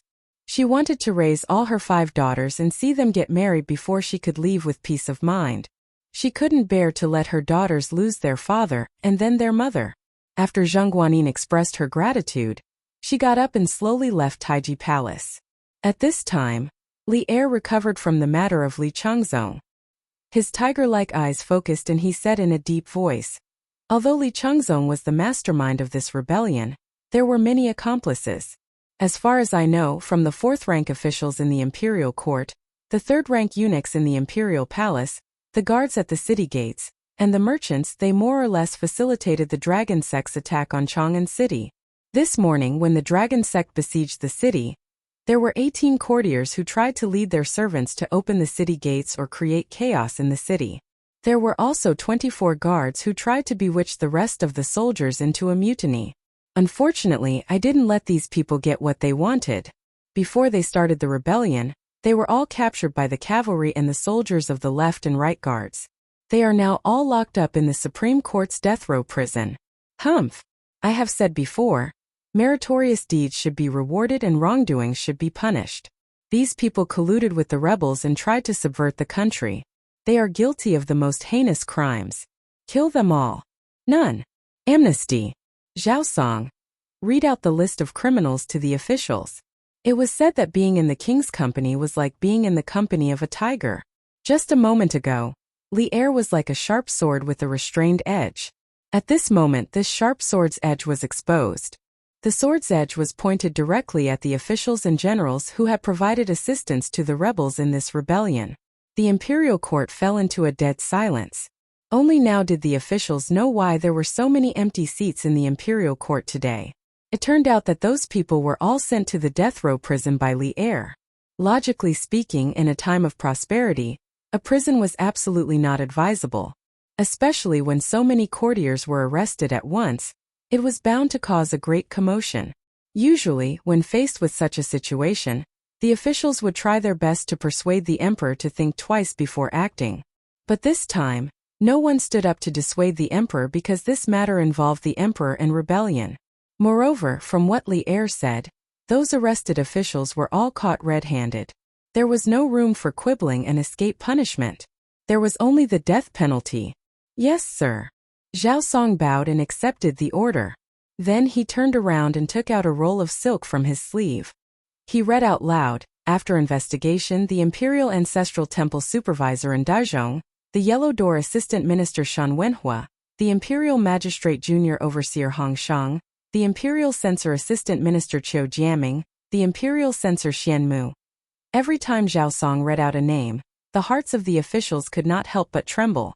After reading out more than 40 names, it finally came to an end. Before the officials could even breathe a sigh of relief, Zhao Song's next sentence made their hearts sink. The above officials and generals, when the rebels besieged the city, instigated the people in the city, created chaos, and attempted to open the city gates for the rebels. They did not care about the safety of the country and the people. Their crimes are not punishable by death. Tomorrow at noon, they will all be beheaded in public at the entrance of the Western Market. By the emperor. More than 40 officials and generals were all killed by Li Er in one go. This was probably the bloodiest purge of the officials in the Tang dynasty since the Xuanwu Gate incident. Your Majesty is wise. After a moment of silence, the officials cupped their hands and said in unison, under such circumstances, no one was willing to stand up and plead for mercy for those traitors. Even Feng Xianling, a good old man in the imperial court, did not raise any objections. Because those officials who colluded with the dragon sect and intended to rebel against the imperial court could not be absolved. Li Er nodded and turned his gaze to Wei Zheng and Wei Ting. After a moment of silence he said, Wei Zheng, Wei Ting, Wang Gui, although the three of you did not participate in the rebellion of the dragon sect, you were suspected of knowing something but did not report it. Seeing that you have devoted yourself wholeheartedly to the country and the people, and have contributed a lot, I can spare you from death, but you cannot escape punishment. Therefore, I sentence each of you to receive 10 strokes of the cane, a demotion of 1 rank, a month of seclusion, and 3 years of salary forfeiture. Are the three of you sincerely convinced? According to Li Er's original intention, the lightest punishment for Wei Zheng, Wei Ting and Wang Bei, who knew about the possible relationship between the dragon sect and King Shi, was to be stripped of their official positions. After all, this time when the dragon sect attacked Chang'an City, if it wasn't for Li Zixuan who coincidentally solved the crisis, Chang'an City would be in big trouble. At that time, the losses of the imperial court would be incalculable. But at the end of the day, it was still Li Zixuan's pleading that had been effective. Since Li Er wanted to be the sage monarch of his generation, He needed virtuous ministers like Wei Zheng, Wei Ting, and Wang Gui. Therefore, after careful consideration, Li Er chose to give Wei Zheng, Wei Ting, and Wang Gui a lighter punishment. Wei Zheng, Wei Ting, and Wang Gui stepped forward and bowed in shame. "We are sincerely convinced. Thank your majesty for your mercy." Although 10 strokes of the cane and a demotion of 1 rank was a more serious punishment, compared to the mistakes they had made, it was considered light. Therefore, the 3 of them were grateful to Li Er. However, after Wei Zheng shed tears of gratitude, he began to feel bitter in his heart. 3 years of no salary, how was he going to live? In the future, not to mention drinking wine, he was afraid that he would not even be able to eat at home. Chapter 16:15. This time, the dragon sect secretly used the name of King Shi to win over many officials and generals, nearly causing a huge crisis in Chang'an City. Some people are loyal to the dragon sect, but others are loyal to the imperial court. Those who should be punished have been punished. Next, this emperor will reward them according to their merits. Imperial Palace, Taiji Palace. Li Er used an iron-blooded method to deal with the criminals involved in the Heavenly Dragon Sect case. Those who deserved to be killed were killed, and those who deserved to be punished were punished. Li Er swept a dignified gaze over all the officials present, and then said in a deep voice. Everyone's heart trembled as their gazes focused on Li Zishuan. Even the most ill-informed officials knew that Li Zishuan had contributed greatly in this war. When Li Er led the officials to the city gates, Li Zishuan was leading the guard army to recruit the 30,000 members of the dragon sect. If one were to say that Li Zishuan did not contribute to this war, even a ghost would not believe it. Of course, in the hearts of insiders like Lu Dui, Daizhou Li Jing, and Lu Rengui, Li Zishuan was without a doubt the number 1 hero in this rebellion. No one could refute this point. Sure enough, Li Er turned his gaze to Li Zishuan and said in a clear voice, "Markyong, come forward and receive your conferment." Li Zishuan stepped forward and cupped his hands. "Your subject is here." Li Er looked at the dignified Li Zishuan, who was neither servile nor overbearing, and nodded with satisfaction. Then, he looked at the officials and said, "In this rebellion of the dragon sect, the Marquis of Yangon first saw through the dragon sect's plot of using thunder and lightning to bombard the imperial ancestral temple, and found in Dazhong the dragon sect's spy hiding in the imperial palace. This completely destroyed the dragon sect's fantasy of causing chaos in Chang. Then Marquis Yong, and captured the dragon sect's venerable Sakyadu, who was hiding in Chang'an City. From Sakyadu's mouth Marquis Yong, and learned of the dragon sect's plan to attack Chang'an City. Under his meticulous planning, not only did the imperial court completely destroy the dragon sect, they also caught many of their spies in Chang'an City. It can be said that if it wasn't for Marquis Yong'an, the imperial ancestral temple would have been destroyed by the lightning and fire.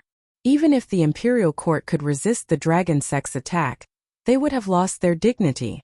This emperor has said before, meritorious service should be rewarded and wrongdoings should be punished. Marquis Yong and Marquis Yunhui General, and Qingzhou Land 3,000 households, and the provincial governor of Qingzhou City. He will be in charge of the 7 counties of Qingzhou City's military and political affairs. The original governor of Qing Province, Zhang Qingsong, allowed the Heavenly Dragon sect to grow stronger without doing anything. What do my beloved officials? Shock. The moment Li Er's words fell, not only were all the officials shocked, even Li Zishuan was shocked. Previously, he had the empty title of junior guardian of the crown prince. Now Li Er gave him the title of Yunhui General. Could this be considered as proof that he was proficient in both the pen and the sword? Of course, what shocked Li Zishuan even more was that old Li actually bestowed the entire Qingzhou to him, and even gave him the title of provincial governor of Qingzhou City.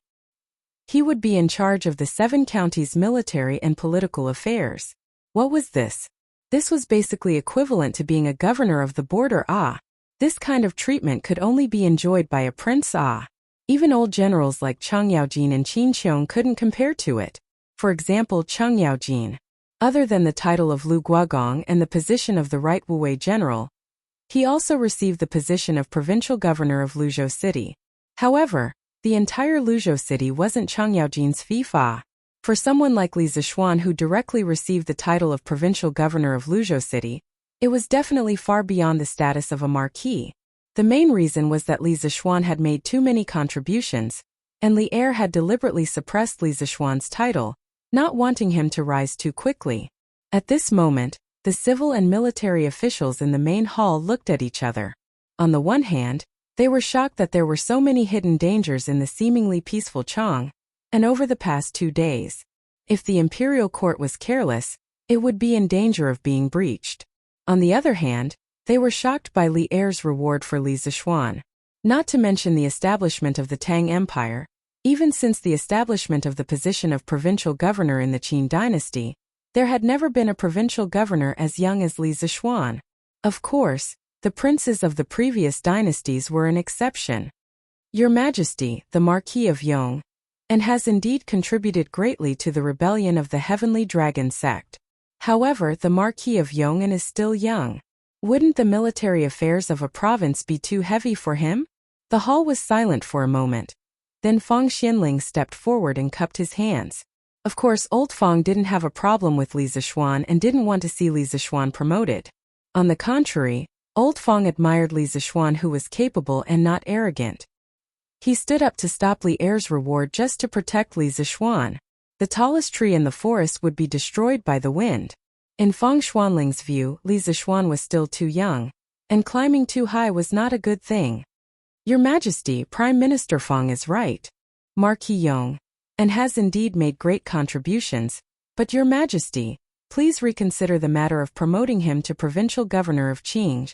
Li Jing hesitated for a moment, then stepped forward and cupped his hands.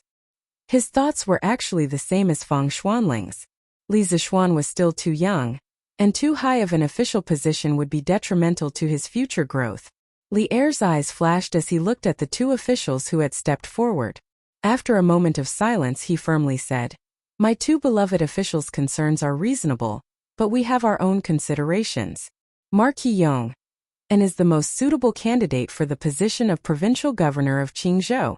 My decision has been made. My beloved officials need not persuade me anymore. Marquis Yong, and why don't you step forward to receive the decree?" Li Er really had his own considerations for handing Qingzhou over to Li Zishuan. First, Qingzhou was the origin of the Dragon Sect, and also the headquarters behind the Dragon Sect. This time the Dragon Head, Venerable and Sky Dragon armies generals were all captured, either dead or captured. Although the core members of the Dragon Sect were captured, there were still countless remnants of the sect among the people.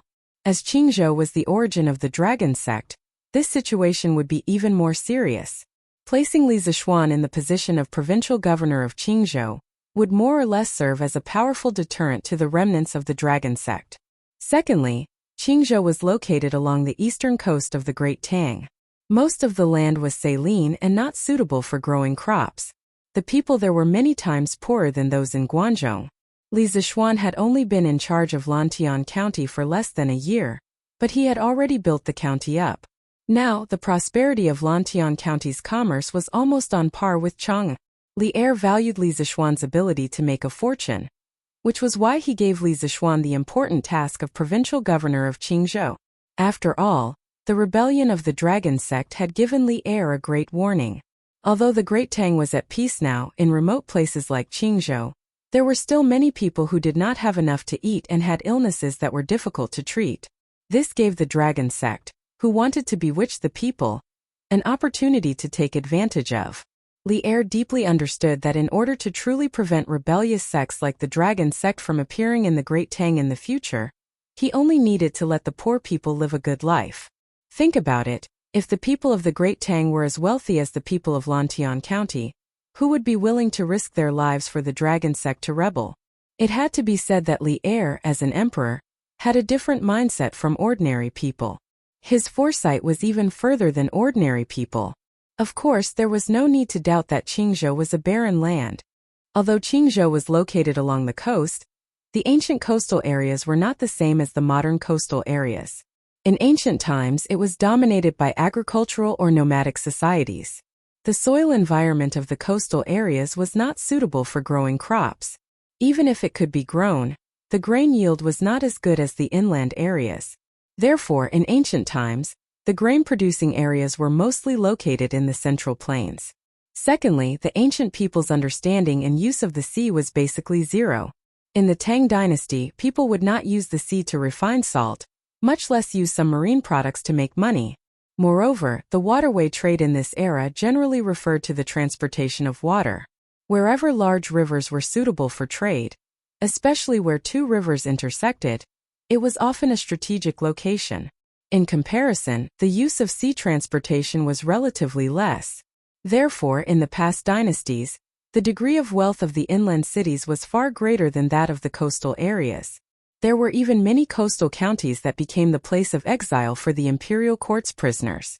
From this, one could see how poor the coastal areas of China were in ancient times. Your Majesty, this official is still young and inexperienced. I'm afraid I can't take on this important task. Your Majesty, please take back your order. Not only did Fang Xianling, Li Jing and the other old officials not want to agree to Li Er's decision, Li Zishuan was also unwilling to agree to it. The main reason was that he was lazy and afraid of trouble.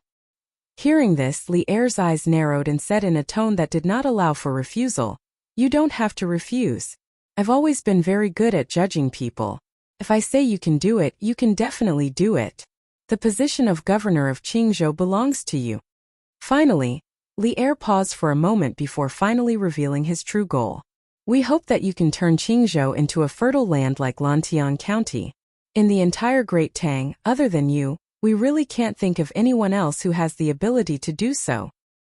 Hearing Li Er's words, the officials in the hall came to a realization.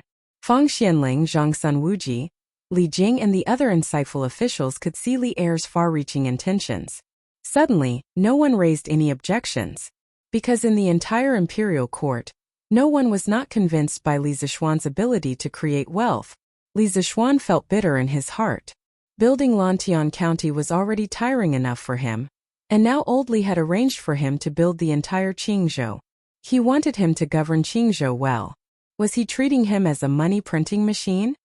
However, Old Li obviously didn't give him any room to object.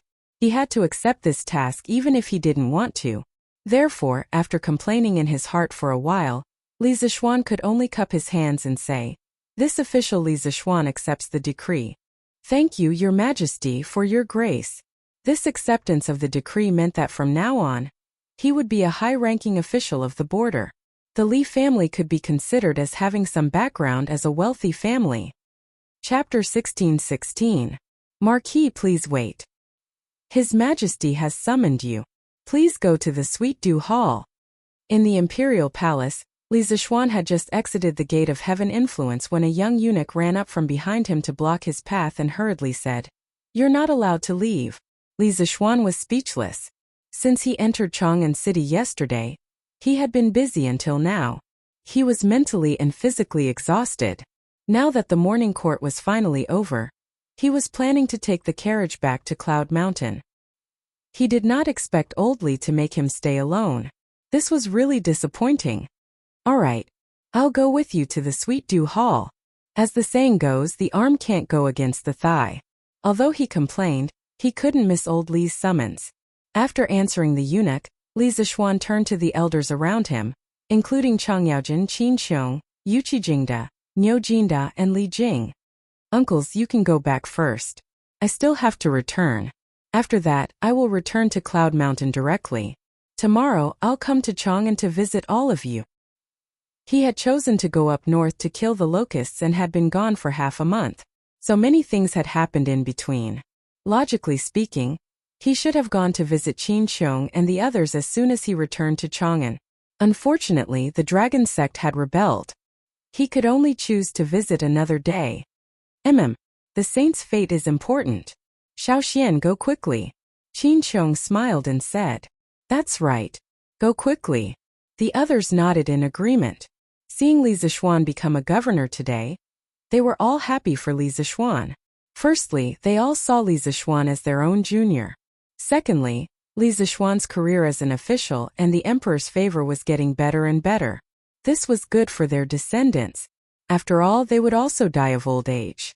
When they were old, their descendants would more or less be taken care of by Li Zishuan. "Then I'll take my leave." Li Zishuan cupped his hands and turned to leave. "You've come.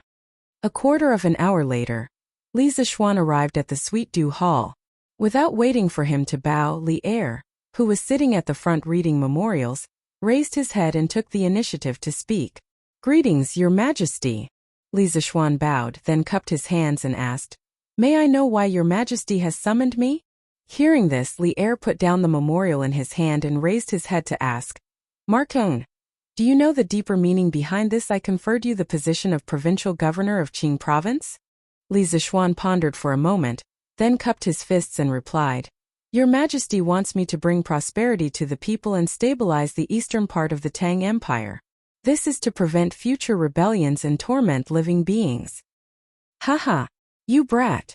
In terms of intelligence, there is probably no one in the entire imperial court who can compare to you. Li Er smiled, then pointed at Li Zixuan and said, "That's right. The main reason Zhen gave you the position of provincial governor of Qing province is because Zhen wants to borrow your ability to bring benefits to the people. Let the people of Qing province become rich as soon as possible, so that Zhen can eliminate the influence of Heavenly Dragon sect in Qing province and the nearby provinces and counties. How about it? Do you have the confidence to take on this heavy responsibility?" What do you mean by I don't have the confidence to take on this heavy responsibility? You've already given the death order, so what else can yours truly say? Could it be that I don't have the confidence to take on this heavy responsibility? Hearing this, Li Zixuan almost couldn't hold back his spittle. After cursing in his heart, Li Zixuan pretended to be solemn, cupped his hands and said, "Thank you, Your Majesty, for your trust. I will do my best to complete Your Majesty's task." Good. Good. Li Er nodded his head in satisfaction, then said in a deep voice, "I summoned you here because I want to hear your thoughts on a few matters." When Li Zixuan heard this, he knew that things weren't as simple as he thought. He stepped forward and cupped his hands. "Your Majesty, please speak." This time, the Dragon Sect's rebellion, the Imperial Court has subdued over 20,000 Dragon Sect members and 10,000 Dragon Sect's regular army. Li Zixuan, in your opinion, how should I deal with these people? After pondering for a moment, Li Er asked. In times of chaos, human lives were like grass. For example, during the spring and autumn warring states period, when Qin state fought against the other 6 countries, not only did they kill tens of thousands or even hundreds of thousands of enemies, there were also cases of prisoners being killed after the war. During the Battle of Chongping, more than 400,000 prisoners of war from Zhao state were killed just like that. This was a time of chaos where human lives were like grass. But in times of peace, the situation was completely opposite. Especially now that the world had just settled down, the people needed to rest and recuperate. Population and people were especially important to a country. Basically, there wouldn't be thousands of people being executed at the same time. Because of this, Li Er had a headache because of this matter. Although he was the emperor, he couldn't execute everyone related to the Heavenly Dragon sect. Your Majesty, this subject believes that those Dragon sect members were only bewitched by others and went astray. Although they are guilty, they definitely don't deserve death. Gather them together, educate them well, and give them an appropriate amount of labor reform. When they have more or less repented in their hearts, it won't be too late to let them go home. Li Zixuan pondered for a moment before coming up with an idea. Although those commoners who joined the Dragon sect didn't do anything wrong, but to be bewitched by the Dragon sect meant that they had greed in their hearts. As the saying goes, one can be strong without desire. If they didn't have greed in their hearts, how could they be used by the Dragon sect? So if they weren't punished a little, they would lose their fear of the imperial court. The next time a sect similar to the Dragon sect appeared, they would be bewitched again. In fact, the method he was talking about was the modern prison reform. This kind of thing actually existed in ancient times as well. However, the prisoners in ancient times were usually sent to the border, the mines, or directly to repair the city walls. These jobs were not only hard, but also very dangerous. Basically, there was a slim chance of survival. Sure enough, Li Er frowned and said hesitantly, "You mean to send all these people to the mines or the borders? Wouldn't that be too wasteful? And it would easily incite the anger of the people?" Your Majesty, this subject didn't mean that. Li Zixuan hurriedly explained. The Great Tang doesn't have that many mines and the borders don't need these commoners. This subject means to let these commoners work for the imperial court for a period of time. They will be provided with good food and drink 3 times a day. Other than not being paid and having no freedom, they are no different from the commoners who go out to work and subsidize the family. Moreover, this way, the imperial court can speed up the progress of some projects and save a lot of money for the imperial court. Li'er pinched his chin and said, "Your method is interesting, but the imperial court doesn't need to repair the palace, the city, or the imperial mausoleum. What do I need so many commoners for?" Hearing this, Li Zishuan said with disappointment, "Your Majesty, don't you plan to repair the cement roads for Chang'an City? Now in Lantian County, not only have the cement roads been completely renovated, but thousands of households will soon be able to use electric lights. If Chang'an City wants to do this, not only does it need to repair the cement roads, it also needs to build a power station. All these require commoners and manpower." Li'er's eyes suddenly lit up. He clapped his hands excitedly and said, "Why didn't I think of this? Good. We'll do as you say. This way we can punish the commoners who are easily bewitched by the dragon sect, and make them not dare to easily flout the law in the future. It can also save a lot of money for the imperial court to build roads and power stations. You really have the essence of a profiteer." Li Zishuan's face darkened and said gloomily in his heart, "I'm helping you with the idea, why are you still scolding me? Where's the basic quality of a country's ruler?" Seeing Li Zishuan's gloomy face, Li'er, who knew that he said the wrong thing, coughed and said, "Cough cough. I'll leave the matter of building the cement roads in Chang'an City to the Ministry of Works. As for building the power station, I can only leave it to your Yanhuang College. I hope that before the end of next year, Chang'an City will have electricity and electric lights like Lantian County." Li Zishuan said helplessly, "I'll do my best." Building a power station that could supply millions of people was such a big project that even Li Zishuan himself wasn't confident. He could only tell Li'er that he would do his best. But fortunately, his mental strength was super strong now. He could basically construct modern large-scale industrial machinery in his mind. If a worker wants to do a good job, he must first sharpen his tools. After he built some corresponding industrial machinery, it would be much easier to build the power station. Li'er nodded happily. He had always been envious of the Yunshan mountain that was brightly lit at night. Now that Li Zishuan mentioned this, it was exactly what he wanted.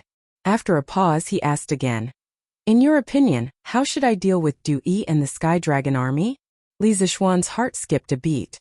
This question wasn't easy to answer. After pondering for a moment, he cupped his hands and said, "Your Majesty, Du Yi first used witchcraft to bewitch the people into joining the Sky Dragon sect.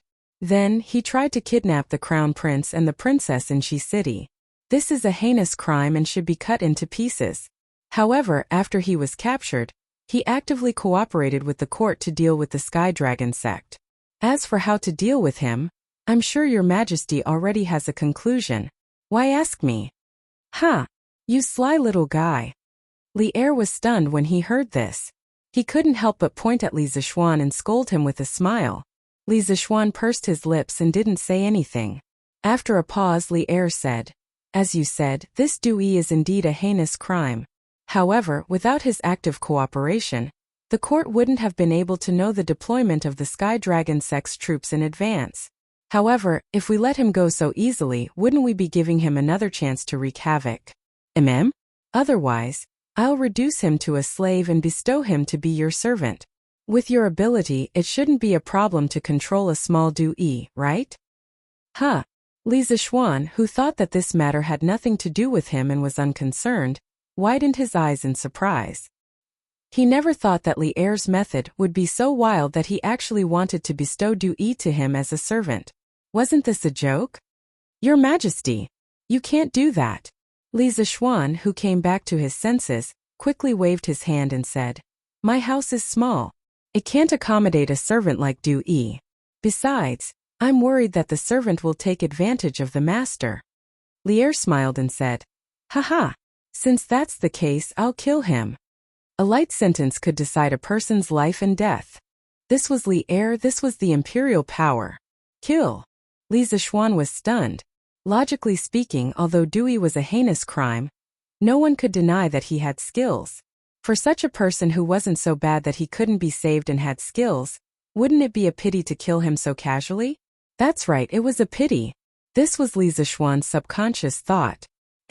Killing him like this, wouldn't it be too easy for him? Let him be a servant for the rest of his life. After hesitating for a moment, Li Zishuan said, "Ha." Li Er laughed. He seemed to have seen through Li Zishuan's thoughts, so he walked down and patted Li Zishuan's shoulder, saying, "You're really smart. This kind of person with skills is like a weapon. This weapon can only be sharp or not, but it can't be said to be good or bad. Whether it's good or bad, it all depends on the master of the weapon. I'm very pleased that you can understand this point." Li Zishuan felt the same way and said, "Your Majesty's words are also what I think. Thank you, Your Majesty, for pointing out the right path for me." Li Er nodded and said, "Ha. In your opinion, how should we deal with the remaining 10,000 Sky Dragon troops?" Chapter 16-17. Your Majesty, the soldiers of the Celestial Dragon Army mostly came from Qingzhou, Qi, and other places. Many of them were ordinary civilians, and some of them were once soldiers of the Great Tang who fought for the Great Tang. Most of them received the grace of the Celestial Dragon sect and rebelled in order to repay their kindness.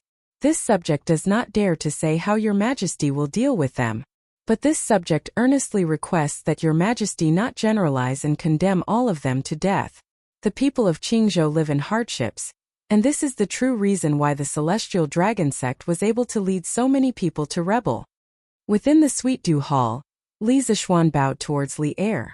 Li Junxian had explained the situation of the Celestial Dragon Army to him, so he naturally knew of Meng Wucheng's story. There were no absolutes between good and evil. For many people, there was always a sense of helplessness in this world.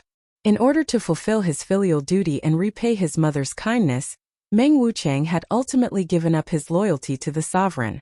This was the helplessness and sorrow of the common people, and it was also the dilemma of loyalty and filial piety. Li Er nodded and said, "The Celestial Dragon Army aided the wicked and rebelled against their superiors. Their crimes are indeed punishable by death, but what you said just now was not without reason. Now that the main culprit has been eliminated, we will deal with the ordinary soldiers as appropriate." Li Zishuan clasped his hands in admiration and said, "Your Majesty is wise." Li Er waved his hand and said, "Enough. Brat, don't flatter us. You just came back from the north and probably haven't had time to go home yet, right? We won't keep you. Go back." Li Zishuan was just about to take his leave when he suddenly thought of something and hastily said, "Your Majesty, the Celestial Dragon sect used the Jade Lake holy water to bewitch the people. Although the quantity is small and many people who have drunk the Jade Lake holy water have not become addicted, there is still a small number of people who have become addicted. This subject hopes that Your Majesty can make arrangements for these people as soon as possible. Otherwise, these people who have become addicted will definitely become a tumor of the Great Tang." Li Er frowned and said, "Then how do you think we should deal with those people who have become addicted to the Jade Lake holy water? Could it be that he had to kill them all? If that's the case, I'm afraid I'll be criticized by the world." Li Zishuan shook his head and said, "That is not my intention. What this subject means is that the imperial court can gather these people who are addicted to the holy water together and manage them like a military camp. Let them completely cut off their relationship with the holy water. It will take at least a month, at most 3 to 4 months, and they will definitely be able to kick their addiction to the holy water." Actually, what Li Zishuan said was similar to a modern drug rehabilitation center. However, since it was newly built, it wasn't as formal as the modern one. "That's one way to go about it. I understand. I will have someone make the arrangements. You may leave." Li Er thought for a moment and nodded. Li Zishuan cupped his hands and said, "This subject shall take his leave." Li Zishuan couldn't help but heave a sigh of relief when the real morning court session finally began. After leaving the Sweet Dew Hall, Li Zishuan walked straight to the palace gate. However, he didn't expect to meet Li Changqian and Li Lizzie on the bridge near the Gate of Heaven Influence. "Little Xian, congratulations on becoming the governor of Qingzhou. Luckily, father only gave you the position of governor. Otherwise we would have to part ways again." Li Changqian came forward with Chang'e and looked at Li Zishuan with a warm smile on his face. As the heir to the throne of Great Tang, Li Changqian had always been present at the morning court. Naturally, he knew about Li Zishuan's outstanding contributions and the generous rewards he had received in the war against the rebellion. Of course, as a friend, Li Changqian was sincerely happy for Li Zishuan's achievements. Haha, Changqian, don't you understand me? I don't want to be an official. If possible, I'd rather hide in the cloud mountains and be a wild crane. Every day I plant flowers and vegetables and watch the sun rise and set. Li Zishuan stopped in his tracks, looked at Li Changqian and his sister and smiled. These words were not pretentious. They were Li Zishuan's heartfelt words. Along the way, he had been forced to be an official by Li Heir. Furthermore, his position was getting higher and higher. Now, he didn't even have time to accompany his family. Of course, he only called Li Changqian by his name when he saw that there was no one around. If there were other people present, he would normally call Li Changqian Crown Prince. The main reason was that he didn't want people to gossip. Haha, if these words were said by someone else, I might not believe them. However, little Xian, it's a different matter. Li Changqian smiled and said. Li Zishuan shook his head and didn't reply. Instead, he looked at Chonglu and said, Chinchin Chonglu, the two of you were kidnapped by Dui in Shi City yesterday. Were you frightened? Following the annihilation of the dragon sect, Li Changqian and Chonglu also knew that the assassin who kidnapped them yesterday and almost killed them was Du Yi. Now that they heard Li Zishuan mention Du Yi, the siblings couldn't help but feel a trace of lingering fear on their faces. I'm fine. It's just Chonglu. I heard from the palace maids that she had a few nightmares last night and didn't sleep well. Li Changqian's expression froze. Then, he patted Chonglu's shoulder worriedly and said, after all, Chonglu was only an 8 or 9-year-old girl. Encountering such a dangerous situation would inevitably leave a shadow in her heart. Brother Crown Prince. When did I? Don't listen to their nonsense.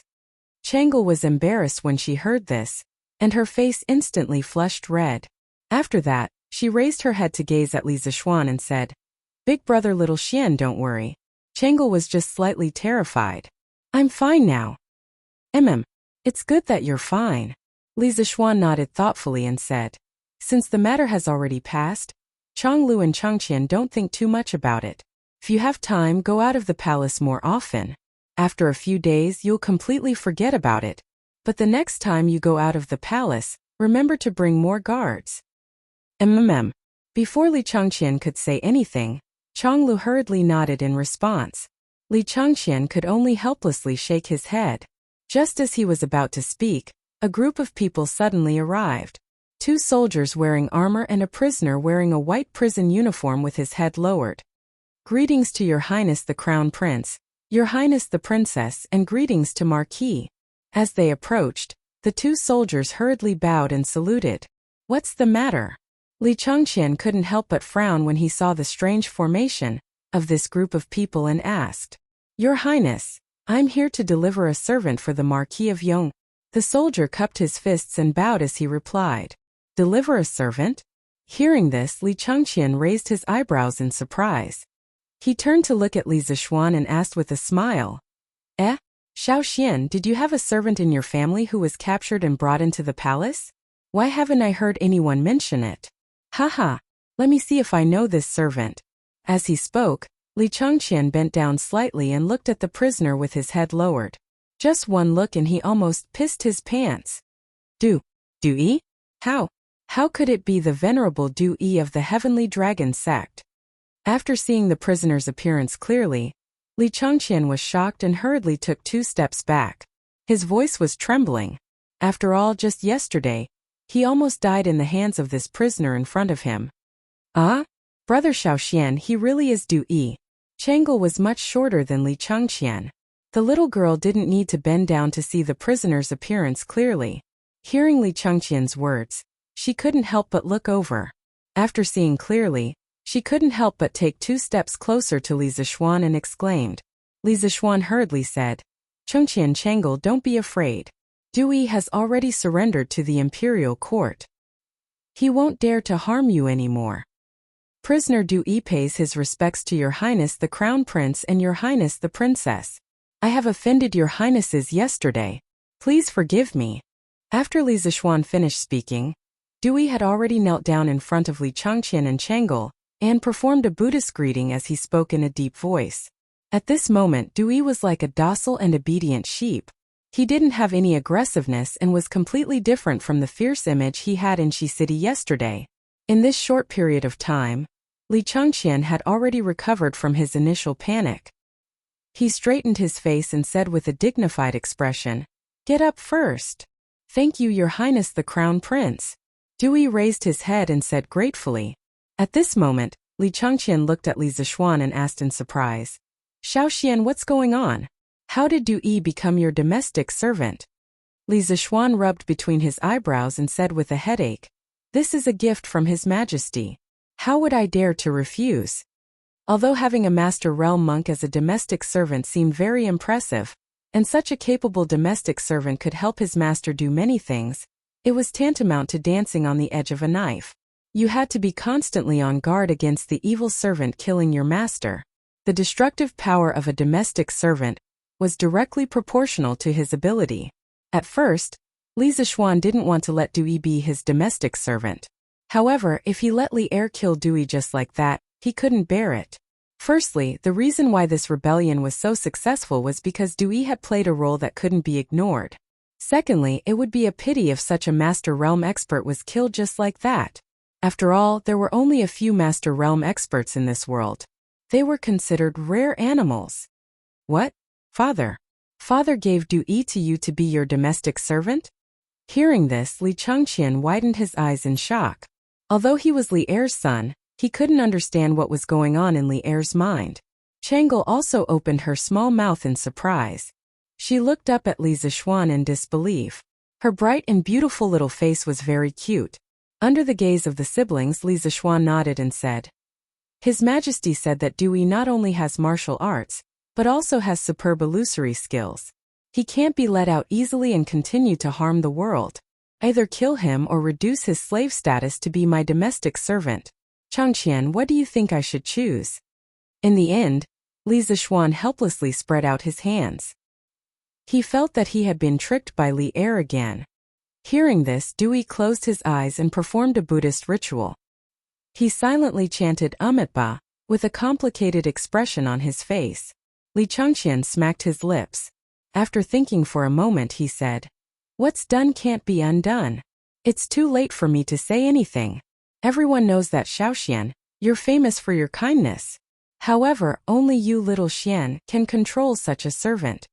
Li Zishuan rolled his eyes and thought to himself, "Didn't I still fall for your father's evil trick?" However, he definitely couldn't say this out loud. Instead, he changed the topic and asked, "Chish, Dewey previously harmed you in Changel. Will you still bear a grudge against him in the future?" Since Dewey was about to become his domestic servant, he felt that there were some things that needed to be made clear in advance. If Li Changqian still held a grudge against Dewey, then he would immediately kill Dewey. It wasn't that he wanted to curry favor with Li Changqian, but he felt that he couldn't hurt the friendship between him and Li Changqian because of an outsider like Dewey. It wasn't worth it. Li Changqian thought for a moment and shook his head. When Imperial Father just ascended the throne, he was tolerant of the civil and military officials who relied on Imperial Uncle. Although I'm not as good as Imperial Father, I still have this bit of tolerance. As long as Dewey doesn't do evil again and can serve you well, Xiaoxian, I naturally won't bear a grudge against him. Li Zishuan looked at Li Changqian with slight surprise. He didn't expect Li Changqian to have such a view. Compared to Li Ku and Li Tai, Li Changqian was obviously more mature. This maturity was mainly reflected in his thinking and awareness. This palace was indeed a good place to train people's hearts. Brother Xiaoxian Changel heard that when the dragon sect besieged Chang'an City this time, it was Dewey who shouted from the top of the city wall that caused the morale of the 30,000 ordinary dragon sect members to collapse and kneel down to surrender. In this way, he can be considered to have saved many lives and can't be considered a complete villain. Therefore, Changel supports Brother Xiaoxuan's choice. As long as he can help the people with Brother Xiaoxian in the future, Changel won't bear a grudge against him. At this moment, Changel also voiced her opinion. Hearing this, Dewey opened his eyes and looked at Li Changqian and Changel with eyes full of surprise. Of course, there was also a trace of emotion. He was touched by Changel's kindness. Haha, good. Since that's the case, I'll bring him back. Li Zishuan smiled and said, Li Changqian and Chang'e nodded and then cupped their hands to bid farewell to Li Zishuan. All right. Let him go. Li Zishuan waved his hand at the two soldiers, indicating for them to let Du Yi go. Yes, Marquis. The two hesitated for a moment, but finally followed Li Zishuan's instructions and let go of Du Yi's shoulders. Who knew that Li Zishuan frowned and continued, Open the iron shackles on his hands and feet. Marquis, this person's martial arts are excellent, the leading officer couldn't help but say. Li Zishuan waved his hand and said, It's fine.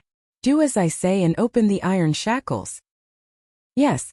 The two had no choice but to take out the keys from their waists and open the iron shackles on Du Yi's hands and feet. All right. You can go back and report. Li Zishuan said to the two of them, then turned his head and smiled. He said to Du Yi, Let's go. Follow me back to the residence. Yes, Marquis. Du Yi nodded and replied without joy or sorrow. Then, the master and servant walked towards the palace gate one after the other. Chapter 16:18. When they left the imperial palace, the scorching sun was in the sky, and the streets were almost empty. Firstly, the battle outside the city in the morning had caused a trace of panic among the people in the city. At this time, Chang'an City was definitely not as lively as before. Secondly, it was lunchtime and most of the people had gone home to eat. Very few people would be loitering on the streets. Li Zishuan walked in front, and Du Yi followed behind with Big White. Previously, when he was holding Big White at the stables outside the imperial palace, Du Yi had changed into a gray monk's robe under Li Zishuan's instructions. Although he had been locked up in the Supreme Court prison for a day, he looked no different from an ordinary person after changing his clothes. The main reason was that monks did not have hair. Otherwise, with the ancient people's habit of keeping long hair, his hair would have become a lump after staying in prison for a night. A master, a servant, and a horse slowly walked on Vermilion Bird Avenue. No one spoke. Although Du Yi lowered his head and walked silently, he was puzzled in his heart as to why Li Zishuan did not ride a horse but walked instead. However, the question in his heart would be answered very soon. The two of them turned out of the Vermilion Bird Boulevard and came to an old ginkgo tree on the west side of the Ping Kong Lane. Li Zishuan suddenly stopped in his tracks. Fortunately, Du Yi's reaction was fast, otherwise, he would have bumped into Li Zishuan. Marquis. Du Yi opened his mouth and was about to say something. Who knew? Clang. Li Zishuan directly turned around, pulled out the wind-chasing sword at his waist, and pointed it directly at Du Yi. The air suddenly stagnated. Du Yi's heart tightened, and his hair instantly stood on end. He subconsciously clenched his fist, but that was all. He did not make any further moves. These details naturally all fell into Li Zishuan's eyes. He secretly nodded, and then the wind-chasing sword in his hand made a sword flower. The sword that was originally pointed at Du Yi suddenly turned into the sword hilt. What does Marquis mean by this? Du Yi was surprised and puzzled. Ha! You hold it first. Li Zishuan smiled mysteriously. Holding the sword hilt in his hand, he moved it in front of Du Yi and said. Du Yi looked at the wind-chasing sword in Li Zishuan's hand, and a strange look flashed across his eyes. But after hesitating for a long time, he still didn't reach out to take it. Instead, he shook his head and said, This is Marquis's sword. This poor monk is now a servant of the Marquis residence. I can't take it. This Marquis wants you to take it, so take it. Li Zishuan's face darkened as he said, not allowing anyone to object. With that, he took 2 steps forward and stuffed the hilt of the wind-chasing sword into Du Yi's hands. Then he took 2 steps back and said, Before yesterday, you were a venerable of the Heavenly Dragon sect, second only to one, but because of this Marquis, you became a prisoner. Now, you've become a servant of the Marquis mansion. This Marquis knows you have resentment in your heart, so I'll give you another chance for revenge. Now, as long as you can defeat me, this Marquis will immediately return your freedom. If you fail, you'll have to be this Marquis' servant. Moreover, you'll have to swear an oath to Buddha that you'll never betray him. Hearing this, Du Yi couldn't help but be completely stunned. He never thought that Li Zishuan would come up with such a move, giving him a chance to turn things around. On one hand, he could easily obtain his freedom. On the other hand, he was facing the powerful Li Zixuan. Dui was in a dilemma and didn't know how to choose. Seeing Dui hesitate, Li Zixuan added, "This marquis has always been open and aboveboard. If there's hatred or resentment, I like to put it on the surface. Today this marquis will give you a chance for revenge. Even if you use the sword in your hand to kill this marquis will not say anything and will only blame myself for not being skilled enough. But if you don't take advantage of today's opportunity and choose to play tricks on this marquis in the future, then don't blame this marquis for being ruthless. So pick up the sword in your hand and come for revenge." Dui looked at Li Zixuan with a complicated gaze, then turned his gaze to the wind-chasing sword, slender and cold sword. Take it or not take it. Fight or not fight. Dui's heart was in a real battle of heaven and man at this moment. After a long time, Dui let out a long sigh. Holding a Buddhist salute, he said, "Amitba. Marquis, this penniless monk is not someone who doesn't know what's good for him. The heavenly dragon sect's fate is already at its end. It's only a matter of time before it's defeated. If not for Marquis willing to take this penniless monk in, this penniless monk would have been killed by His Majesty the Emperor." Chapter 1619. Husband. Huff. Wife. Mother. Why are you here? At the entrance of Yunshan Mountain, Li Zixuan followed the mountain path up the mountain. As soon as he reached the top, Han Yushi and Madame Li came up to him. He quickly jumped off his horse and greeted them. "What else could it be? Isn't it because I'm worried about you? Shiner, are you okay? Are you hurt? Mother heard that there are tens of thousands of rebels in the dragon sect." Madame Li deliberately acted indifferent to prevent Han Yushi from worrying too much. But now that she finally saw Li Zixuan, who had been away from home for half a month, she could no longer suppress the emotions in her heart. She quickly stepped forward and grabbed Li Zixuan's arm. She carefully looked him up and down, afraid that Li Zixuan was missing some part. Seeing this, Han Yushi very considerately stood aside and waited quietly. She looked at Li Zixuan with a face full of emotions, because compared to Mrs. Li, he had already seen Li Zixuan the night before when he had just rushed back from the north, while Mrs. Li had not seen Li Zixuan for the past half a month. "Mother, what can happen to me? And I'm not hurt. Take a look if you don't believe me." Li Zixuan patted the back of Madame Li's hand and said with a smile, "It's good that you're fine. It's good that you're fine." Madame Li's whole face was full of smiles.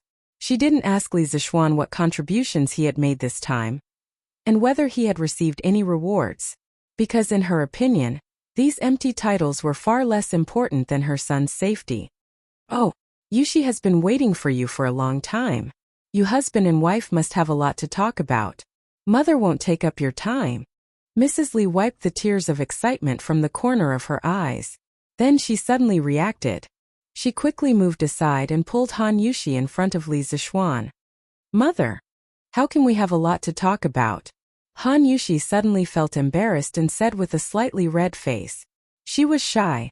Li Zixuan laughed and said, "Haha, let's talk when we get back. The scorching sun is high up in the sky. It's not a good place to talk." Mrs. Li felt that it was reasonable and couldn't help but agree. "Good. Then let's return to the side courtyard. It just so happens that your father is also worried sick. That stubborn old man is obviously worried to death in his heart, but on the surface, he pretends that nothing is wrong. What he doesn't know is that I, your mother, have already seen through him." At the end of her speech, the corners of Madame Li's mouth couldn't help but curl into a smug smile. Li Zixuan smiled knowingly. As he led Han Yushi and Mrs. Li forward, he asked, "Mother, when did you and father come to Yunshan?" Mrs. Li replied with a smile, "He came yesterday. But when we arrived, you just happened to be in the morning court." "Oh right. You child, why didn't you write a letter to your father and mother in advance that your junior martial uncle is coming back with you, so that we can make some preparations? Yesterday, your father and I were caught off guard and neglected your junior martial uncle." "Prepare?" Li Zixuan asked curiously. "Mother, what do you need to prepare in advance? Also, how did you and father neglect junior martial uncle?" Mrs. Li lightly glared at her son and said, "What do you think we need to prepare? If we knew that your junior martial uncle would come back with you, we would have prepared your junior martial uncle's favorite dishes and prepared a house suitable for cultivation.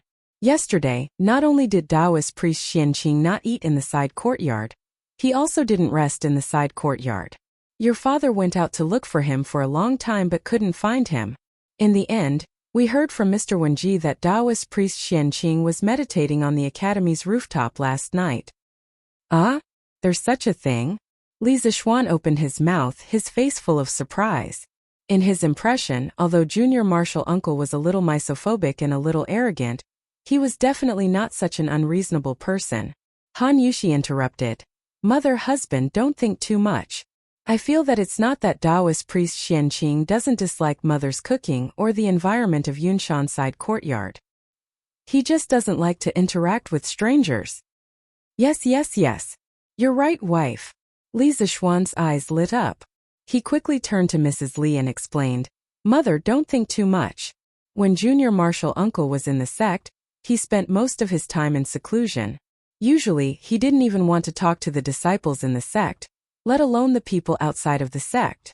That's junior martial uncle's personality. But if you spend more time with junior martial uncle, you'll find that he's actually a person who's cold on the outside but warm on the inside. Mrs. Li was skeptical. Is that really the case? Of course. Li Zixuan replied firmly. Husband. Shu. Wife. Mother. Why are you here? At the entrance of Yunshan Mountain, Li Zixuan followed the mountain path up the mountain. As soon as he reached the peak, Han Yushi and Mrs. Li came up to him. He quickly jumped off his horse and went up to them. What else could it be? Isn't it because we're worried about you? Shinner, are you okay? Are you hurt? Mother heard that there are tens of thousands of rebels in the dragon sect. In order to make Han Yushi not worry too much, Madame Li deliberately acted very indifferent. But now that she finally saw Li Zixuan, who had been away from home for half a month, Madame Li could no longer suppress the emotions in her heart. She quickly went forward and pulled Li Zixuan's arm. She carefully sized him up from head to toe, afraid that Li Zixuan was missing a part. Seeing this, Han Yushi very considerately stood aside and waited quietly. She looked at Li Zixuan with a face full of emotions, because compared to Mrs. Li, he had already seen Li Zixuan when he just came back from the north the night before. Mrs. Li Zixuan hadn't seen Li Zixuan for half a month. Mother, what can happen to me? And I'm not hurt, you can take a look if you don't believe me? Li Zixuan patted the back of Mrs. Li's hand and smiled. It's good that you're fine. It's good that you're fine. Mrs. Li's whole face was full of smiles.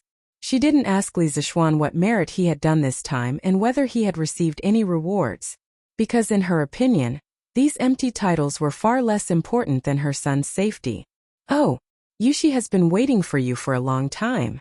You husband and wife must have a lot to talk about. Mother won't take up your time. Mrs. Li wiped the tears of excitement from the corner of her eyes. Then she suddenly reacted. She quickly moved aside and pulled Han Yushi in front of Li Zixuan. Mother, how can we have a lot to talk about? Han Yushi suddenly felt embarrassed and said with a slightly red face. She was shy. Li Zixuan laughed and said, Haha, let's go back and talk. The scorching sun is in the sky. It's not a good place to talk. Mrs. Li felt that it was reasonable and couldn't help but agree. Okay, then let's go back to the courtyard. It just so happens that your father is also worried sick. That stubborn old man is obviously worried to death in his heart, but on the surface, he's pretending that he's fine. But he doesn't know that your mother, I, have already seen through him. At the end of her words, Mrs. Li couldn't help but smile proudly. Li Zixuan smiled knowingly.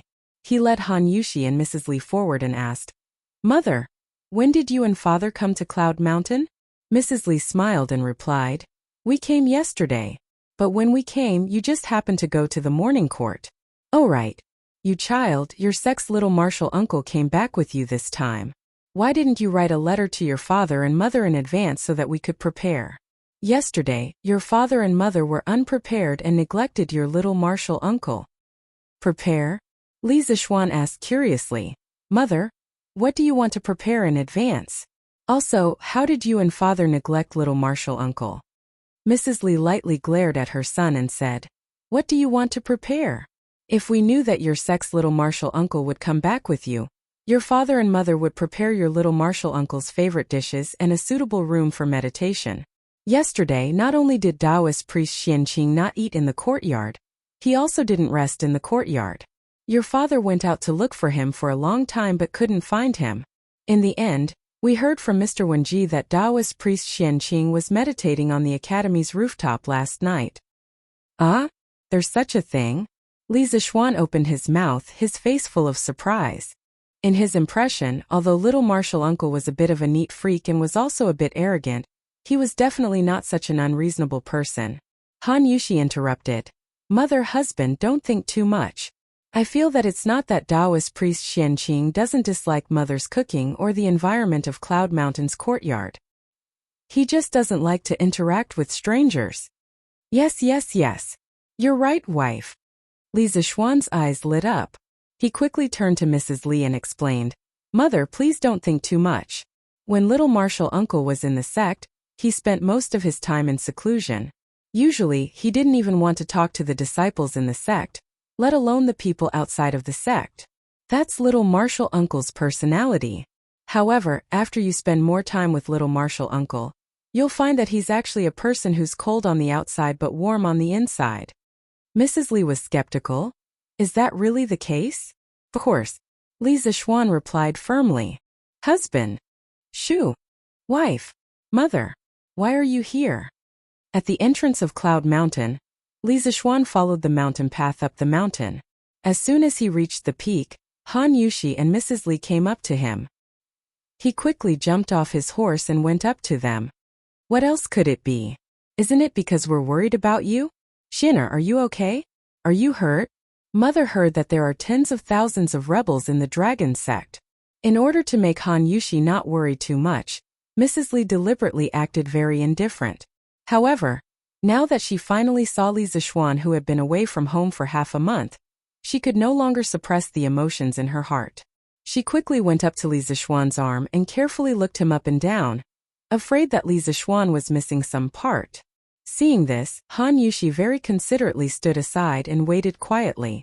She looked at Li Zixuan with a face full of emotions, because compared to Mrs. Li, he had already seen Li Zixuan the night before when he had just rushed back from the north. On the other hand, Mrs. Li Zixuan had not seen Li Zixuan for half a month. Mother, what can happen to me? Moreover, I'm not injured. If you don't believe me, please take a look. Li Zixuan patted the back of Mrs. Li's hand and smiled. It's good that you're fine. It's good that you're fine. Mrs. Li's entire face was brimming with smiles. She didn't ask Li Zixuan what contributions he had made this time, or whether he had received any rewards, because in her opinion, these empty titles were far less important than her son's safety. Oh, Yushi has been waiting for you for a long time. You husband and wife must have a lot to talk about. Mother will not take up your time. Mrs. Li wiped the tears of excitement from the corner of her eyes. Then she suddenly reacted. She quickly moved aside and pulled Han Yushi in front of Li Zixuan. Mother, how can we have a lot to talk about? Han Yushi suddenly felt embarrassed and said with a slightly red face. She was shy. Li Zixuan laughed and said, Haha, let's go back and talk. The sun is high up in the sky. It's not a good place to talk. Mrs. Li felt that it was reasonable and could not help but agree. Okay, then let's go back to the courtyard. It just so happens that your father is also worried sick. That stubborn old man is clearly worried to death in his heart, but he pretends that he's fine on the surface. But he doesn't know that your mother, I, have already seen through him. At the end of her words, Mrs. Li could not help but smile proudly. Li Zixuan smiled knowingly. He led Han Yushi and Mrs. Li forward and asked, Mother, when did you and father come to Cloud Mountain? Mrs. Li smiled and replied, We came yesterday. But when we came, you just happened to go to the morning court. Oh right. You child, your sex little Marshall uncle came back with you this time. Why didn't you write to your father and mother in advance so that we could prepare? Yesterday, your father and mother were unprepared and neglected your little Marshall uncle. Prepare? Li Zixuan asked curiously. Mother, what do you want to prepare in advance? Also, how did you and father neglect little Marshall uncle? Mrs. Li glared at her son and said, What do you want to prepare? If we knew that your sex little martial uncle would come back with you, your father and mother would have prepared your little martial uncle's favorite dishes and a suitable room for meditation. Yesterday, not only did Taoist priest Xianqing not eat in the courtyard, he also did not rest in the courtyard. Your father went out to look for him for a long time but could not find him. In the end, we heard from Mr. Wenji that Taoist priest Xianqing was meditating on the academy's rooftop last night. Ah? There's such a thing? Li Zixuan opened his mouth, and his face was full of surprise. In his impression, although little martial uncle was a bit of a clean freak and a little arrogant, he was definitely not such an unreasonable person. Han Yushi interrupted. Mother, husband, don't think too much. I feel that it's not that Taoist Xianqing doesn't dislike mother's cooking, nor does he dislike the environment of Yunshan Resort. He just doesn't like interacting with strangers. Yes. You're right, wife. Li Zixuan's eyes lit up. He hurriedly turned to Mrs. Li and explained, Mother, don't think too much. When little martial uncle was in the sect, he spent most of his time in seclusion to cultivate. Usually, he was not willing to pay attention to many disciples in the sect, let alone people outside the sect. That's little martial uncle's personality. However, after you spend more time with little martial uncle, you'll find that he's actually a person who is cold on the outside but warm on the inside. Mrs. Li said doubtfully, Is that really the case? Of course. Li Zixuan replied firmly. Chapter 1620. Marquis Yong is resourceful and courageous, punishing evil and eliminating traitors, capturing the venerable of Tianlong sect, unraveling the Tianlong sect's conspiracy, and leading the left and right Wu Wei to eliminate the rebel army. His contribution is great, and he is conferred the title of Yunhui General, bestowed with the land of Qingzhou, and the position of Governor of Qingzhou. He is given 3,000 households, and he is in charge of all military and government affairs in the 7 counties of Qingzhou. Imperial Decree. In front of the Yunshan courtyard, an old eunuch held the imperial decree and announced loudly with a sharp voice. Li Jingma, Madame Li, Yi Guazhong, Old Madame Yi, and Han Yushi were all pleasantly surprised when they heard the imperial edict. Previously, they had only heard Li Zixuan roughly describe the rewards that Li Er had given. Although they were excited at that time, it was far less than the excitement they felt when they heard the imperial eunuch read the imperial edict with their own ears. Feudal official. Li Zixuan had really become a feudal official. And from today onwards, the Li family finally had a trace of a wealthy family's heritage. This official, Li Zixuan, receives the imperial decree.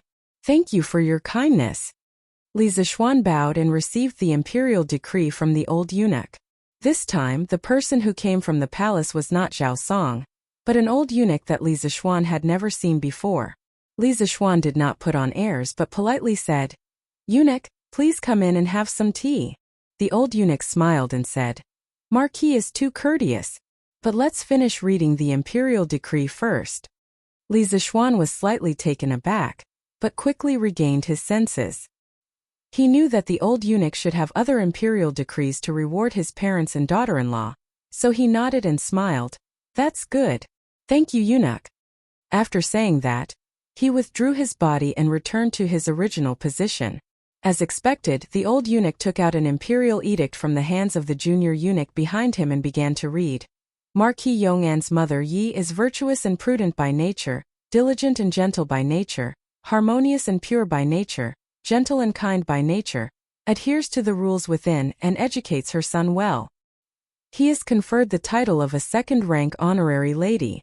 The Marquis of Yong'an's wife Han Shi was gentle, graceful and elegant, dignified and virtuous. She will be conferred the title of third-grade noble lady. The Marquis of Yong'an's father Li Jingma taught his son well, and he was conferred the title of Count Chongqing, with 100 households to live in. By the Emperor. I Yi Yuzhu, accept the decree and thank you for your kindness. This concubine Han Yushi accepts the decree and thanks for your kindness. I Li Jingma accept the decree and thank you for your kindness. As soon as the old eunuch finished speaking, Li Jingma, Madame Li, and Han Yushi were so excited that their hearts almost jumped out of their chests. The 3 of them hurriedly stepped forward and bowed to receive the decree. Xiaohe, quickly bring the money over. Li Zixuan hurriedly ordered. Yes, young master. The young master responded and hurriedly turned around to enter the room. Not long after, he came back with a plate of golden leaves. The old eunuch knew that this was the master's gift to add to the festive mood. It would not be good if he did not accept it.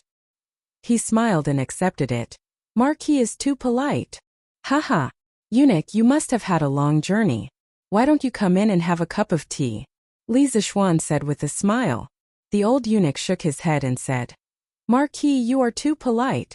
I still have to return to the palace to report on the completion of the mission. I won't disturb Marquis any longer. This time, Supervisor Zhao should have come personally to deliver the decree. However, the rebel army has just been wiped out. He still has important matters to attend to in Chang'an City. He really can't leave.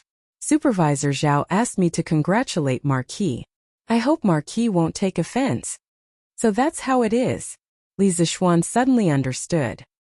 He hurriedly said, business is more important. How would I dare to take offense? I'll have to trouble you to thank Supervisor Zhao on my behalf. Of course. Chapter 1621. Zhu Cairong. In the office building of the new workshop, Faubert could not help but frown when he heard Li Zixuan's name. He said, Young master, please wait for a moment. I will check the register to see which workshop Zhu Cairong is in. As Li Zixuan had thought, there were thousands of blacksmiths in the workshop. It would take a lot of time to find one person. Fortunately, all the blacksmiths in the workshop were registered with Faubert. Now, he only needed to send a few people to check if Zhu Cairong was in the register. Okay. Thank you for your trouble, Faubert. Li Zixuan nodded. Then Faubert turned and left. After about 10 minutes, Faubert finally came back. He was holding a roll of register. As soon as he entered the door, he said, Marquis, I found him. Zhu Cairong is a blacksmith in the steel mill.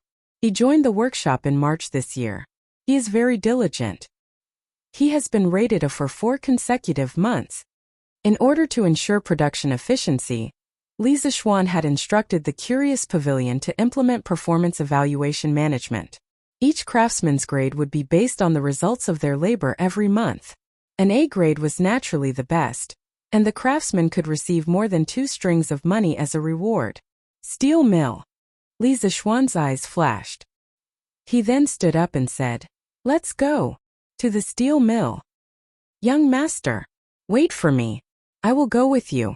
Faubert did not know why Li Zixuan was in such a hurry to find Zhu Cairong, but he could feel the urgency in Li Zixuan's voice. He quickly turned and followed. Hong Sheng, where is Zhu Cairong? Young master is in a hurry to find him. Quickly call him out.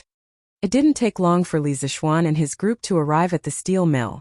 As soon as they entered the courtyard, everyone could feel a fierce wave of heat assaulting their faces. Of course, there was also the noisy sound of iron being hammered. Uncle Fu directly found the steward of the steel mill, Zhang Hongsheng, and asked aloud. Zhang Hongsheng was the master blacksmith who helped Li Zixuan forge the new plate armor last time. He was the son of a famous blacksmith, Zhang Jujio. He had only been in the workshop for a few months, but with his extraordinary forging memory, he gained Li Zixuan's appreciation and was put in an important position by Faubert. He directly became the manager of the core department of the steel mill. This speed of promotion made the other blacksmiths in the workshop envious. Marquis, you're back? Zhang Jujio was drawing at this time. When he heard the voice, he couldn't help but raise his head. When he saw Li Zixuan behind Faubert, his eyes couldn't help but brighten. He saluted Li Zixuan excitedly with a fist salute. Yes.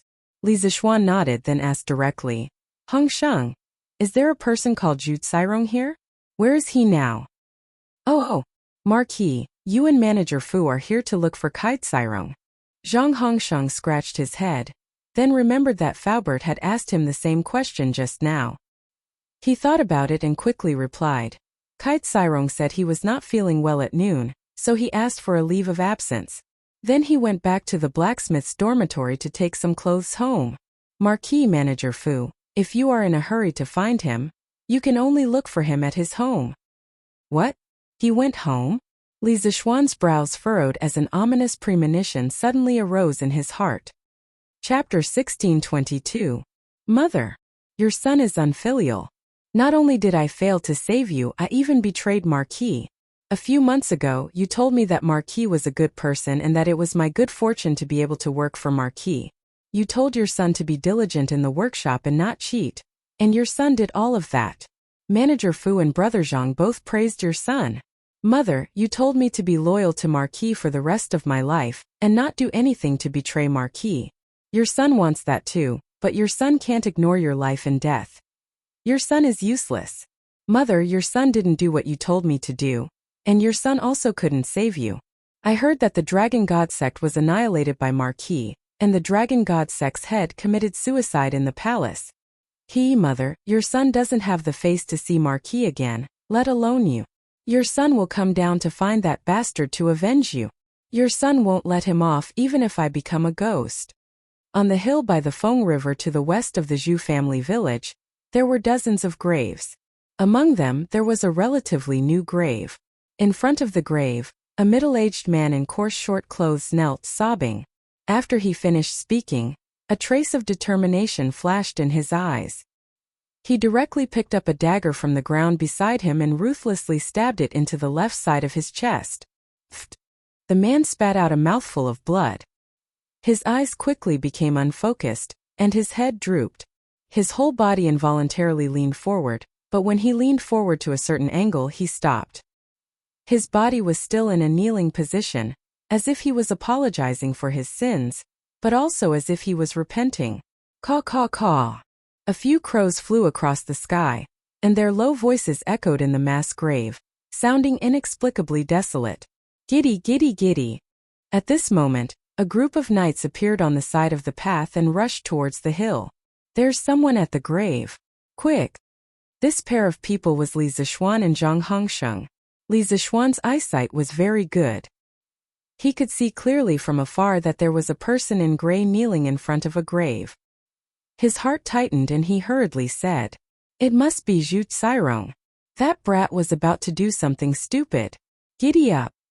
Zhang Hongsheng only needed to look at the back of that person to determine that that person was Zhu Cairong. He exerted all his strength to lift the horse's belly and rushed towards the hill at an even faster speed. As they approached the hill, Li Zixuan's expression changed. He could smell the faint scent of blood in the air. This meant they were too late. His heart sank when he thought of this. Soon everyone arrived in front of the grave. Zhang Hongsheng was the first to jump off his horse and quickly walked to the man kneeling on the ground. He shouted, "Cairong! Cairong! How did you?" Before he could finish his sentence, Zhang Hongsheng suddenly froze on the spot because he saw the dagger in Zhu Cairong's chest. He's already dead. We're still one step too late. Li Zixuan also jumped off his horse at this time. He put his finger under Zhu Cairong's nostrils and paused for a moment before opening his mouth. "Cairong! Why are you so stupid?" Zhang Hongsheng's face was filled with grief. He couldn't help but say bitterly. Although he guessed that Zhu Cairong had committed a crime, he didn't know what it was exactly because Li Zixuan didn't tell him that the dragon sect had forced Zhu Cairong to smuggle the fireworks and gunpowder. Li Zixuan faintly sighed. He looked at Zhu Cairong, who had committed suicide but was still kneeling in front of the grave. His heart suddenly felt a little stifled. This was the lowest class of people in this era. They were also the most simple and honest people. They didn't need others to punish them when they did something wrong. They would use the harshest means to punish themselves. These people had a scale in their hearts. They knew clearly what was good for them or what they had done wrong to others. Move his body back to the village and give him a proper burial. Not knowing how long had passed, Li Zixuan recovered from his contemplation. He solemnly bowed towards Zhu Cairong and then ordered, "Yes, Marquis." The three Marquis guards bowed and accepted the order. They then went forward to move Zhu Cairong's body. Although Zhang Hongsheng's heart was filled with grief, he didn't stop the Marquis guards from moving the body. He wiped his eyes and wiped the tears from the corner of his eyes. He then straightened his body and looked towards Li Zixuan and asked, "Marquis, what did Cairong do that he couldn't help but commit suicide?" Li Zixuan first turned his head and glanced at Dewey beside him with a complicated gaze. Then he said faintly, "When a person dies, their karma is gone. Since Zhu Cairong is already dead, it's meaningless to say these things. Let him go with dignity. Li Zishuan was very clear about his reputation among the people. If the people of Zhu village knew that Zhu Cairong had helped Dragon Sect smuggle the gunpowder from the workshop, Zhu Cairong wouldn't be able to rest in peace even if he died. Therefore, Li Zishuan decided to completely suppress this matter and not tell anyone. It could be considered as taking care of Zhu Cairong's face. Zhang Hongsheng was stunned for a moment. He roughly reacted and cupped his fist towards Li Zishuan with a complicated expression. Thank you, Marquis. Mother, your son is unfilial. Not only did I not save you, but I also betrayed Marquis. A few months ago you told me that Marquis is a good person. To be able to work for Marquis is a blessing cultivated from 3 lifetimes. You repeatedly told your son to be diligent in the workshop and not play tricks. Your son has done all these. Manager Fu and Brother Zhang have praised your son. Mother, you also told me to be loyal to Marquis for life and not do anything that would let Marquis down. Your son also wants to be like this, but your son can't ignore your life and death. Your son is useless. Mother, your son didn't do what you told me to do. Your son also couldn't save you. I heard that Dragon Sect has been annihilated by Marquis.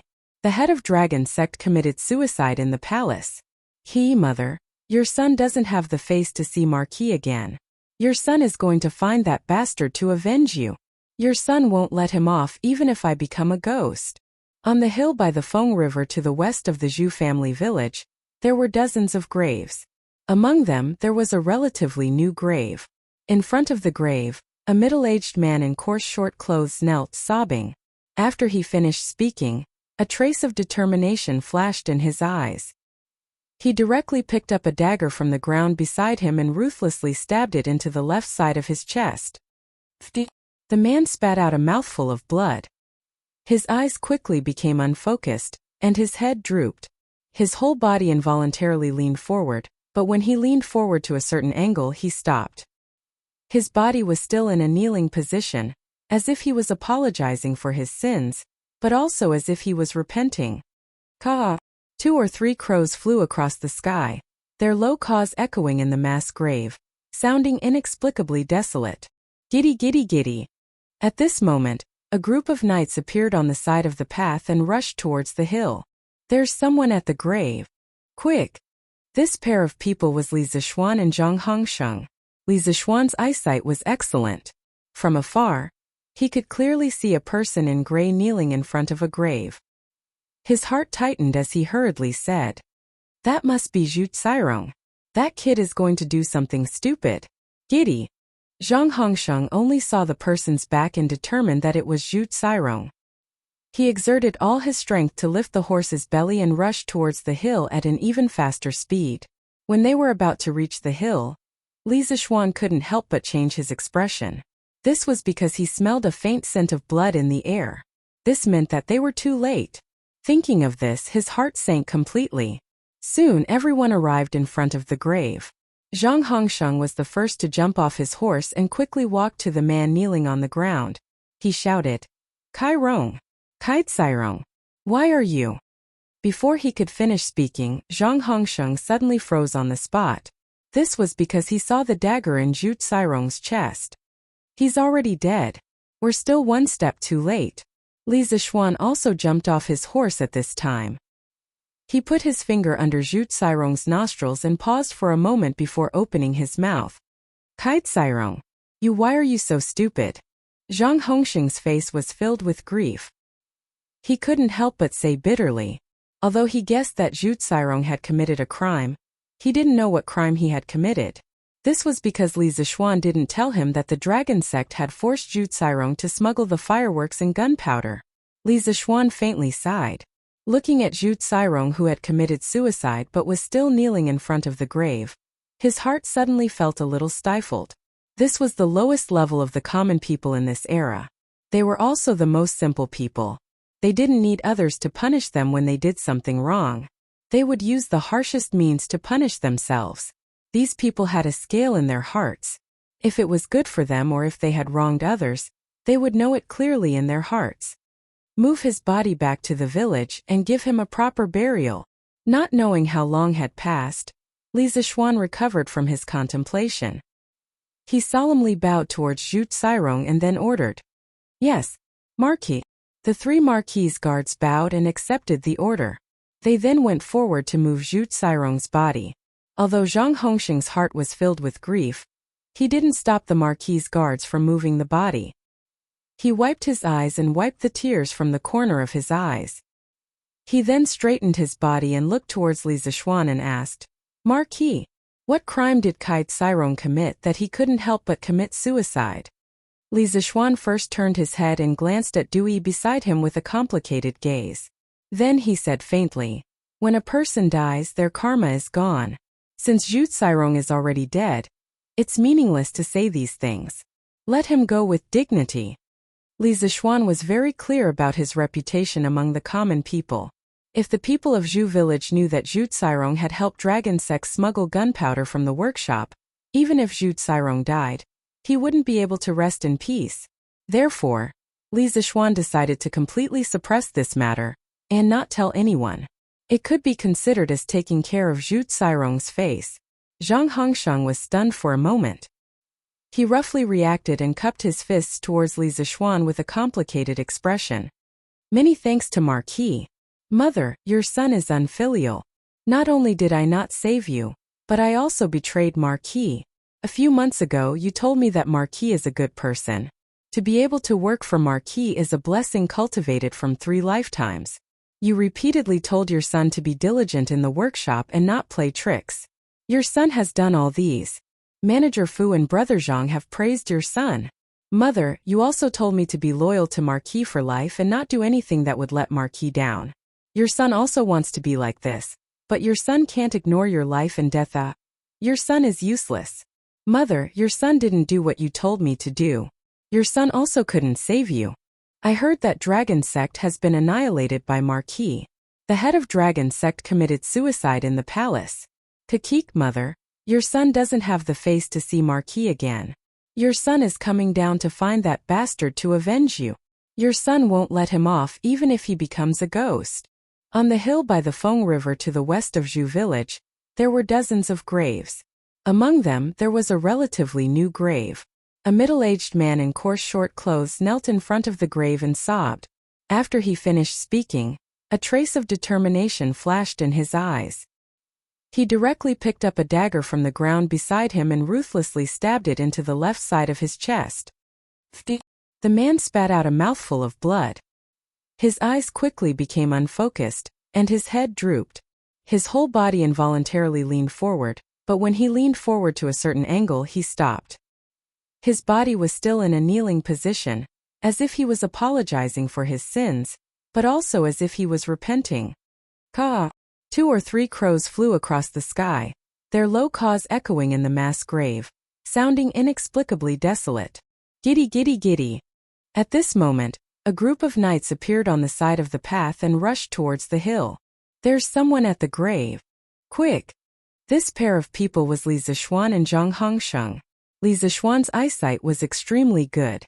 From afar, he could clearly see a person in gray kneeling in front of a grave. His heart tightened as he hurriedly said, "That must be Zhu Cairong. That kid is going to do something stupid." Giddy. Zhang Hongsheng only saw the back of that person and determined that that person was Zhu Cairong. He exerted all his strength to lift the horse's belly and rushed towards the hill at an even faster speed. When they were about to reach the hill, Li Zixuan couldn't help but change his expression. This was because he smelled a faint smell of blood in the air. This meant that they were too late. Thinking of this, his heart sank completely. Soon everyone arrived at the grave. Zhang Hongsheng was the first to jump off his horse. He quickly walked to the kneeling man and shouted, "Kai Cairong! Kai Cairong! Why are you?"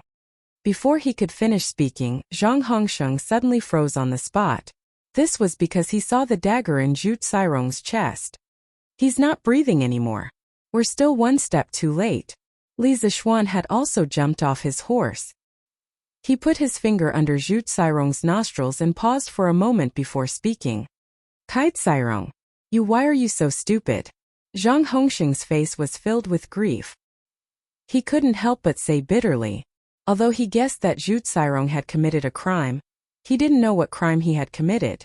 This was because Li Zixuan didn't tell him that the dragon sect had forced Zhu Cairong to smuggle the fireworks and gunpowder.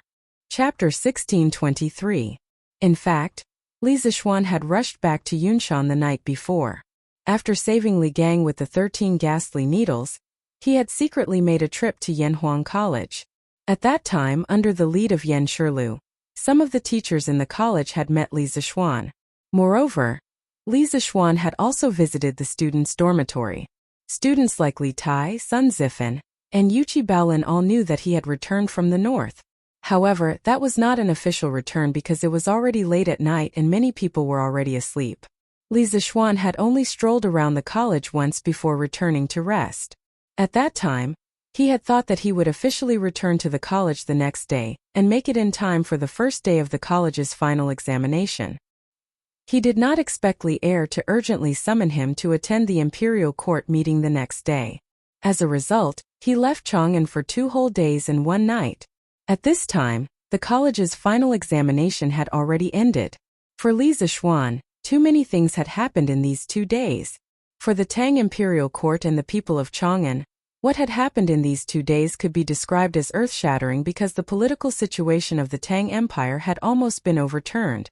However, even though there was a storm outside, Yunshan was still calm and peaceful. The rebellion of the dragon sect outside Chang'an did not affect the college's final examination at all. In fact, no one knew about it because the students were busy with the exams and the teachers were busy invigilating the exams. No one from the college had left Yunshan in these 2 days. In the morning, Han Yushi and Li Jingma knew that Chang'an was besieged by the rebels, but they did not announce it to the public because they did not want to affect the college's final examination. Therefore, the teachers and students of the college had no way of knowing about it. This was really ignoring the outside world and only focusing on reading the sages. Under the organization and leadership of Yan Shilu and the class teachers, the students quickly gathered at the field west of Guanghua Building and lined up according to class. According to the previous practice, after the end of term exams, the students would gather in the field to listen to the teachers talk about the things to take note of during the holidays. Then the holidays would officially begin. Since the holidays were about to begin and there was no need for classes, the students were usually very excited. Although most of the students stayed in the academy during the last semester's winter break and participated in the warm winter operation, they were still very excited when they had a meeting on the field. But today was different from the past. This time the students stood on the field, but they didn't feel the slightest bit of excitement for the holidays. It was mainly because the academy had been attacked a few days ago, and the students felt a heavy burden in their hearts. Previously, they had temporarily put down this burden in order to focus on the exams. Now that the exams were over, their hearts immediately became heavy and lost. Of course, the most important thing was that most of the students didn't know that Li Zixuan had returned from the north. If they knew this news, they wouldn't be so disappointed now.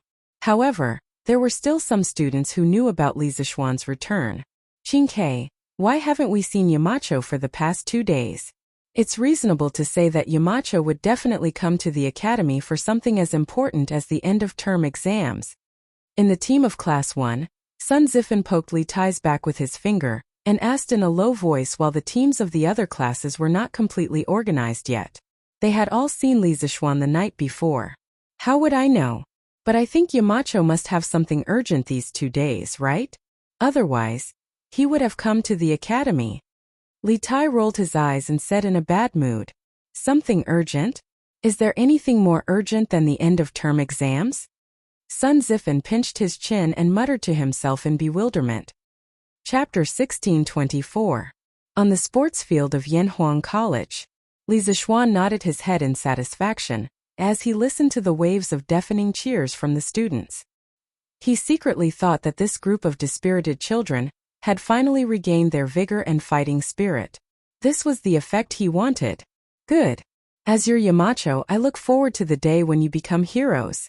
But before that, I hope you can remember those who sacrificed themselves for you. It was them who used their lives in exchange for the opportunity to study peacefully. You must cherish it. Li Zixuan spoke again after the shouts from below the stage gradually died down. We will follow your teachings, Yamacho. The students solemnly cupped their hands and said in unison, Li Zishuan nodded his head and continued. The Hero Hall will be built soon. The memorial tablets of the 12 Academy guards who sacrificed themselves will be enshrined in the Hero Hall. They will receive the incense of the Academy's teachers and students for eternity. Their families will be taken care of by the Academy. We will not let them suffer any hardship or grievance. At the same time, during your summer vacation, the Academy will also start the construction of the Protective Mountain Array. Mr. Imo will be in charge of it. The purpose of the Protective Mountain Array is to protect Yunshan and Yanhuang College. It will prevent outsiders from intruding into Yunshan. Today's final exams are over, and your summer vacation has officially begun. Except for those who have tasks in the Trump Card Project, the rest of the students can go home to visit their families. However, it's already late today. For safety reasons, everyone can leave the academy tomorrow. Next semester, not only will you welcome new juniors, and juniors, you will also learn more profound knowledge. So during the summer vacation, you must review your homework frequently, understand? Li Zishuan actually wanted to set up the Hero Hall as soon as he came back from the north. However, he was dragged to Chang'an by Li Er the day after he came back. There was no time. There was also the Protective Mountain Array. This was also part of Li Zishuan's plan. He mainly wanted to use the Mo family's mechanical arts and combine it with some modern engineering techniques to turn Cloud Mountain into an impenetrable fortress. This would make the academy safer. Yes, Yamacho. After listening to Li Zishuan's earnest teachings, the students naturally agreed loudly. Good. Then today's assembly will end here. Students, wait, it's Mr. Wenji. Seeing that it was almost time, Li Zishuan was about to announce the end of the meeting. Suddenly, he saw an old man walking over from the side of the field. The setting sun elongated the old man's shadow, and the smile on the old man's face became even brighter. Li Zishuan's eyesight was very good, and he was looking down from above. Naturally, he recognized the old man's identity at a glance. It was Li Gang, who was pulled back from the gates of hell by him and Xian Qing. Li Zishuan couldn't help but be stunned. Boom! Upon hearing Li Gang's name, there was a commotion among the teachers and students. Everyone couldn't help but turn around. The class standing in the middle of the field also couldn't help but make a path for Li Gang. Two students nearby quickly went forward to support Li Gang. I forgot to tell you a piece of good news just now. Mr. Wenji has recovered from his illness and is no longer on the brink of death.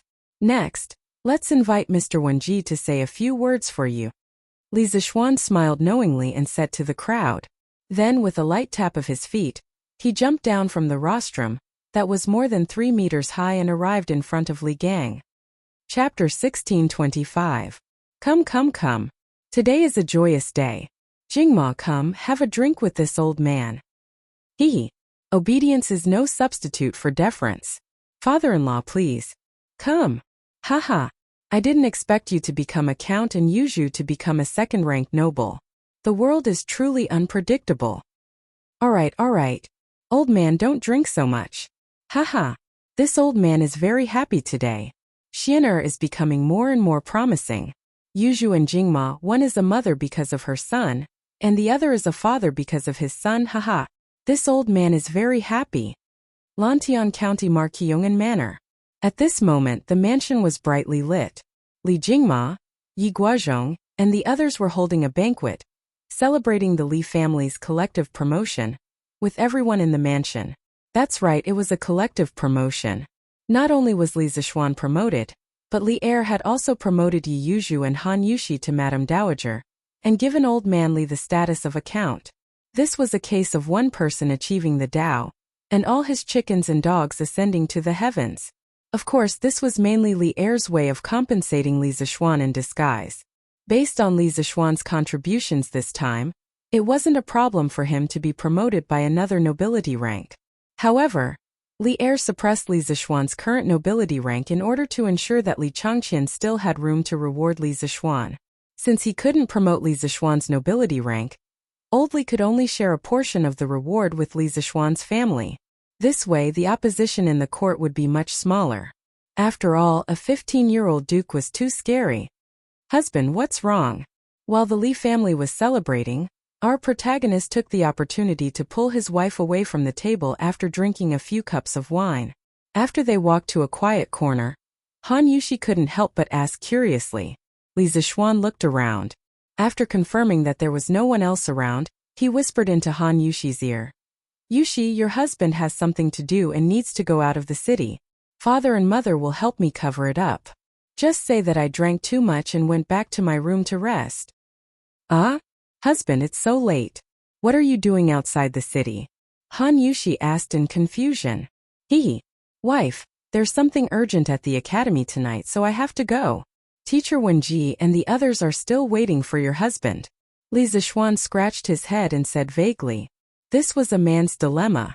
Sometimes it was inevitable that there would be conflicts between his career and his family. At this time he had to make a choice.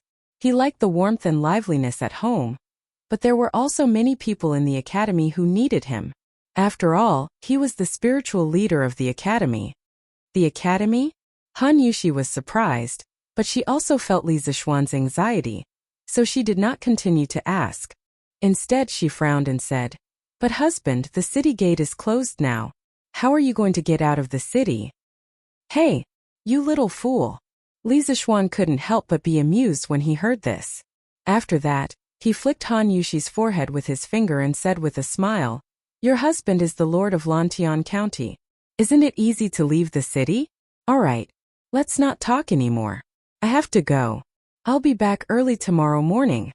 Li Zixuan moved his head closer and tapped the latter's forehead lightly. Then in a flash he rode away from the back door. Han Yushi covered her forehead, and her little face couldn't help but blush. She looked at Li Zixuan's back as he left and felt inexplicably disappointed. She understood Li Zixuan's feelings for the academy, so she didn't have any intention of blaming Li Zixuan for his actions. She just couldn't help but feel a little disappointed. Suddenly, she saw the willow trees and regretted teaching her husband to seek the title of Marquis. This was about Han Yushi's current state of mind. Under the sparse moonlight, Li Zixuan quickly arrived at Yanhuang College. At this time, the chefs in the cafeteria had already prepared the dinner. As soon as Li Zixuan arrived, the dinner began immediately. The location of the dinner was chosen to be in the cafeteria. Currently, Yanhuang College only had one grade of students. Including the teachers, there were only about 700 people. The academy's cafeteria was completely designed according to the standards of modern university cafeterias.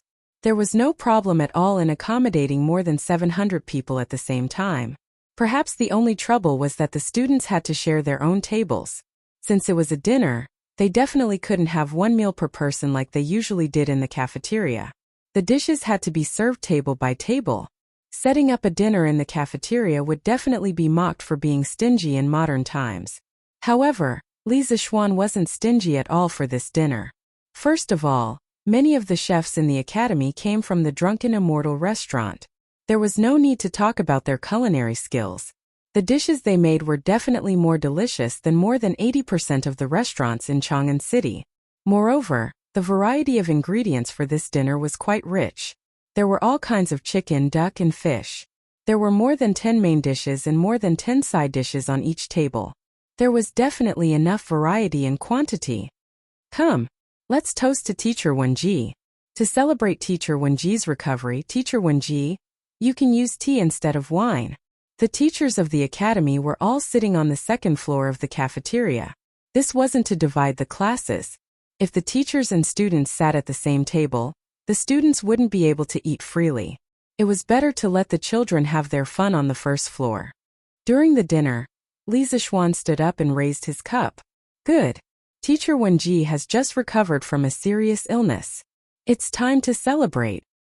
Hearing this, all the teachers on the second floor of the cafeteria stood up and raised their cups to Li Gang to toast. Li Gang quickly stood up and said, Haha, it was all thanks to Yamacho's acupuncture that I saved him. This old man can't hold his liquor, so I can only use tea instead of wine. After saying that, the old man picked up his teacup and drank it in one gulp. Good. The teachers of the academy followed suit and drank the wine in their cups. Li Zixuan didn't sit down.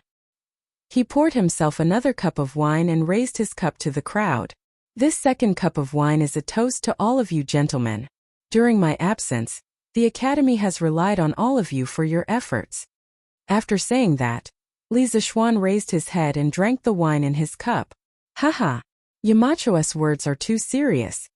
Everyone declined and downed the wine in their cups in one gulp. Li Zishuan smiled and said, "All right. Everyone, don't stand on ceremony. Sit down and eat to your heart's content. Tonight, we won't go home until we're drunk." Good. We won't go home until we're drunk. The teachers cheered and the dinner officially began. With the two old drunkards, Wang Ji and the bearded man taking the lead, the atmosphere at the table was quickly lifted. Thus, on the second floor of the cafeteria, there were many toasts and toasts. It was very lively. At the same time, on the first floor of the cafeteria, the students were not to be outdone. After experiencing Li Zishuan's encouragement in the afternoon, the students had already regained their usual vigor. At this moment, the students on the first floor were eating and drinking heartily while bragging. It was very lively. Oh, if Chonyo was here, it would be even livelier. Don't you think so, Qingke? On the first floor of the cafeteria, Yuchi Baolin said regretfully as he stuffed steamed pork trotters into his mouth. Li Tai rolled his eyes and said, "Huh? Baolin, if Chonyo was here, I think our table of dishes would have been cleaned out by him." Yes, that's right. Sun Zifan desperately stuffed the meat into his mouth and said with a buzzing voice, "Oh, I just found out that our academy chef can cook so well. It seems like they were hiding their strength from us." Facing the two gluttons beside him who did not care about their image, Li Tai was speechless. However, he had to admit that without Chung Chumo, the academy seemed to have lost a lot of fun. More than half a month without him, he was starting to miss Chung Chumo. Yamacho, His Highness King of Shu, Chumo and the rest, when will they be back? On the second floor of the cafeteria, Mo Huai asked a question that Li Tai and Yuchi Baolin wanted to ask. Li Zishuan pondered for a moment and said, "The locust extermination mission has ended. Counting the days, Xiaoka and Chumo should be back in 3 or 4 days. Also, isn't Kushirqing still in Sichuan? Call him back, and the academy will arrange for Wenhao, Iron Egg, Xiaoka, Chumo, and Kushirqing to take the makeup exams." Although he encouraged the students to diversify their development, he would not limit them to the academy. As long as there was a good place to practice, he would even encourage the students to practice outside. For example, Kushirqing had not returned since he went to Sichuan. Another example was Li Ku, who was now taking over some of the affairs of the bank. However, in principle, every student had to participate in the academy's final exams. At most, if you failed a certain course, the academy would give you a few extra points based on your daily practical performance. Of course, if your results were too bad and you were less than 10 points away from passing, the academy could do nothing about it. You would have to give up your practical experience outside, come back to take a makeup exam or restudy. Yin Silu stroked his beard and said, "Yamacho is right. As for Kushirqing, I have already sent a letter to him half a month ago to inform him to come back and take the final exams. He should be in Chang'an soon." "Good. Mr. Kongwei is so thoughtful," Li Zishuan exclaimed in admiration.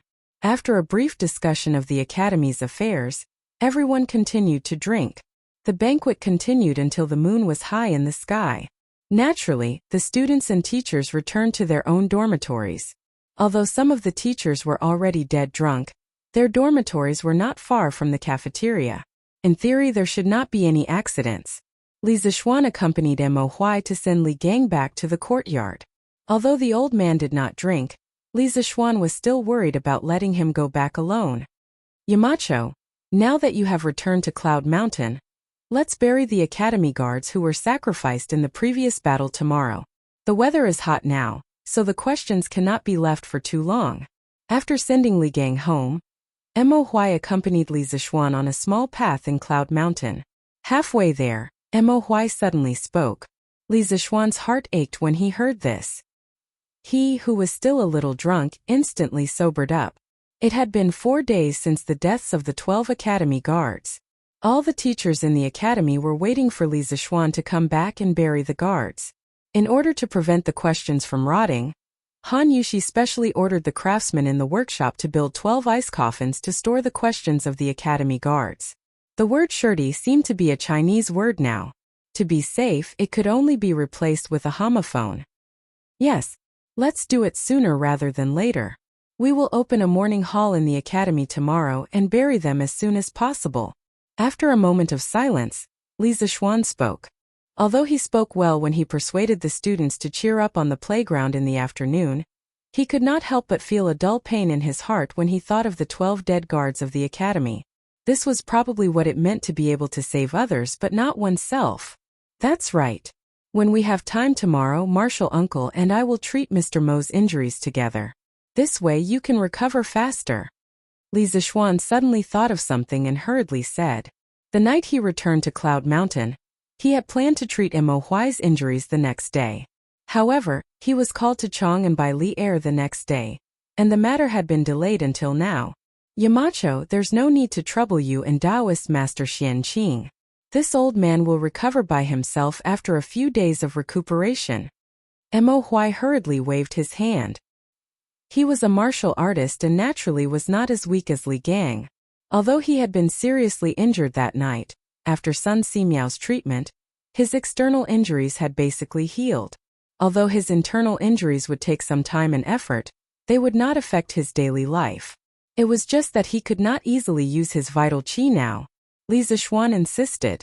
Mr. Mo, you have to listen to me on this matter. You were injured because you were protecting the academy. I will definitely not stand by and watch. Mo Huai was stubborn and could only nod. Okay. Then this old man will thank Yamacho and Taoist Master Xian Qing in advance.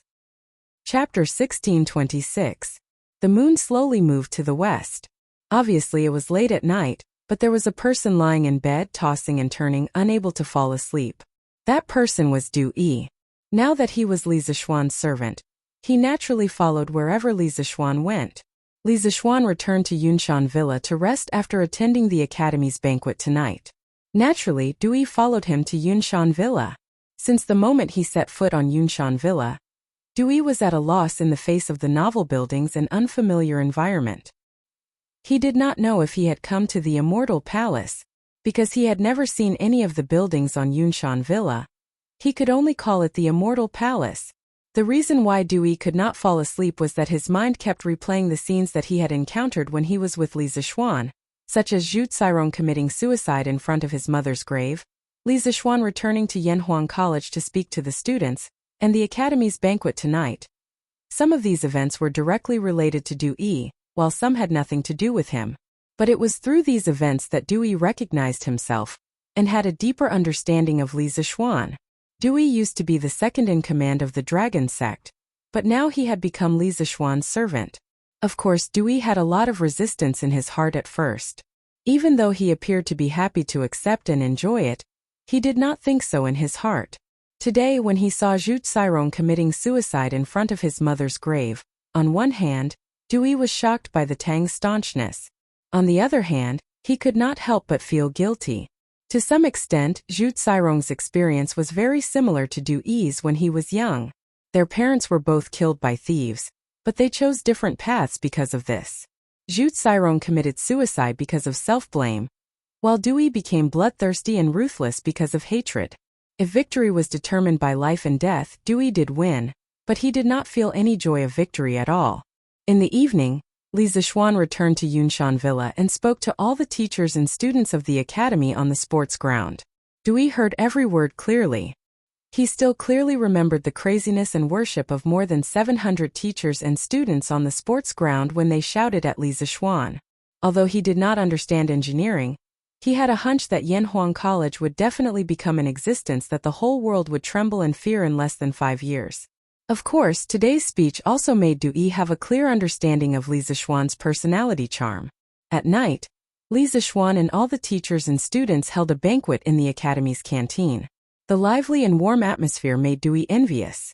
Shina, where did you go last night? How come I can't see you even after 9 o'clock? The next day, Li Zixuan rubbed his sleepy eyes and came to the front hall to have breakfast with his family. As soon as he entered the door, Li Jingma could not help but ask. Hearing this, Li Zixuan opened his mouth and hurriedly said, Yes. The next day, Li Zixuan rubbed his sleepy eyes and came to the front hall to have breakfast with his family. As soon as he entered the door, Li Jingma could not help but ask. Hearing this, Li Zishuan opened his mouth and hurriedly said, "Yes." The next day, Li Zishuan rubbed his sleepy eyes and came to the front hall to have breakfast with his family. Hearing this, Li Zishuan opened his mouth and hurriedly said, "Yes." Chapter 1627. Li Zishuan left the morning hall after burning a stick of incense for each of the memorial tablets. It wasn't that he wasn't sincere, but the atmosphere here was too oppressive. It was so oppressive that he couldn't breathe. After leaving the academy, Li Zishuan went straight to Xianqing's courtyard. He called Xianqing and the two of them went to Mo Lingwei's courtyard together. It was worth mentioning that Xianqing did not like the noise in the mansion. Instead, he especially liked the quiet environment and warm atmosphere of Yunshan. Therefore, when Li Jingma and the others returned to Lantian County yesterday, Xianqing did not agree even though they repeatedly invited him. In the end he stayed in Yunshan. Li Zishuan immediately ordered people to clean up a courtyard for Xianqing. After all, whether it was the predecessor or the present, Xianqing was quite good to himself. Li Zishuan did not care much about a courtyard. On the contrary, as long as Xianqing liked to live in Yunshan, Li Zishuan was willing to give him 100 courtyards, let alone one. If there was a supermaster like Xianqing in Yunshan, Li Zishuan would not have to worry about the safety of Yanhuang College. Li Zishuan was still thinking about what he saw and heard in the morning hall. Xianqing did not like to talk, so the two of them kept silent all the way. Soon they arrived at Mo Lingwei's courtyard. Mo Huai, the bearded man, and Li Gang were all in the courtyard. They were drinking tea in the pavilion in the front yard. Li Zishuan wanted to talk to them, but a woman suddenly stopped in front of him. "Mountain Elder, I remember you said that you would give little Ningzi and I a congratulatory gift on our wedding day. Now that little Ningzi and I have been married for quite some time, where's your gift? You are the marquis of a dynasty and the leader of a mountain. You can't go back on your words." The person who blocked Li Zishuan's path was Mo Lingwei. Speaking of which, on Cloud Mountain, the only person who dared to be so impudent towards her was probably this rude and unreasonable little princess of the Mo family. After hearing Mo Lingwei's words, Li Zishuan instantly reacted. Before he went north to eliminate the locusts, Mo Lingwei and Yan Xiaoning's wedding date had already been set. At that time he did promise that he would give them a special gift on their wedding day. However, no one would have thought that they would coincide with this once-in-a-century locust plague. A few days after Li Zishuan went to the northern counties to exterminate the locusts, Mo Lingwei and Yan Xiaoning were officially married. Li Zishuan had perfectly missed the wedding of the two, and it was even more impossible for him to present the long-prepared gift on the day of the two's wedding. I'm really sorry. I was busy exterminating the locusts in the north, and actually forgot about your wedding date. I really shouldn't have. This Aunt Mo, sister-in-law, don't worry. I've already asked someone to prepare your gift. It will be sent to you and Xiaoning in a while." Li Zishuan cupped his hands apologetically and said. Needless to say, he was friends with Yan Xiaoning. The two of them treated each other as brothers. He really shouldn't have missed his brother's wedding. Of course, the most important thing was that he forgot to tell Han Yushi about this before he went north. Otherwise, he could have asked Han Yushi to deliver the gift on his behalf. "Big sister-in-law?" Mo Lingwei exclaimed and suddenly widened her eyes. She looked as if someone had stepped on her tail. She was a little angry and said, "Yamacho, how can you call me that? I'm not that old." Li Zishuan felt strange and said, "Xiaoning is my brother. Now that you are married to him, if I don't call you sister-in-law, what should I call you?" Chapter 1628. In the Battle of Yunshan, both Mo Huai and Li Gang's life force had been injured. Furthermore, Mo Huai's injury was dozens of times more serious than Li Gang's. However, Mo Huai was a martial Dao master after all, and his life force was 100 times stronger than Li Gang's. Thus, after Xianqing and Li Zishuan worked together to heal him for 2 hours, his internal injuries were basically healed. After healing Mo Huai, Li Zishuan, Xianqing, Li Gang, and the bearded man left the Mo family's courtyard. Before they left, Mo Lingwei naturally hinted to Li Zishuan about the wedding gift. Li Zishuan naturally agreed and said that he would send the wedding gift to Hades in 2 days. After leaving the Mo family's courtyard, the four of them split into 3 groups. the bearded man directly returned to the academy. He wanted to bid farewell to the teachers of the academy before he went out to sea, especially his best friend Wang Ji. Xianqing directly returned to the exclusive courtyard that Li Zixuan had assigned to him. Just now, he had used up a lot of vital qi to heal Mo Huai and needed to meditate to recover. Li Zixuan and Li Gang went back to the courtyard together. The main reason was that Li Gang's body had not fully recovered, and Li Zixuan was worried that he would go back alone. Why is Yamacho frowning? Is there something on your mind? On the way back to the courtyard, Li Gang, who had been observing carefully, suddenly asked, Nothing. I'm just thinking about some things. Li Zixuan was stunned when he heard this, and then he shook his head. Li Gang obviously did not believe him. After a moment of silence, he said, Yamacho should be thinking about the academy guards or Mr. Mo, right? As for those academy guards who sacrificed their lives, the Hill Elder still can't let go of them. Am I right? When Li Zixuan stepped into the Mo family's courtyard, Li Gang had already sensed that although Li Zixuan looked normal on the surface, his mood seemed to be somewhat depressed. Thinking that Li Zixuan had just returned from the academy before coming to the Mo family's courtyard, Li Gang roughly guessed it in his heart, mainly because he was very familiar with Li Zixuan's temperament. Li Zixuan was shocked. He did not expect that Li Gang would see through some things that he had concealed very well. It had to be said, under normal circumstances, a person's experience and vision was directly proportional to their age. Yes, Mr. Wenji's guess is right. Although I have given some compensation to the families of the dead guards, and asked people to enshrine their memorial tablets in the Academy's Hall of Heroes to enjoy the incense and glory of the Academy, when I think of the women and children in mourning in front of the memorial hall, I feel that I owe those guards a lot. After all, they lost their precious lives for the Academy, and I only compensated their families with some money. In the Battle of Yunshan, both Mo Huai and Li Gang's life force was injured, and Mo Huai's injury was dozens of times more serious than Li Gang's. However, Mo Huai was after all a contemporary Wu Dao master, and his life force was 100 times stronger than Li Gang's.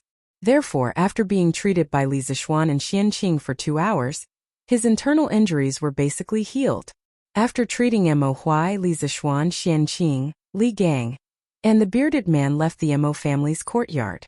Before leaving, Mo Lingwei naturally hinted to Li Zixuan about the wedding gift. Li Zixuan naturally agreed, and said that he would send the wedding gift to Hell in 2 days. After leaving the Mo family's courtyard, the 4 of them split into 3 groups. The bearded man directly returned to the academy. He wanted to bid farewell to the teachers of the academy before going out to sea, especially his best friend Wang Ji. Xianqing directly returned to the exclusive courtyard assigned to him by Li Zixuan. Just now, he had used a lot of vital energy to treat Mo Huai's injury, and he needed to meditate to recover. Li Zixuan and Li Gang went back to the courtyard together. The main reason was that Li Gang's body had not fully recovered, and Li Zixuan was worried about him going back alone. Why is Yamacho frowning? Is there something on your mind? On the way back to the courtyard, Li Gang, who had been observing carefully, suddenly asked, Nothing. I'm just thinking about some things. Li Zixuan was stunned when he heard this, and then he shook his head. Li Gang obviously did not believe him. After a moment of silence, he said, Yamacho should be thinking about the academy guards or Mr. Mo, right? As for those academy guards who sacrificed their lives, the Hill Elder still can't let go of them. Am I right? When Li Zixuan first stepped into the Mo family's courtyard, Li Gang had already sensed that although Li Zixuan looked normal on the surface, he seemed to be a little depressed. Thinking about how Li Zixuan had just returned from the academy before coming to the Mo family's courtyard, Li Gang roughly guessed it in his heart. The main reason was that he was very familiar with Li Zixuan's temperament. Li Zixuan was shocked. He did not expect that Li Gang could still see through some things that he had concealed very well. It had to be said that under normal circumstances, a person's experience and eyesight were really proportional to their age. Yes, Mr. Wenji guessed correctly. Although I gave some compensation to the families of the dead guards and asked people to enshrine their memorial tablets in the Academy's Hall of Heroes to enjoy the incense and glory of the Academy, when I think of the women and children in mourning clothes in front of the memorial hall, I feel that I owe those guards a lot. After all, they lost their precious lives for the academy, and I only compensated their families with some money. In the Battle of Yunshan, Mo Huai and Li Gang both suffered injuries to their life force. Moreover, Mo Huai's injuries were dozens of times more serious than Li Gang's injuries. However, Mo Huai was after all a contemporary martial arts grandmaster, and his life force was 100 times stronger than Li Gang's. Therefore, after being treated by Li Zixuan and Xianqing for 2 hours, his internal injuries were basically healed.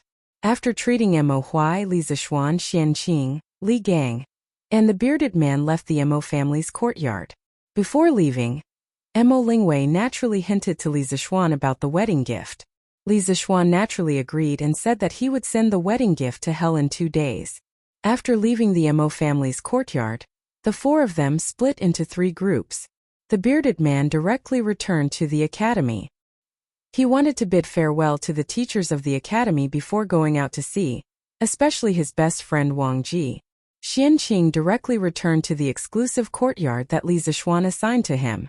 Just now, he had used a lot of vital energy to treat Mo Huai's injuries, and needed to meditate to recover. Li Zixuan and Li Gang went back to the courtyard together.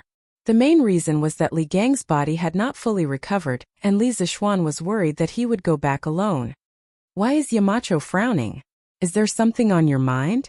On the way back to the courtyard, Li Gang, who had been observing carefully, suddenly asked. Nothing. I'm just thinking about some things. Li Zixuan was startled when he heard this and then shook his head. Li Gang obviously did not believe him.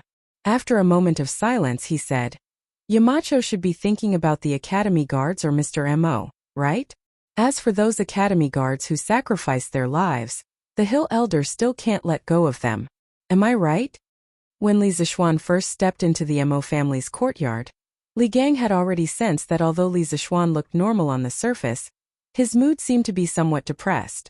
Thinking that Li Zixuan had just returned from the academy before coming to the Mo family's courtyard, Li Gang roughly guessed it in his heart. The main reason was that he was very familiar with Li Zixuan's temperament.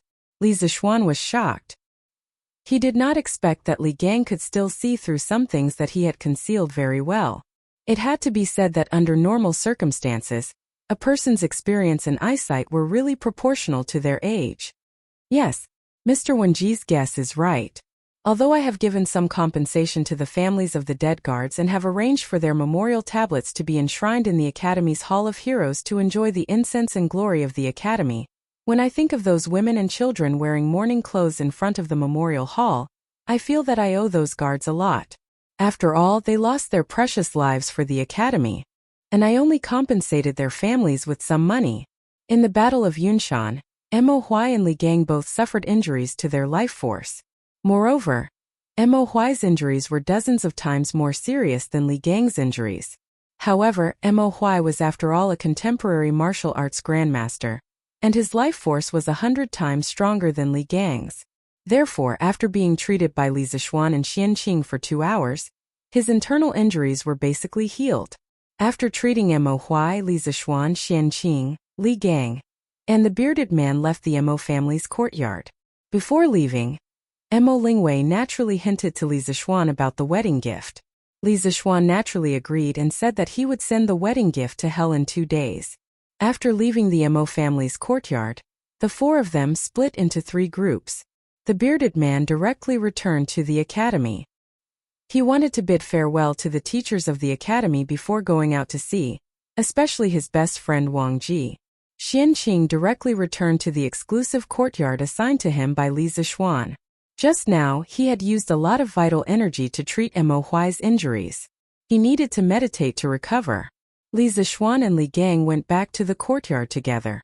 The main reason was that Li Gang's body had not fully recovered, and Li Zixuan was worried about him going back alone. Why is Yamacho frowning? Is there something on your mind?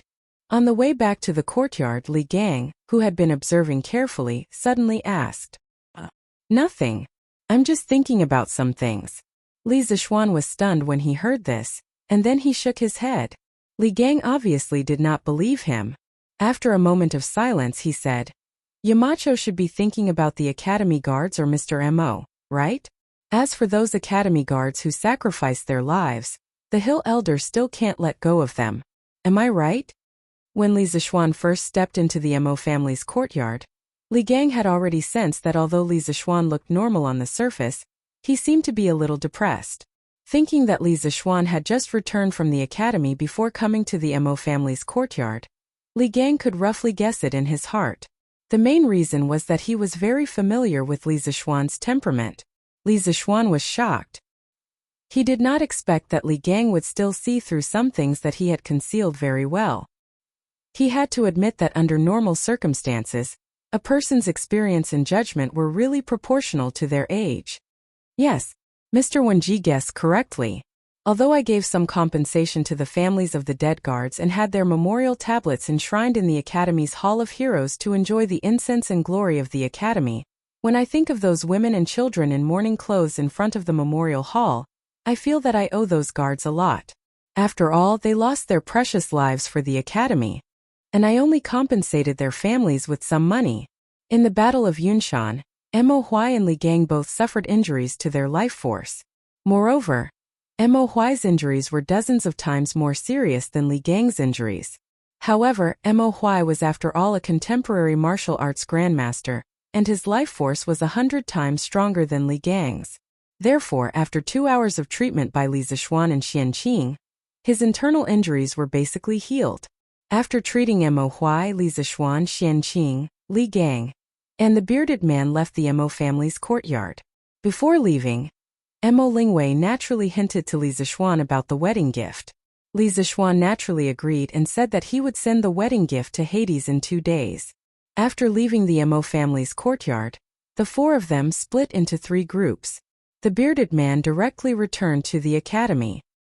He wanted to bid farewell to the teachers of the academy before going out to sea, especially his best friend Wang Ji. Xian Qing directly returned to the exclusive courtyard assigned to him by Li Zixuan. Just now, he had used a lot of vital energy to treat Mo Huai's injuries, and needed to meditate to recover. Li Zixuan and Li Gang went back to the courtyard together.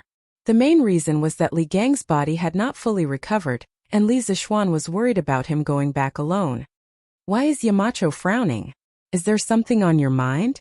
On the way back to the courtyard, Li Gang, who had been observing carefully, suddenly asked. Nothing. I'm just thinking about some things. Li Zixuan was startled when he heard this and then shook his head. Li Gang obviously did not believe him. After a moment of silence, he said, Yamacho should be thinking about the academy guards or Mr. Mo, right? As for those academy guards who sacrificed their lives, the hill elder still has a hard time letting go of them. Am I right?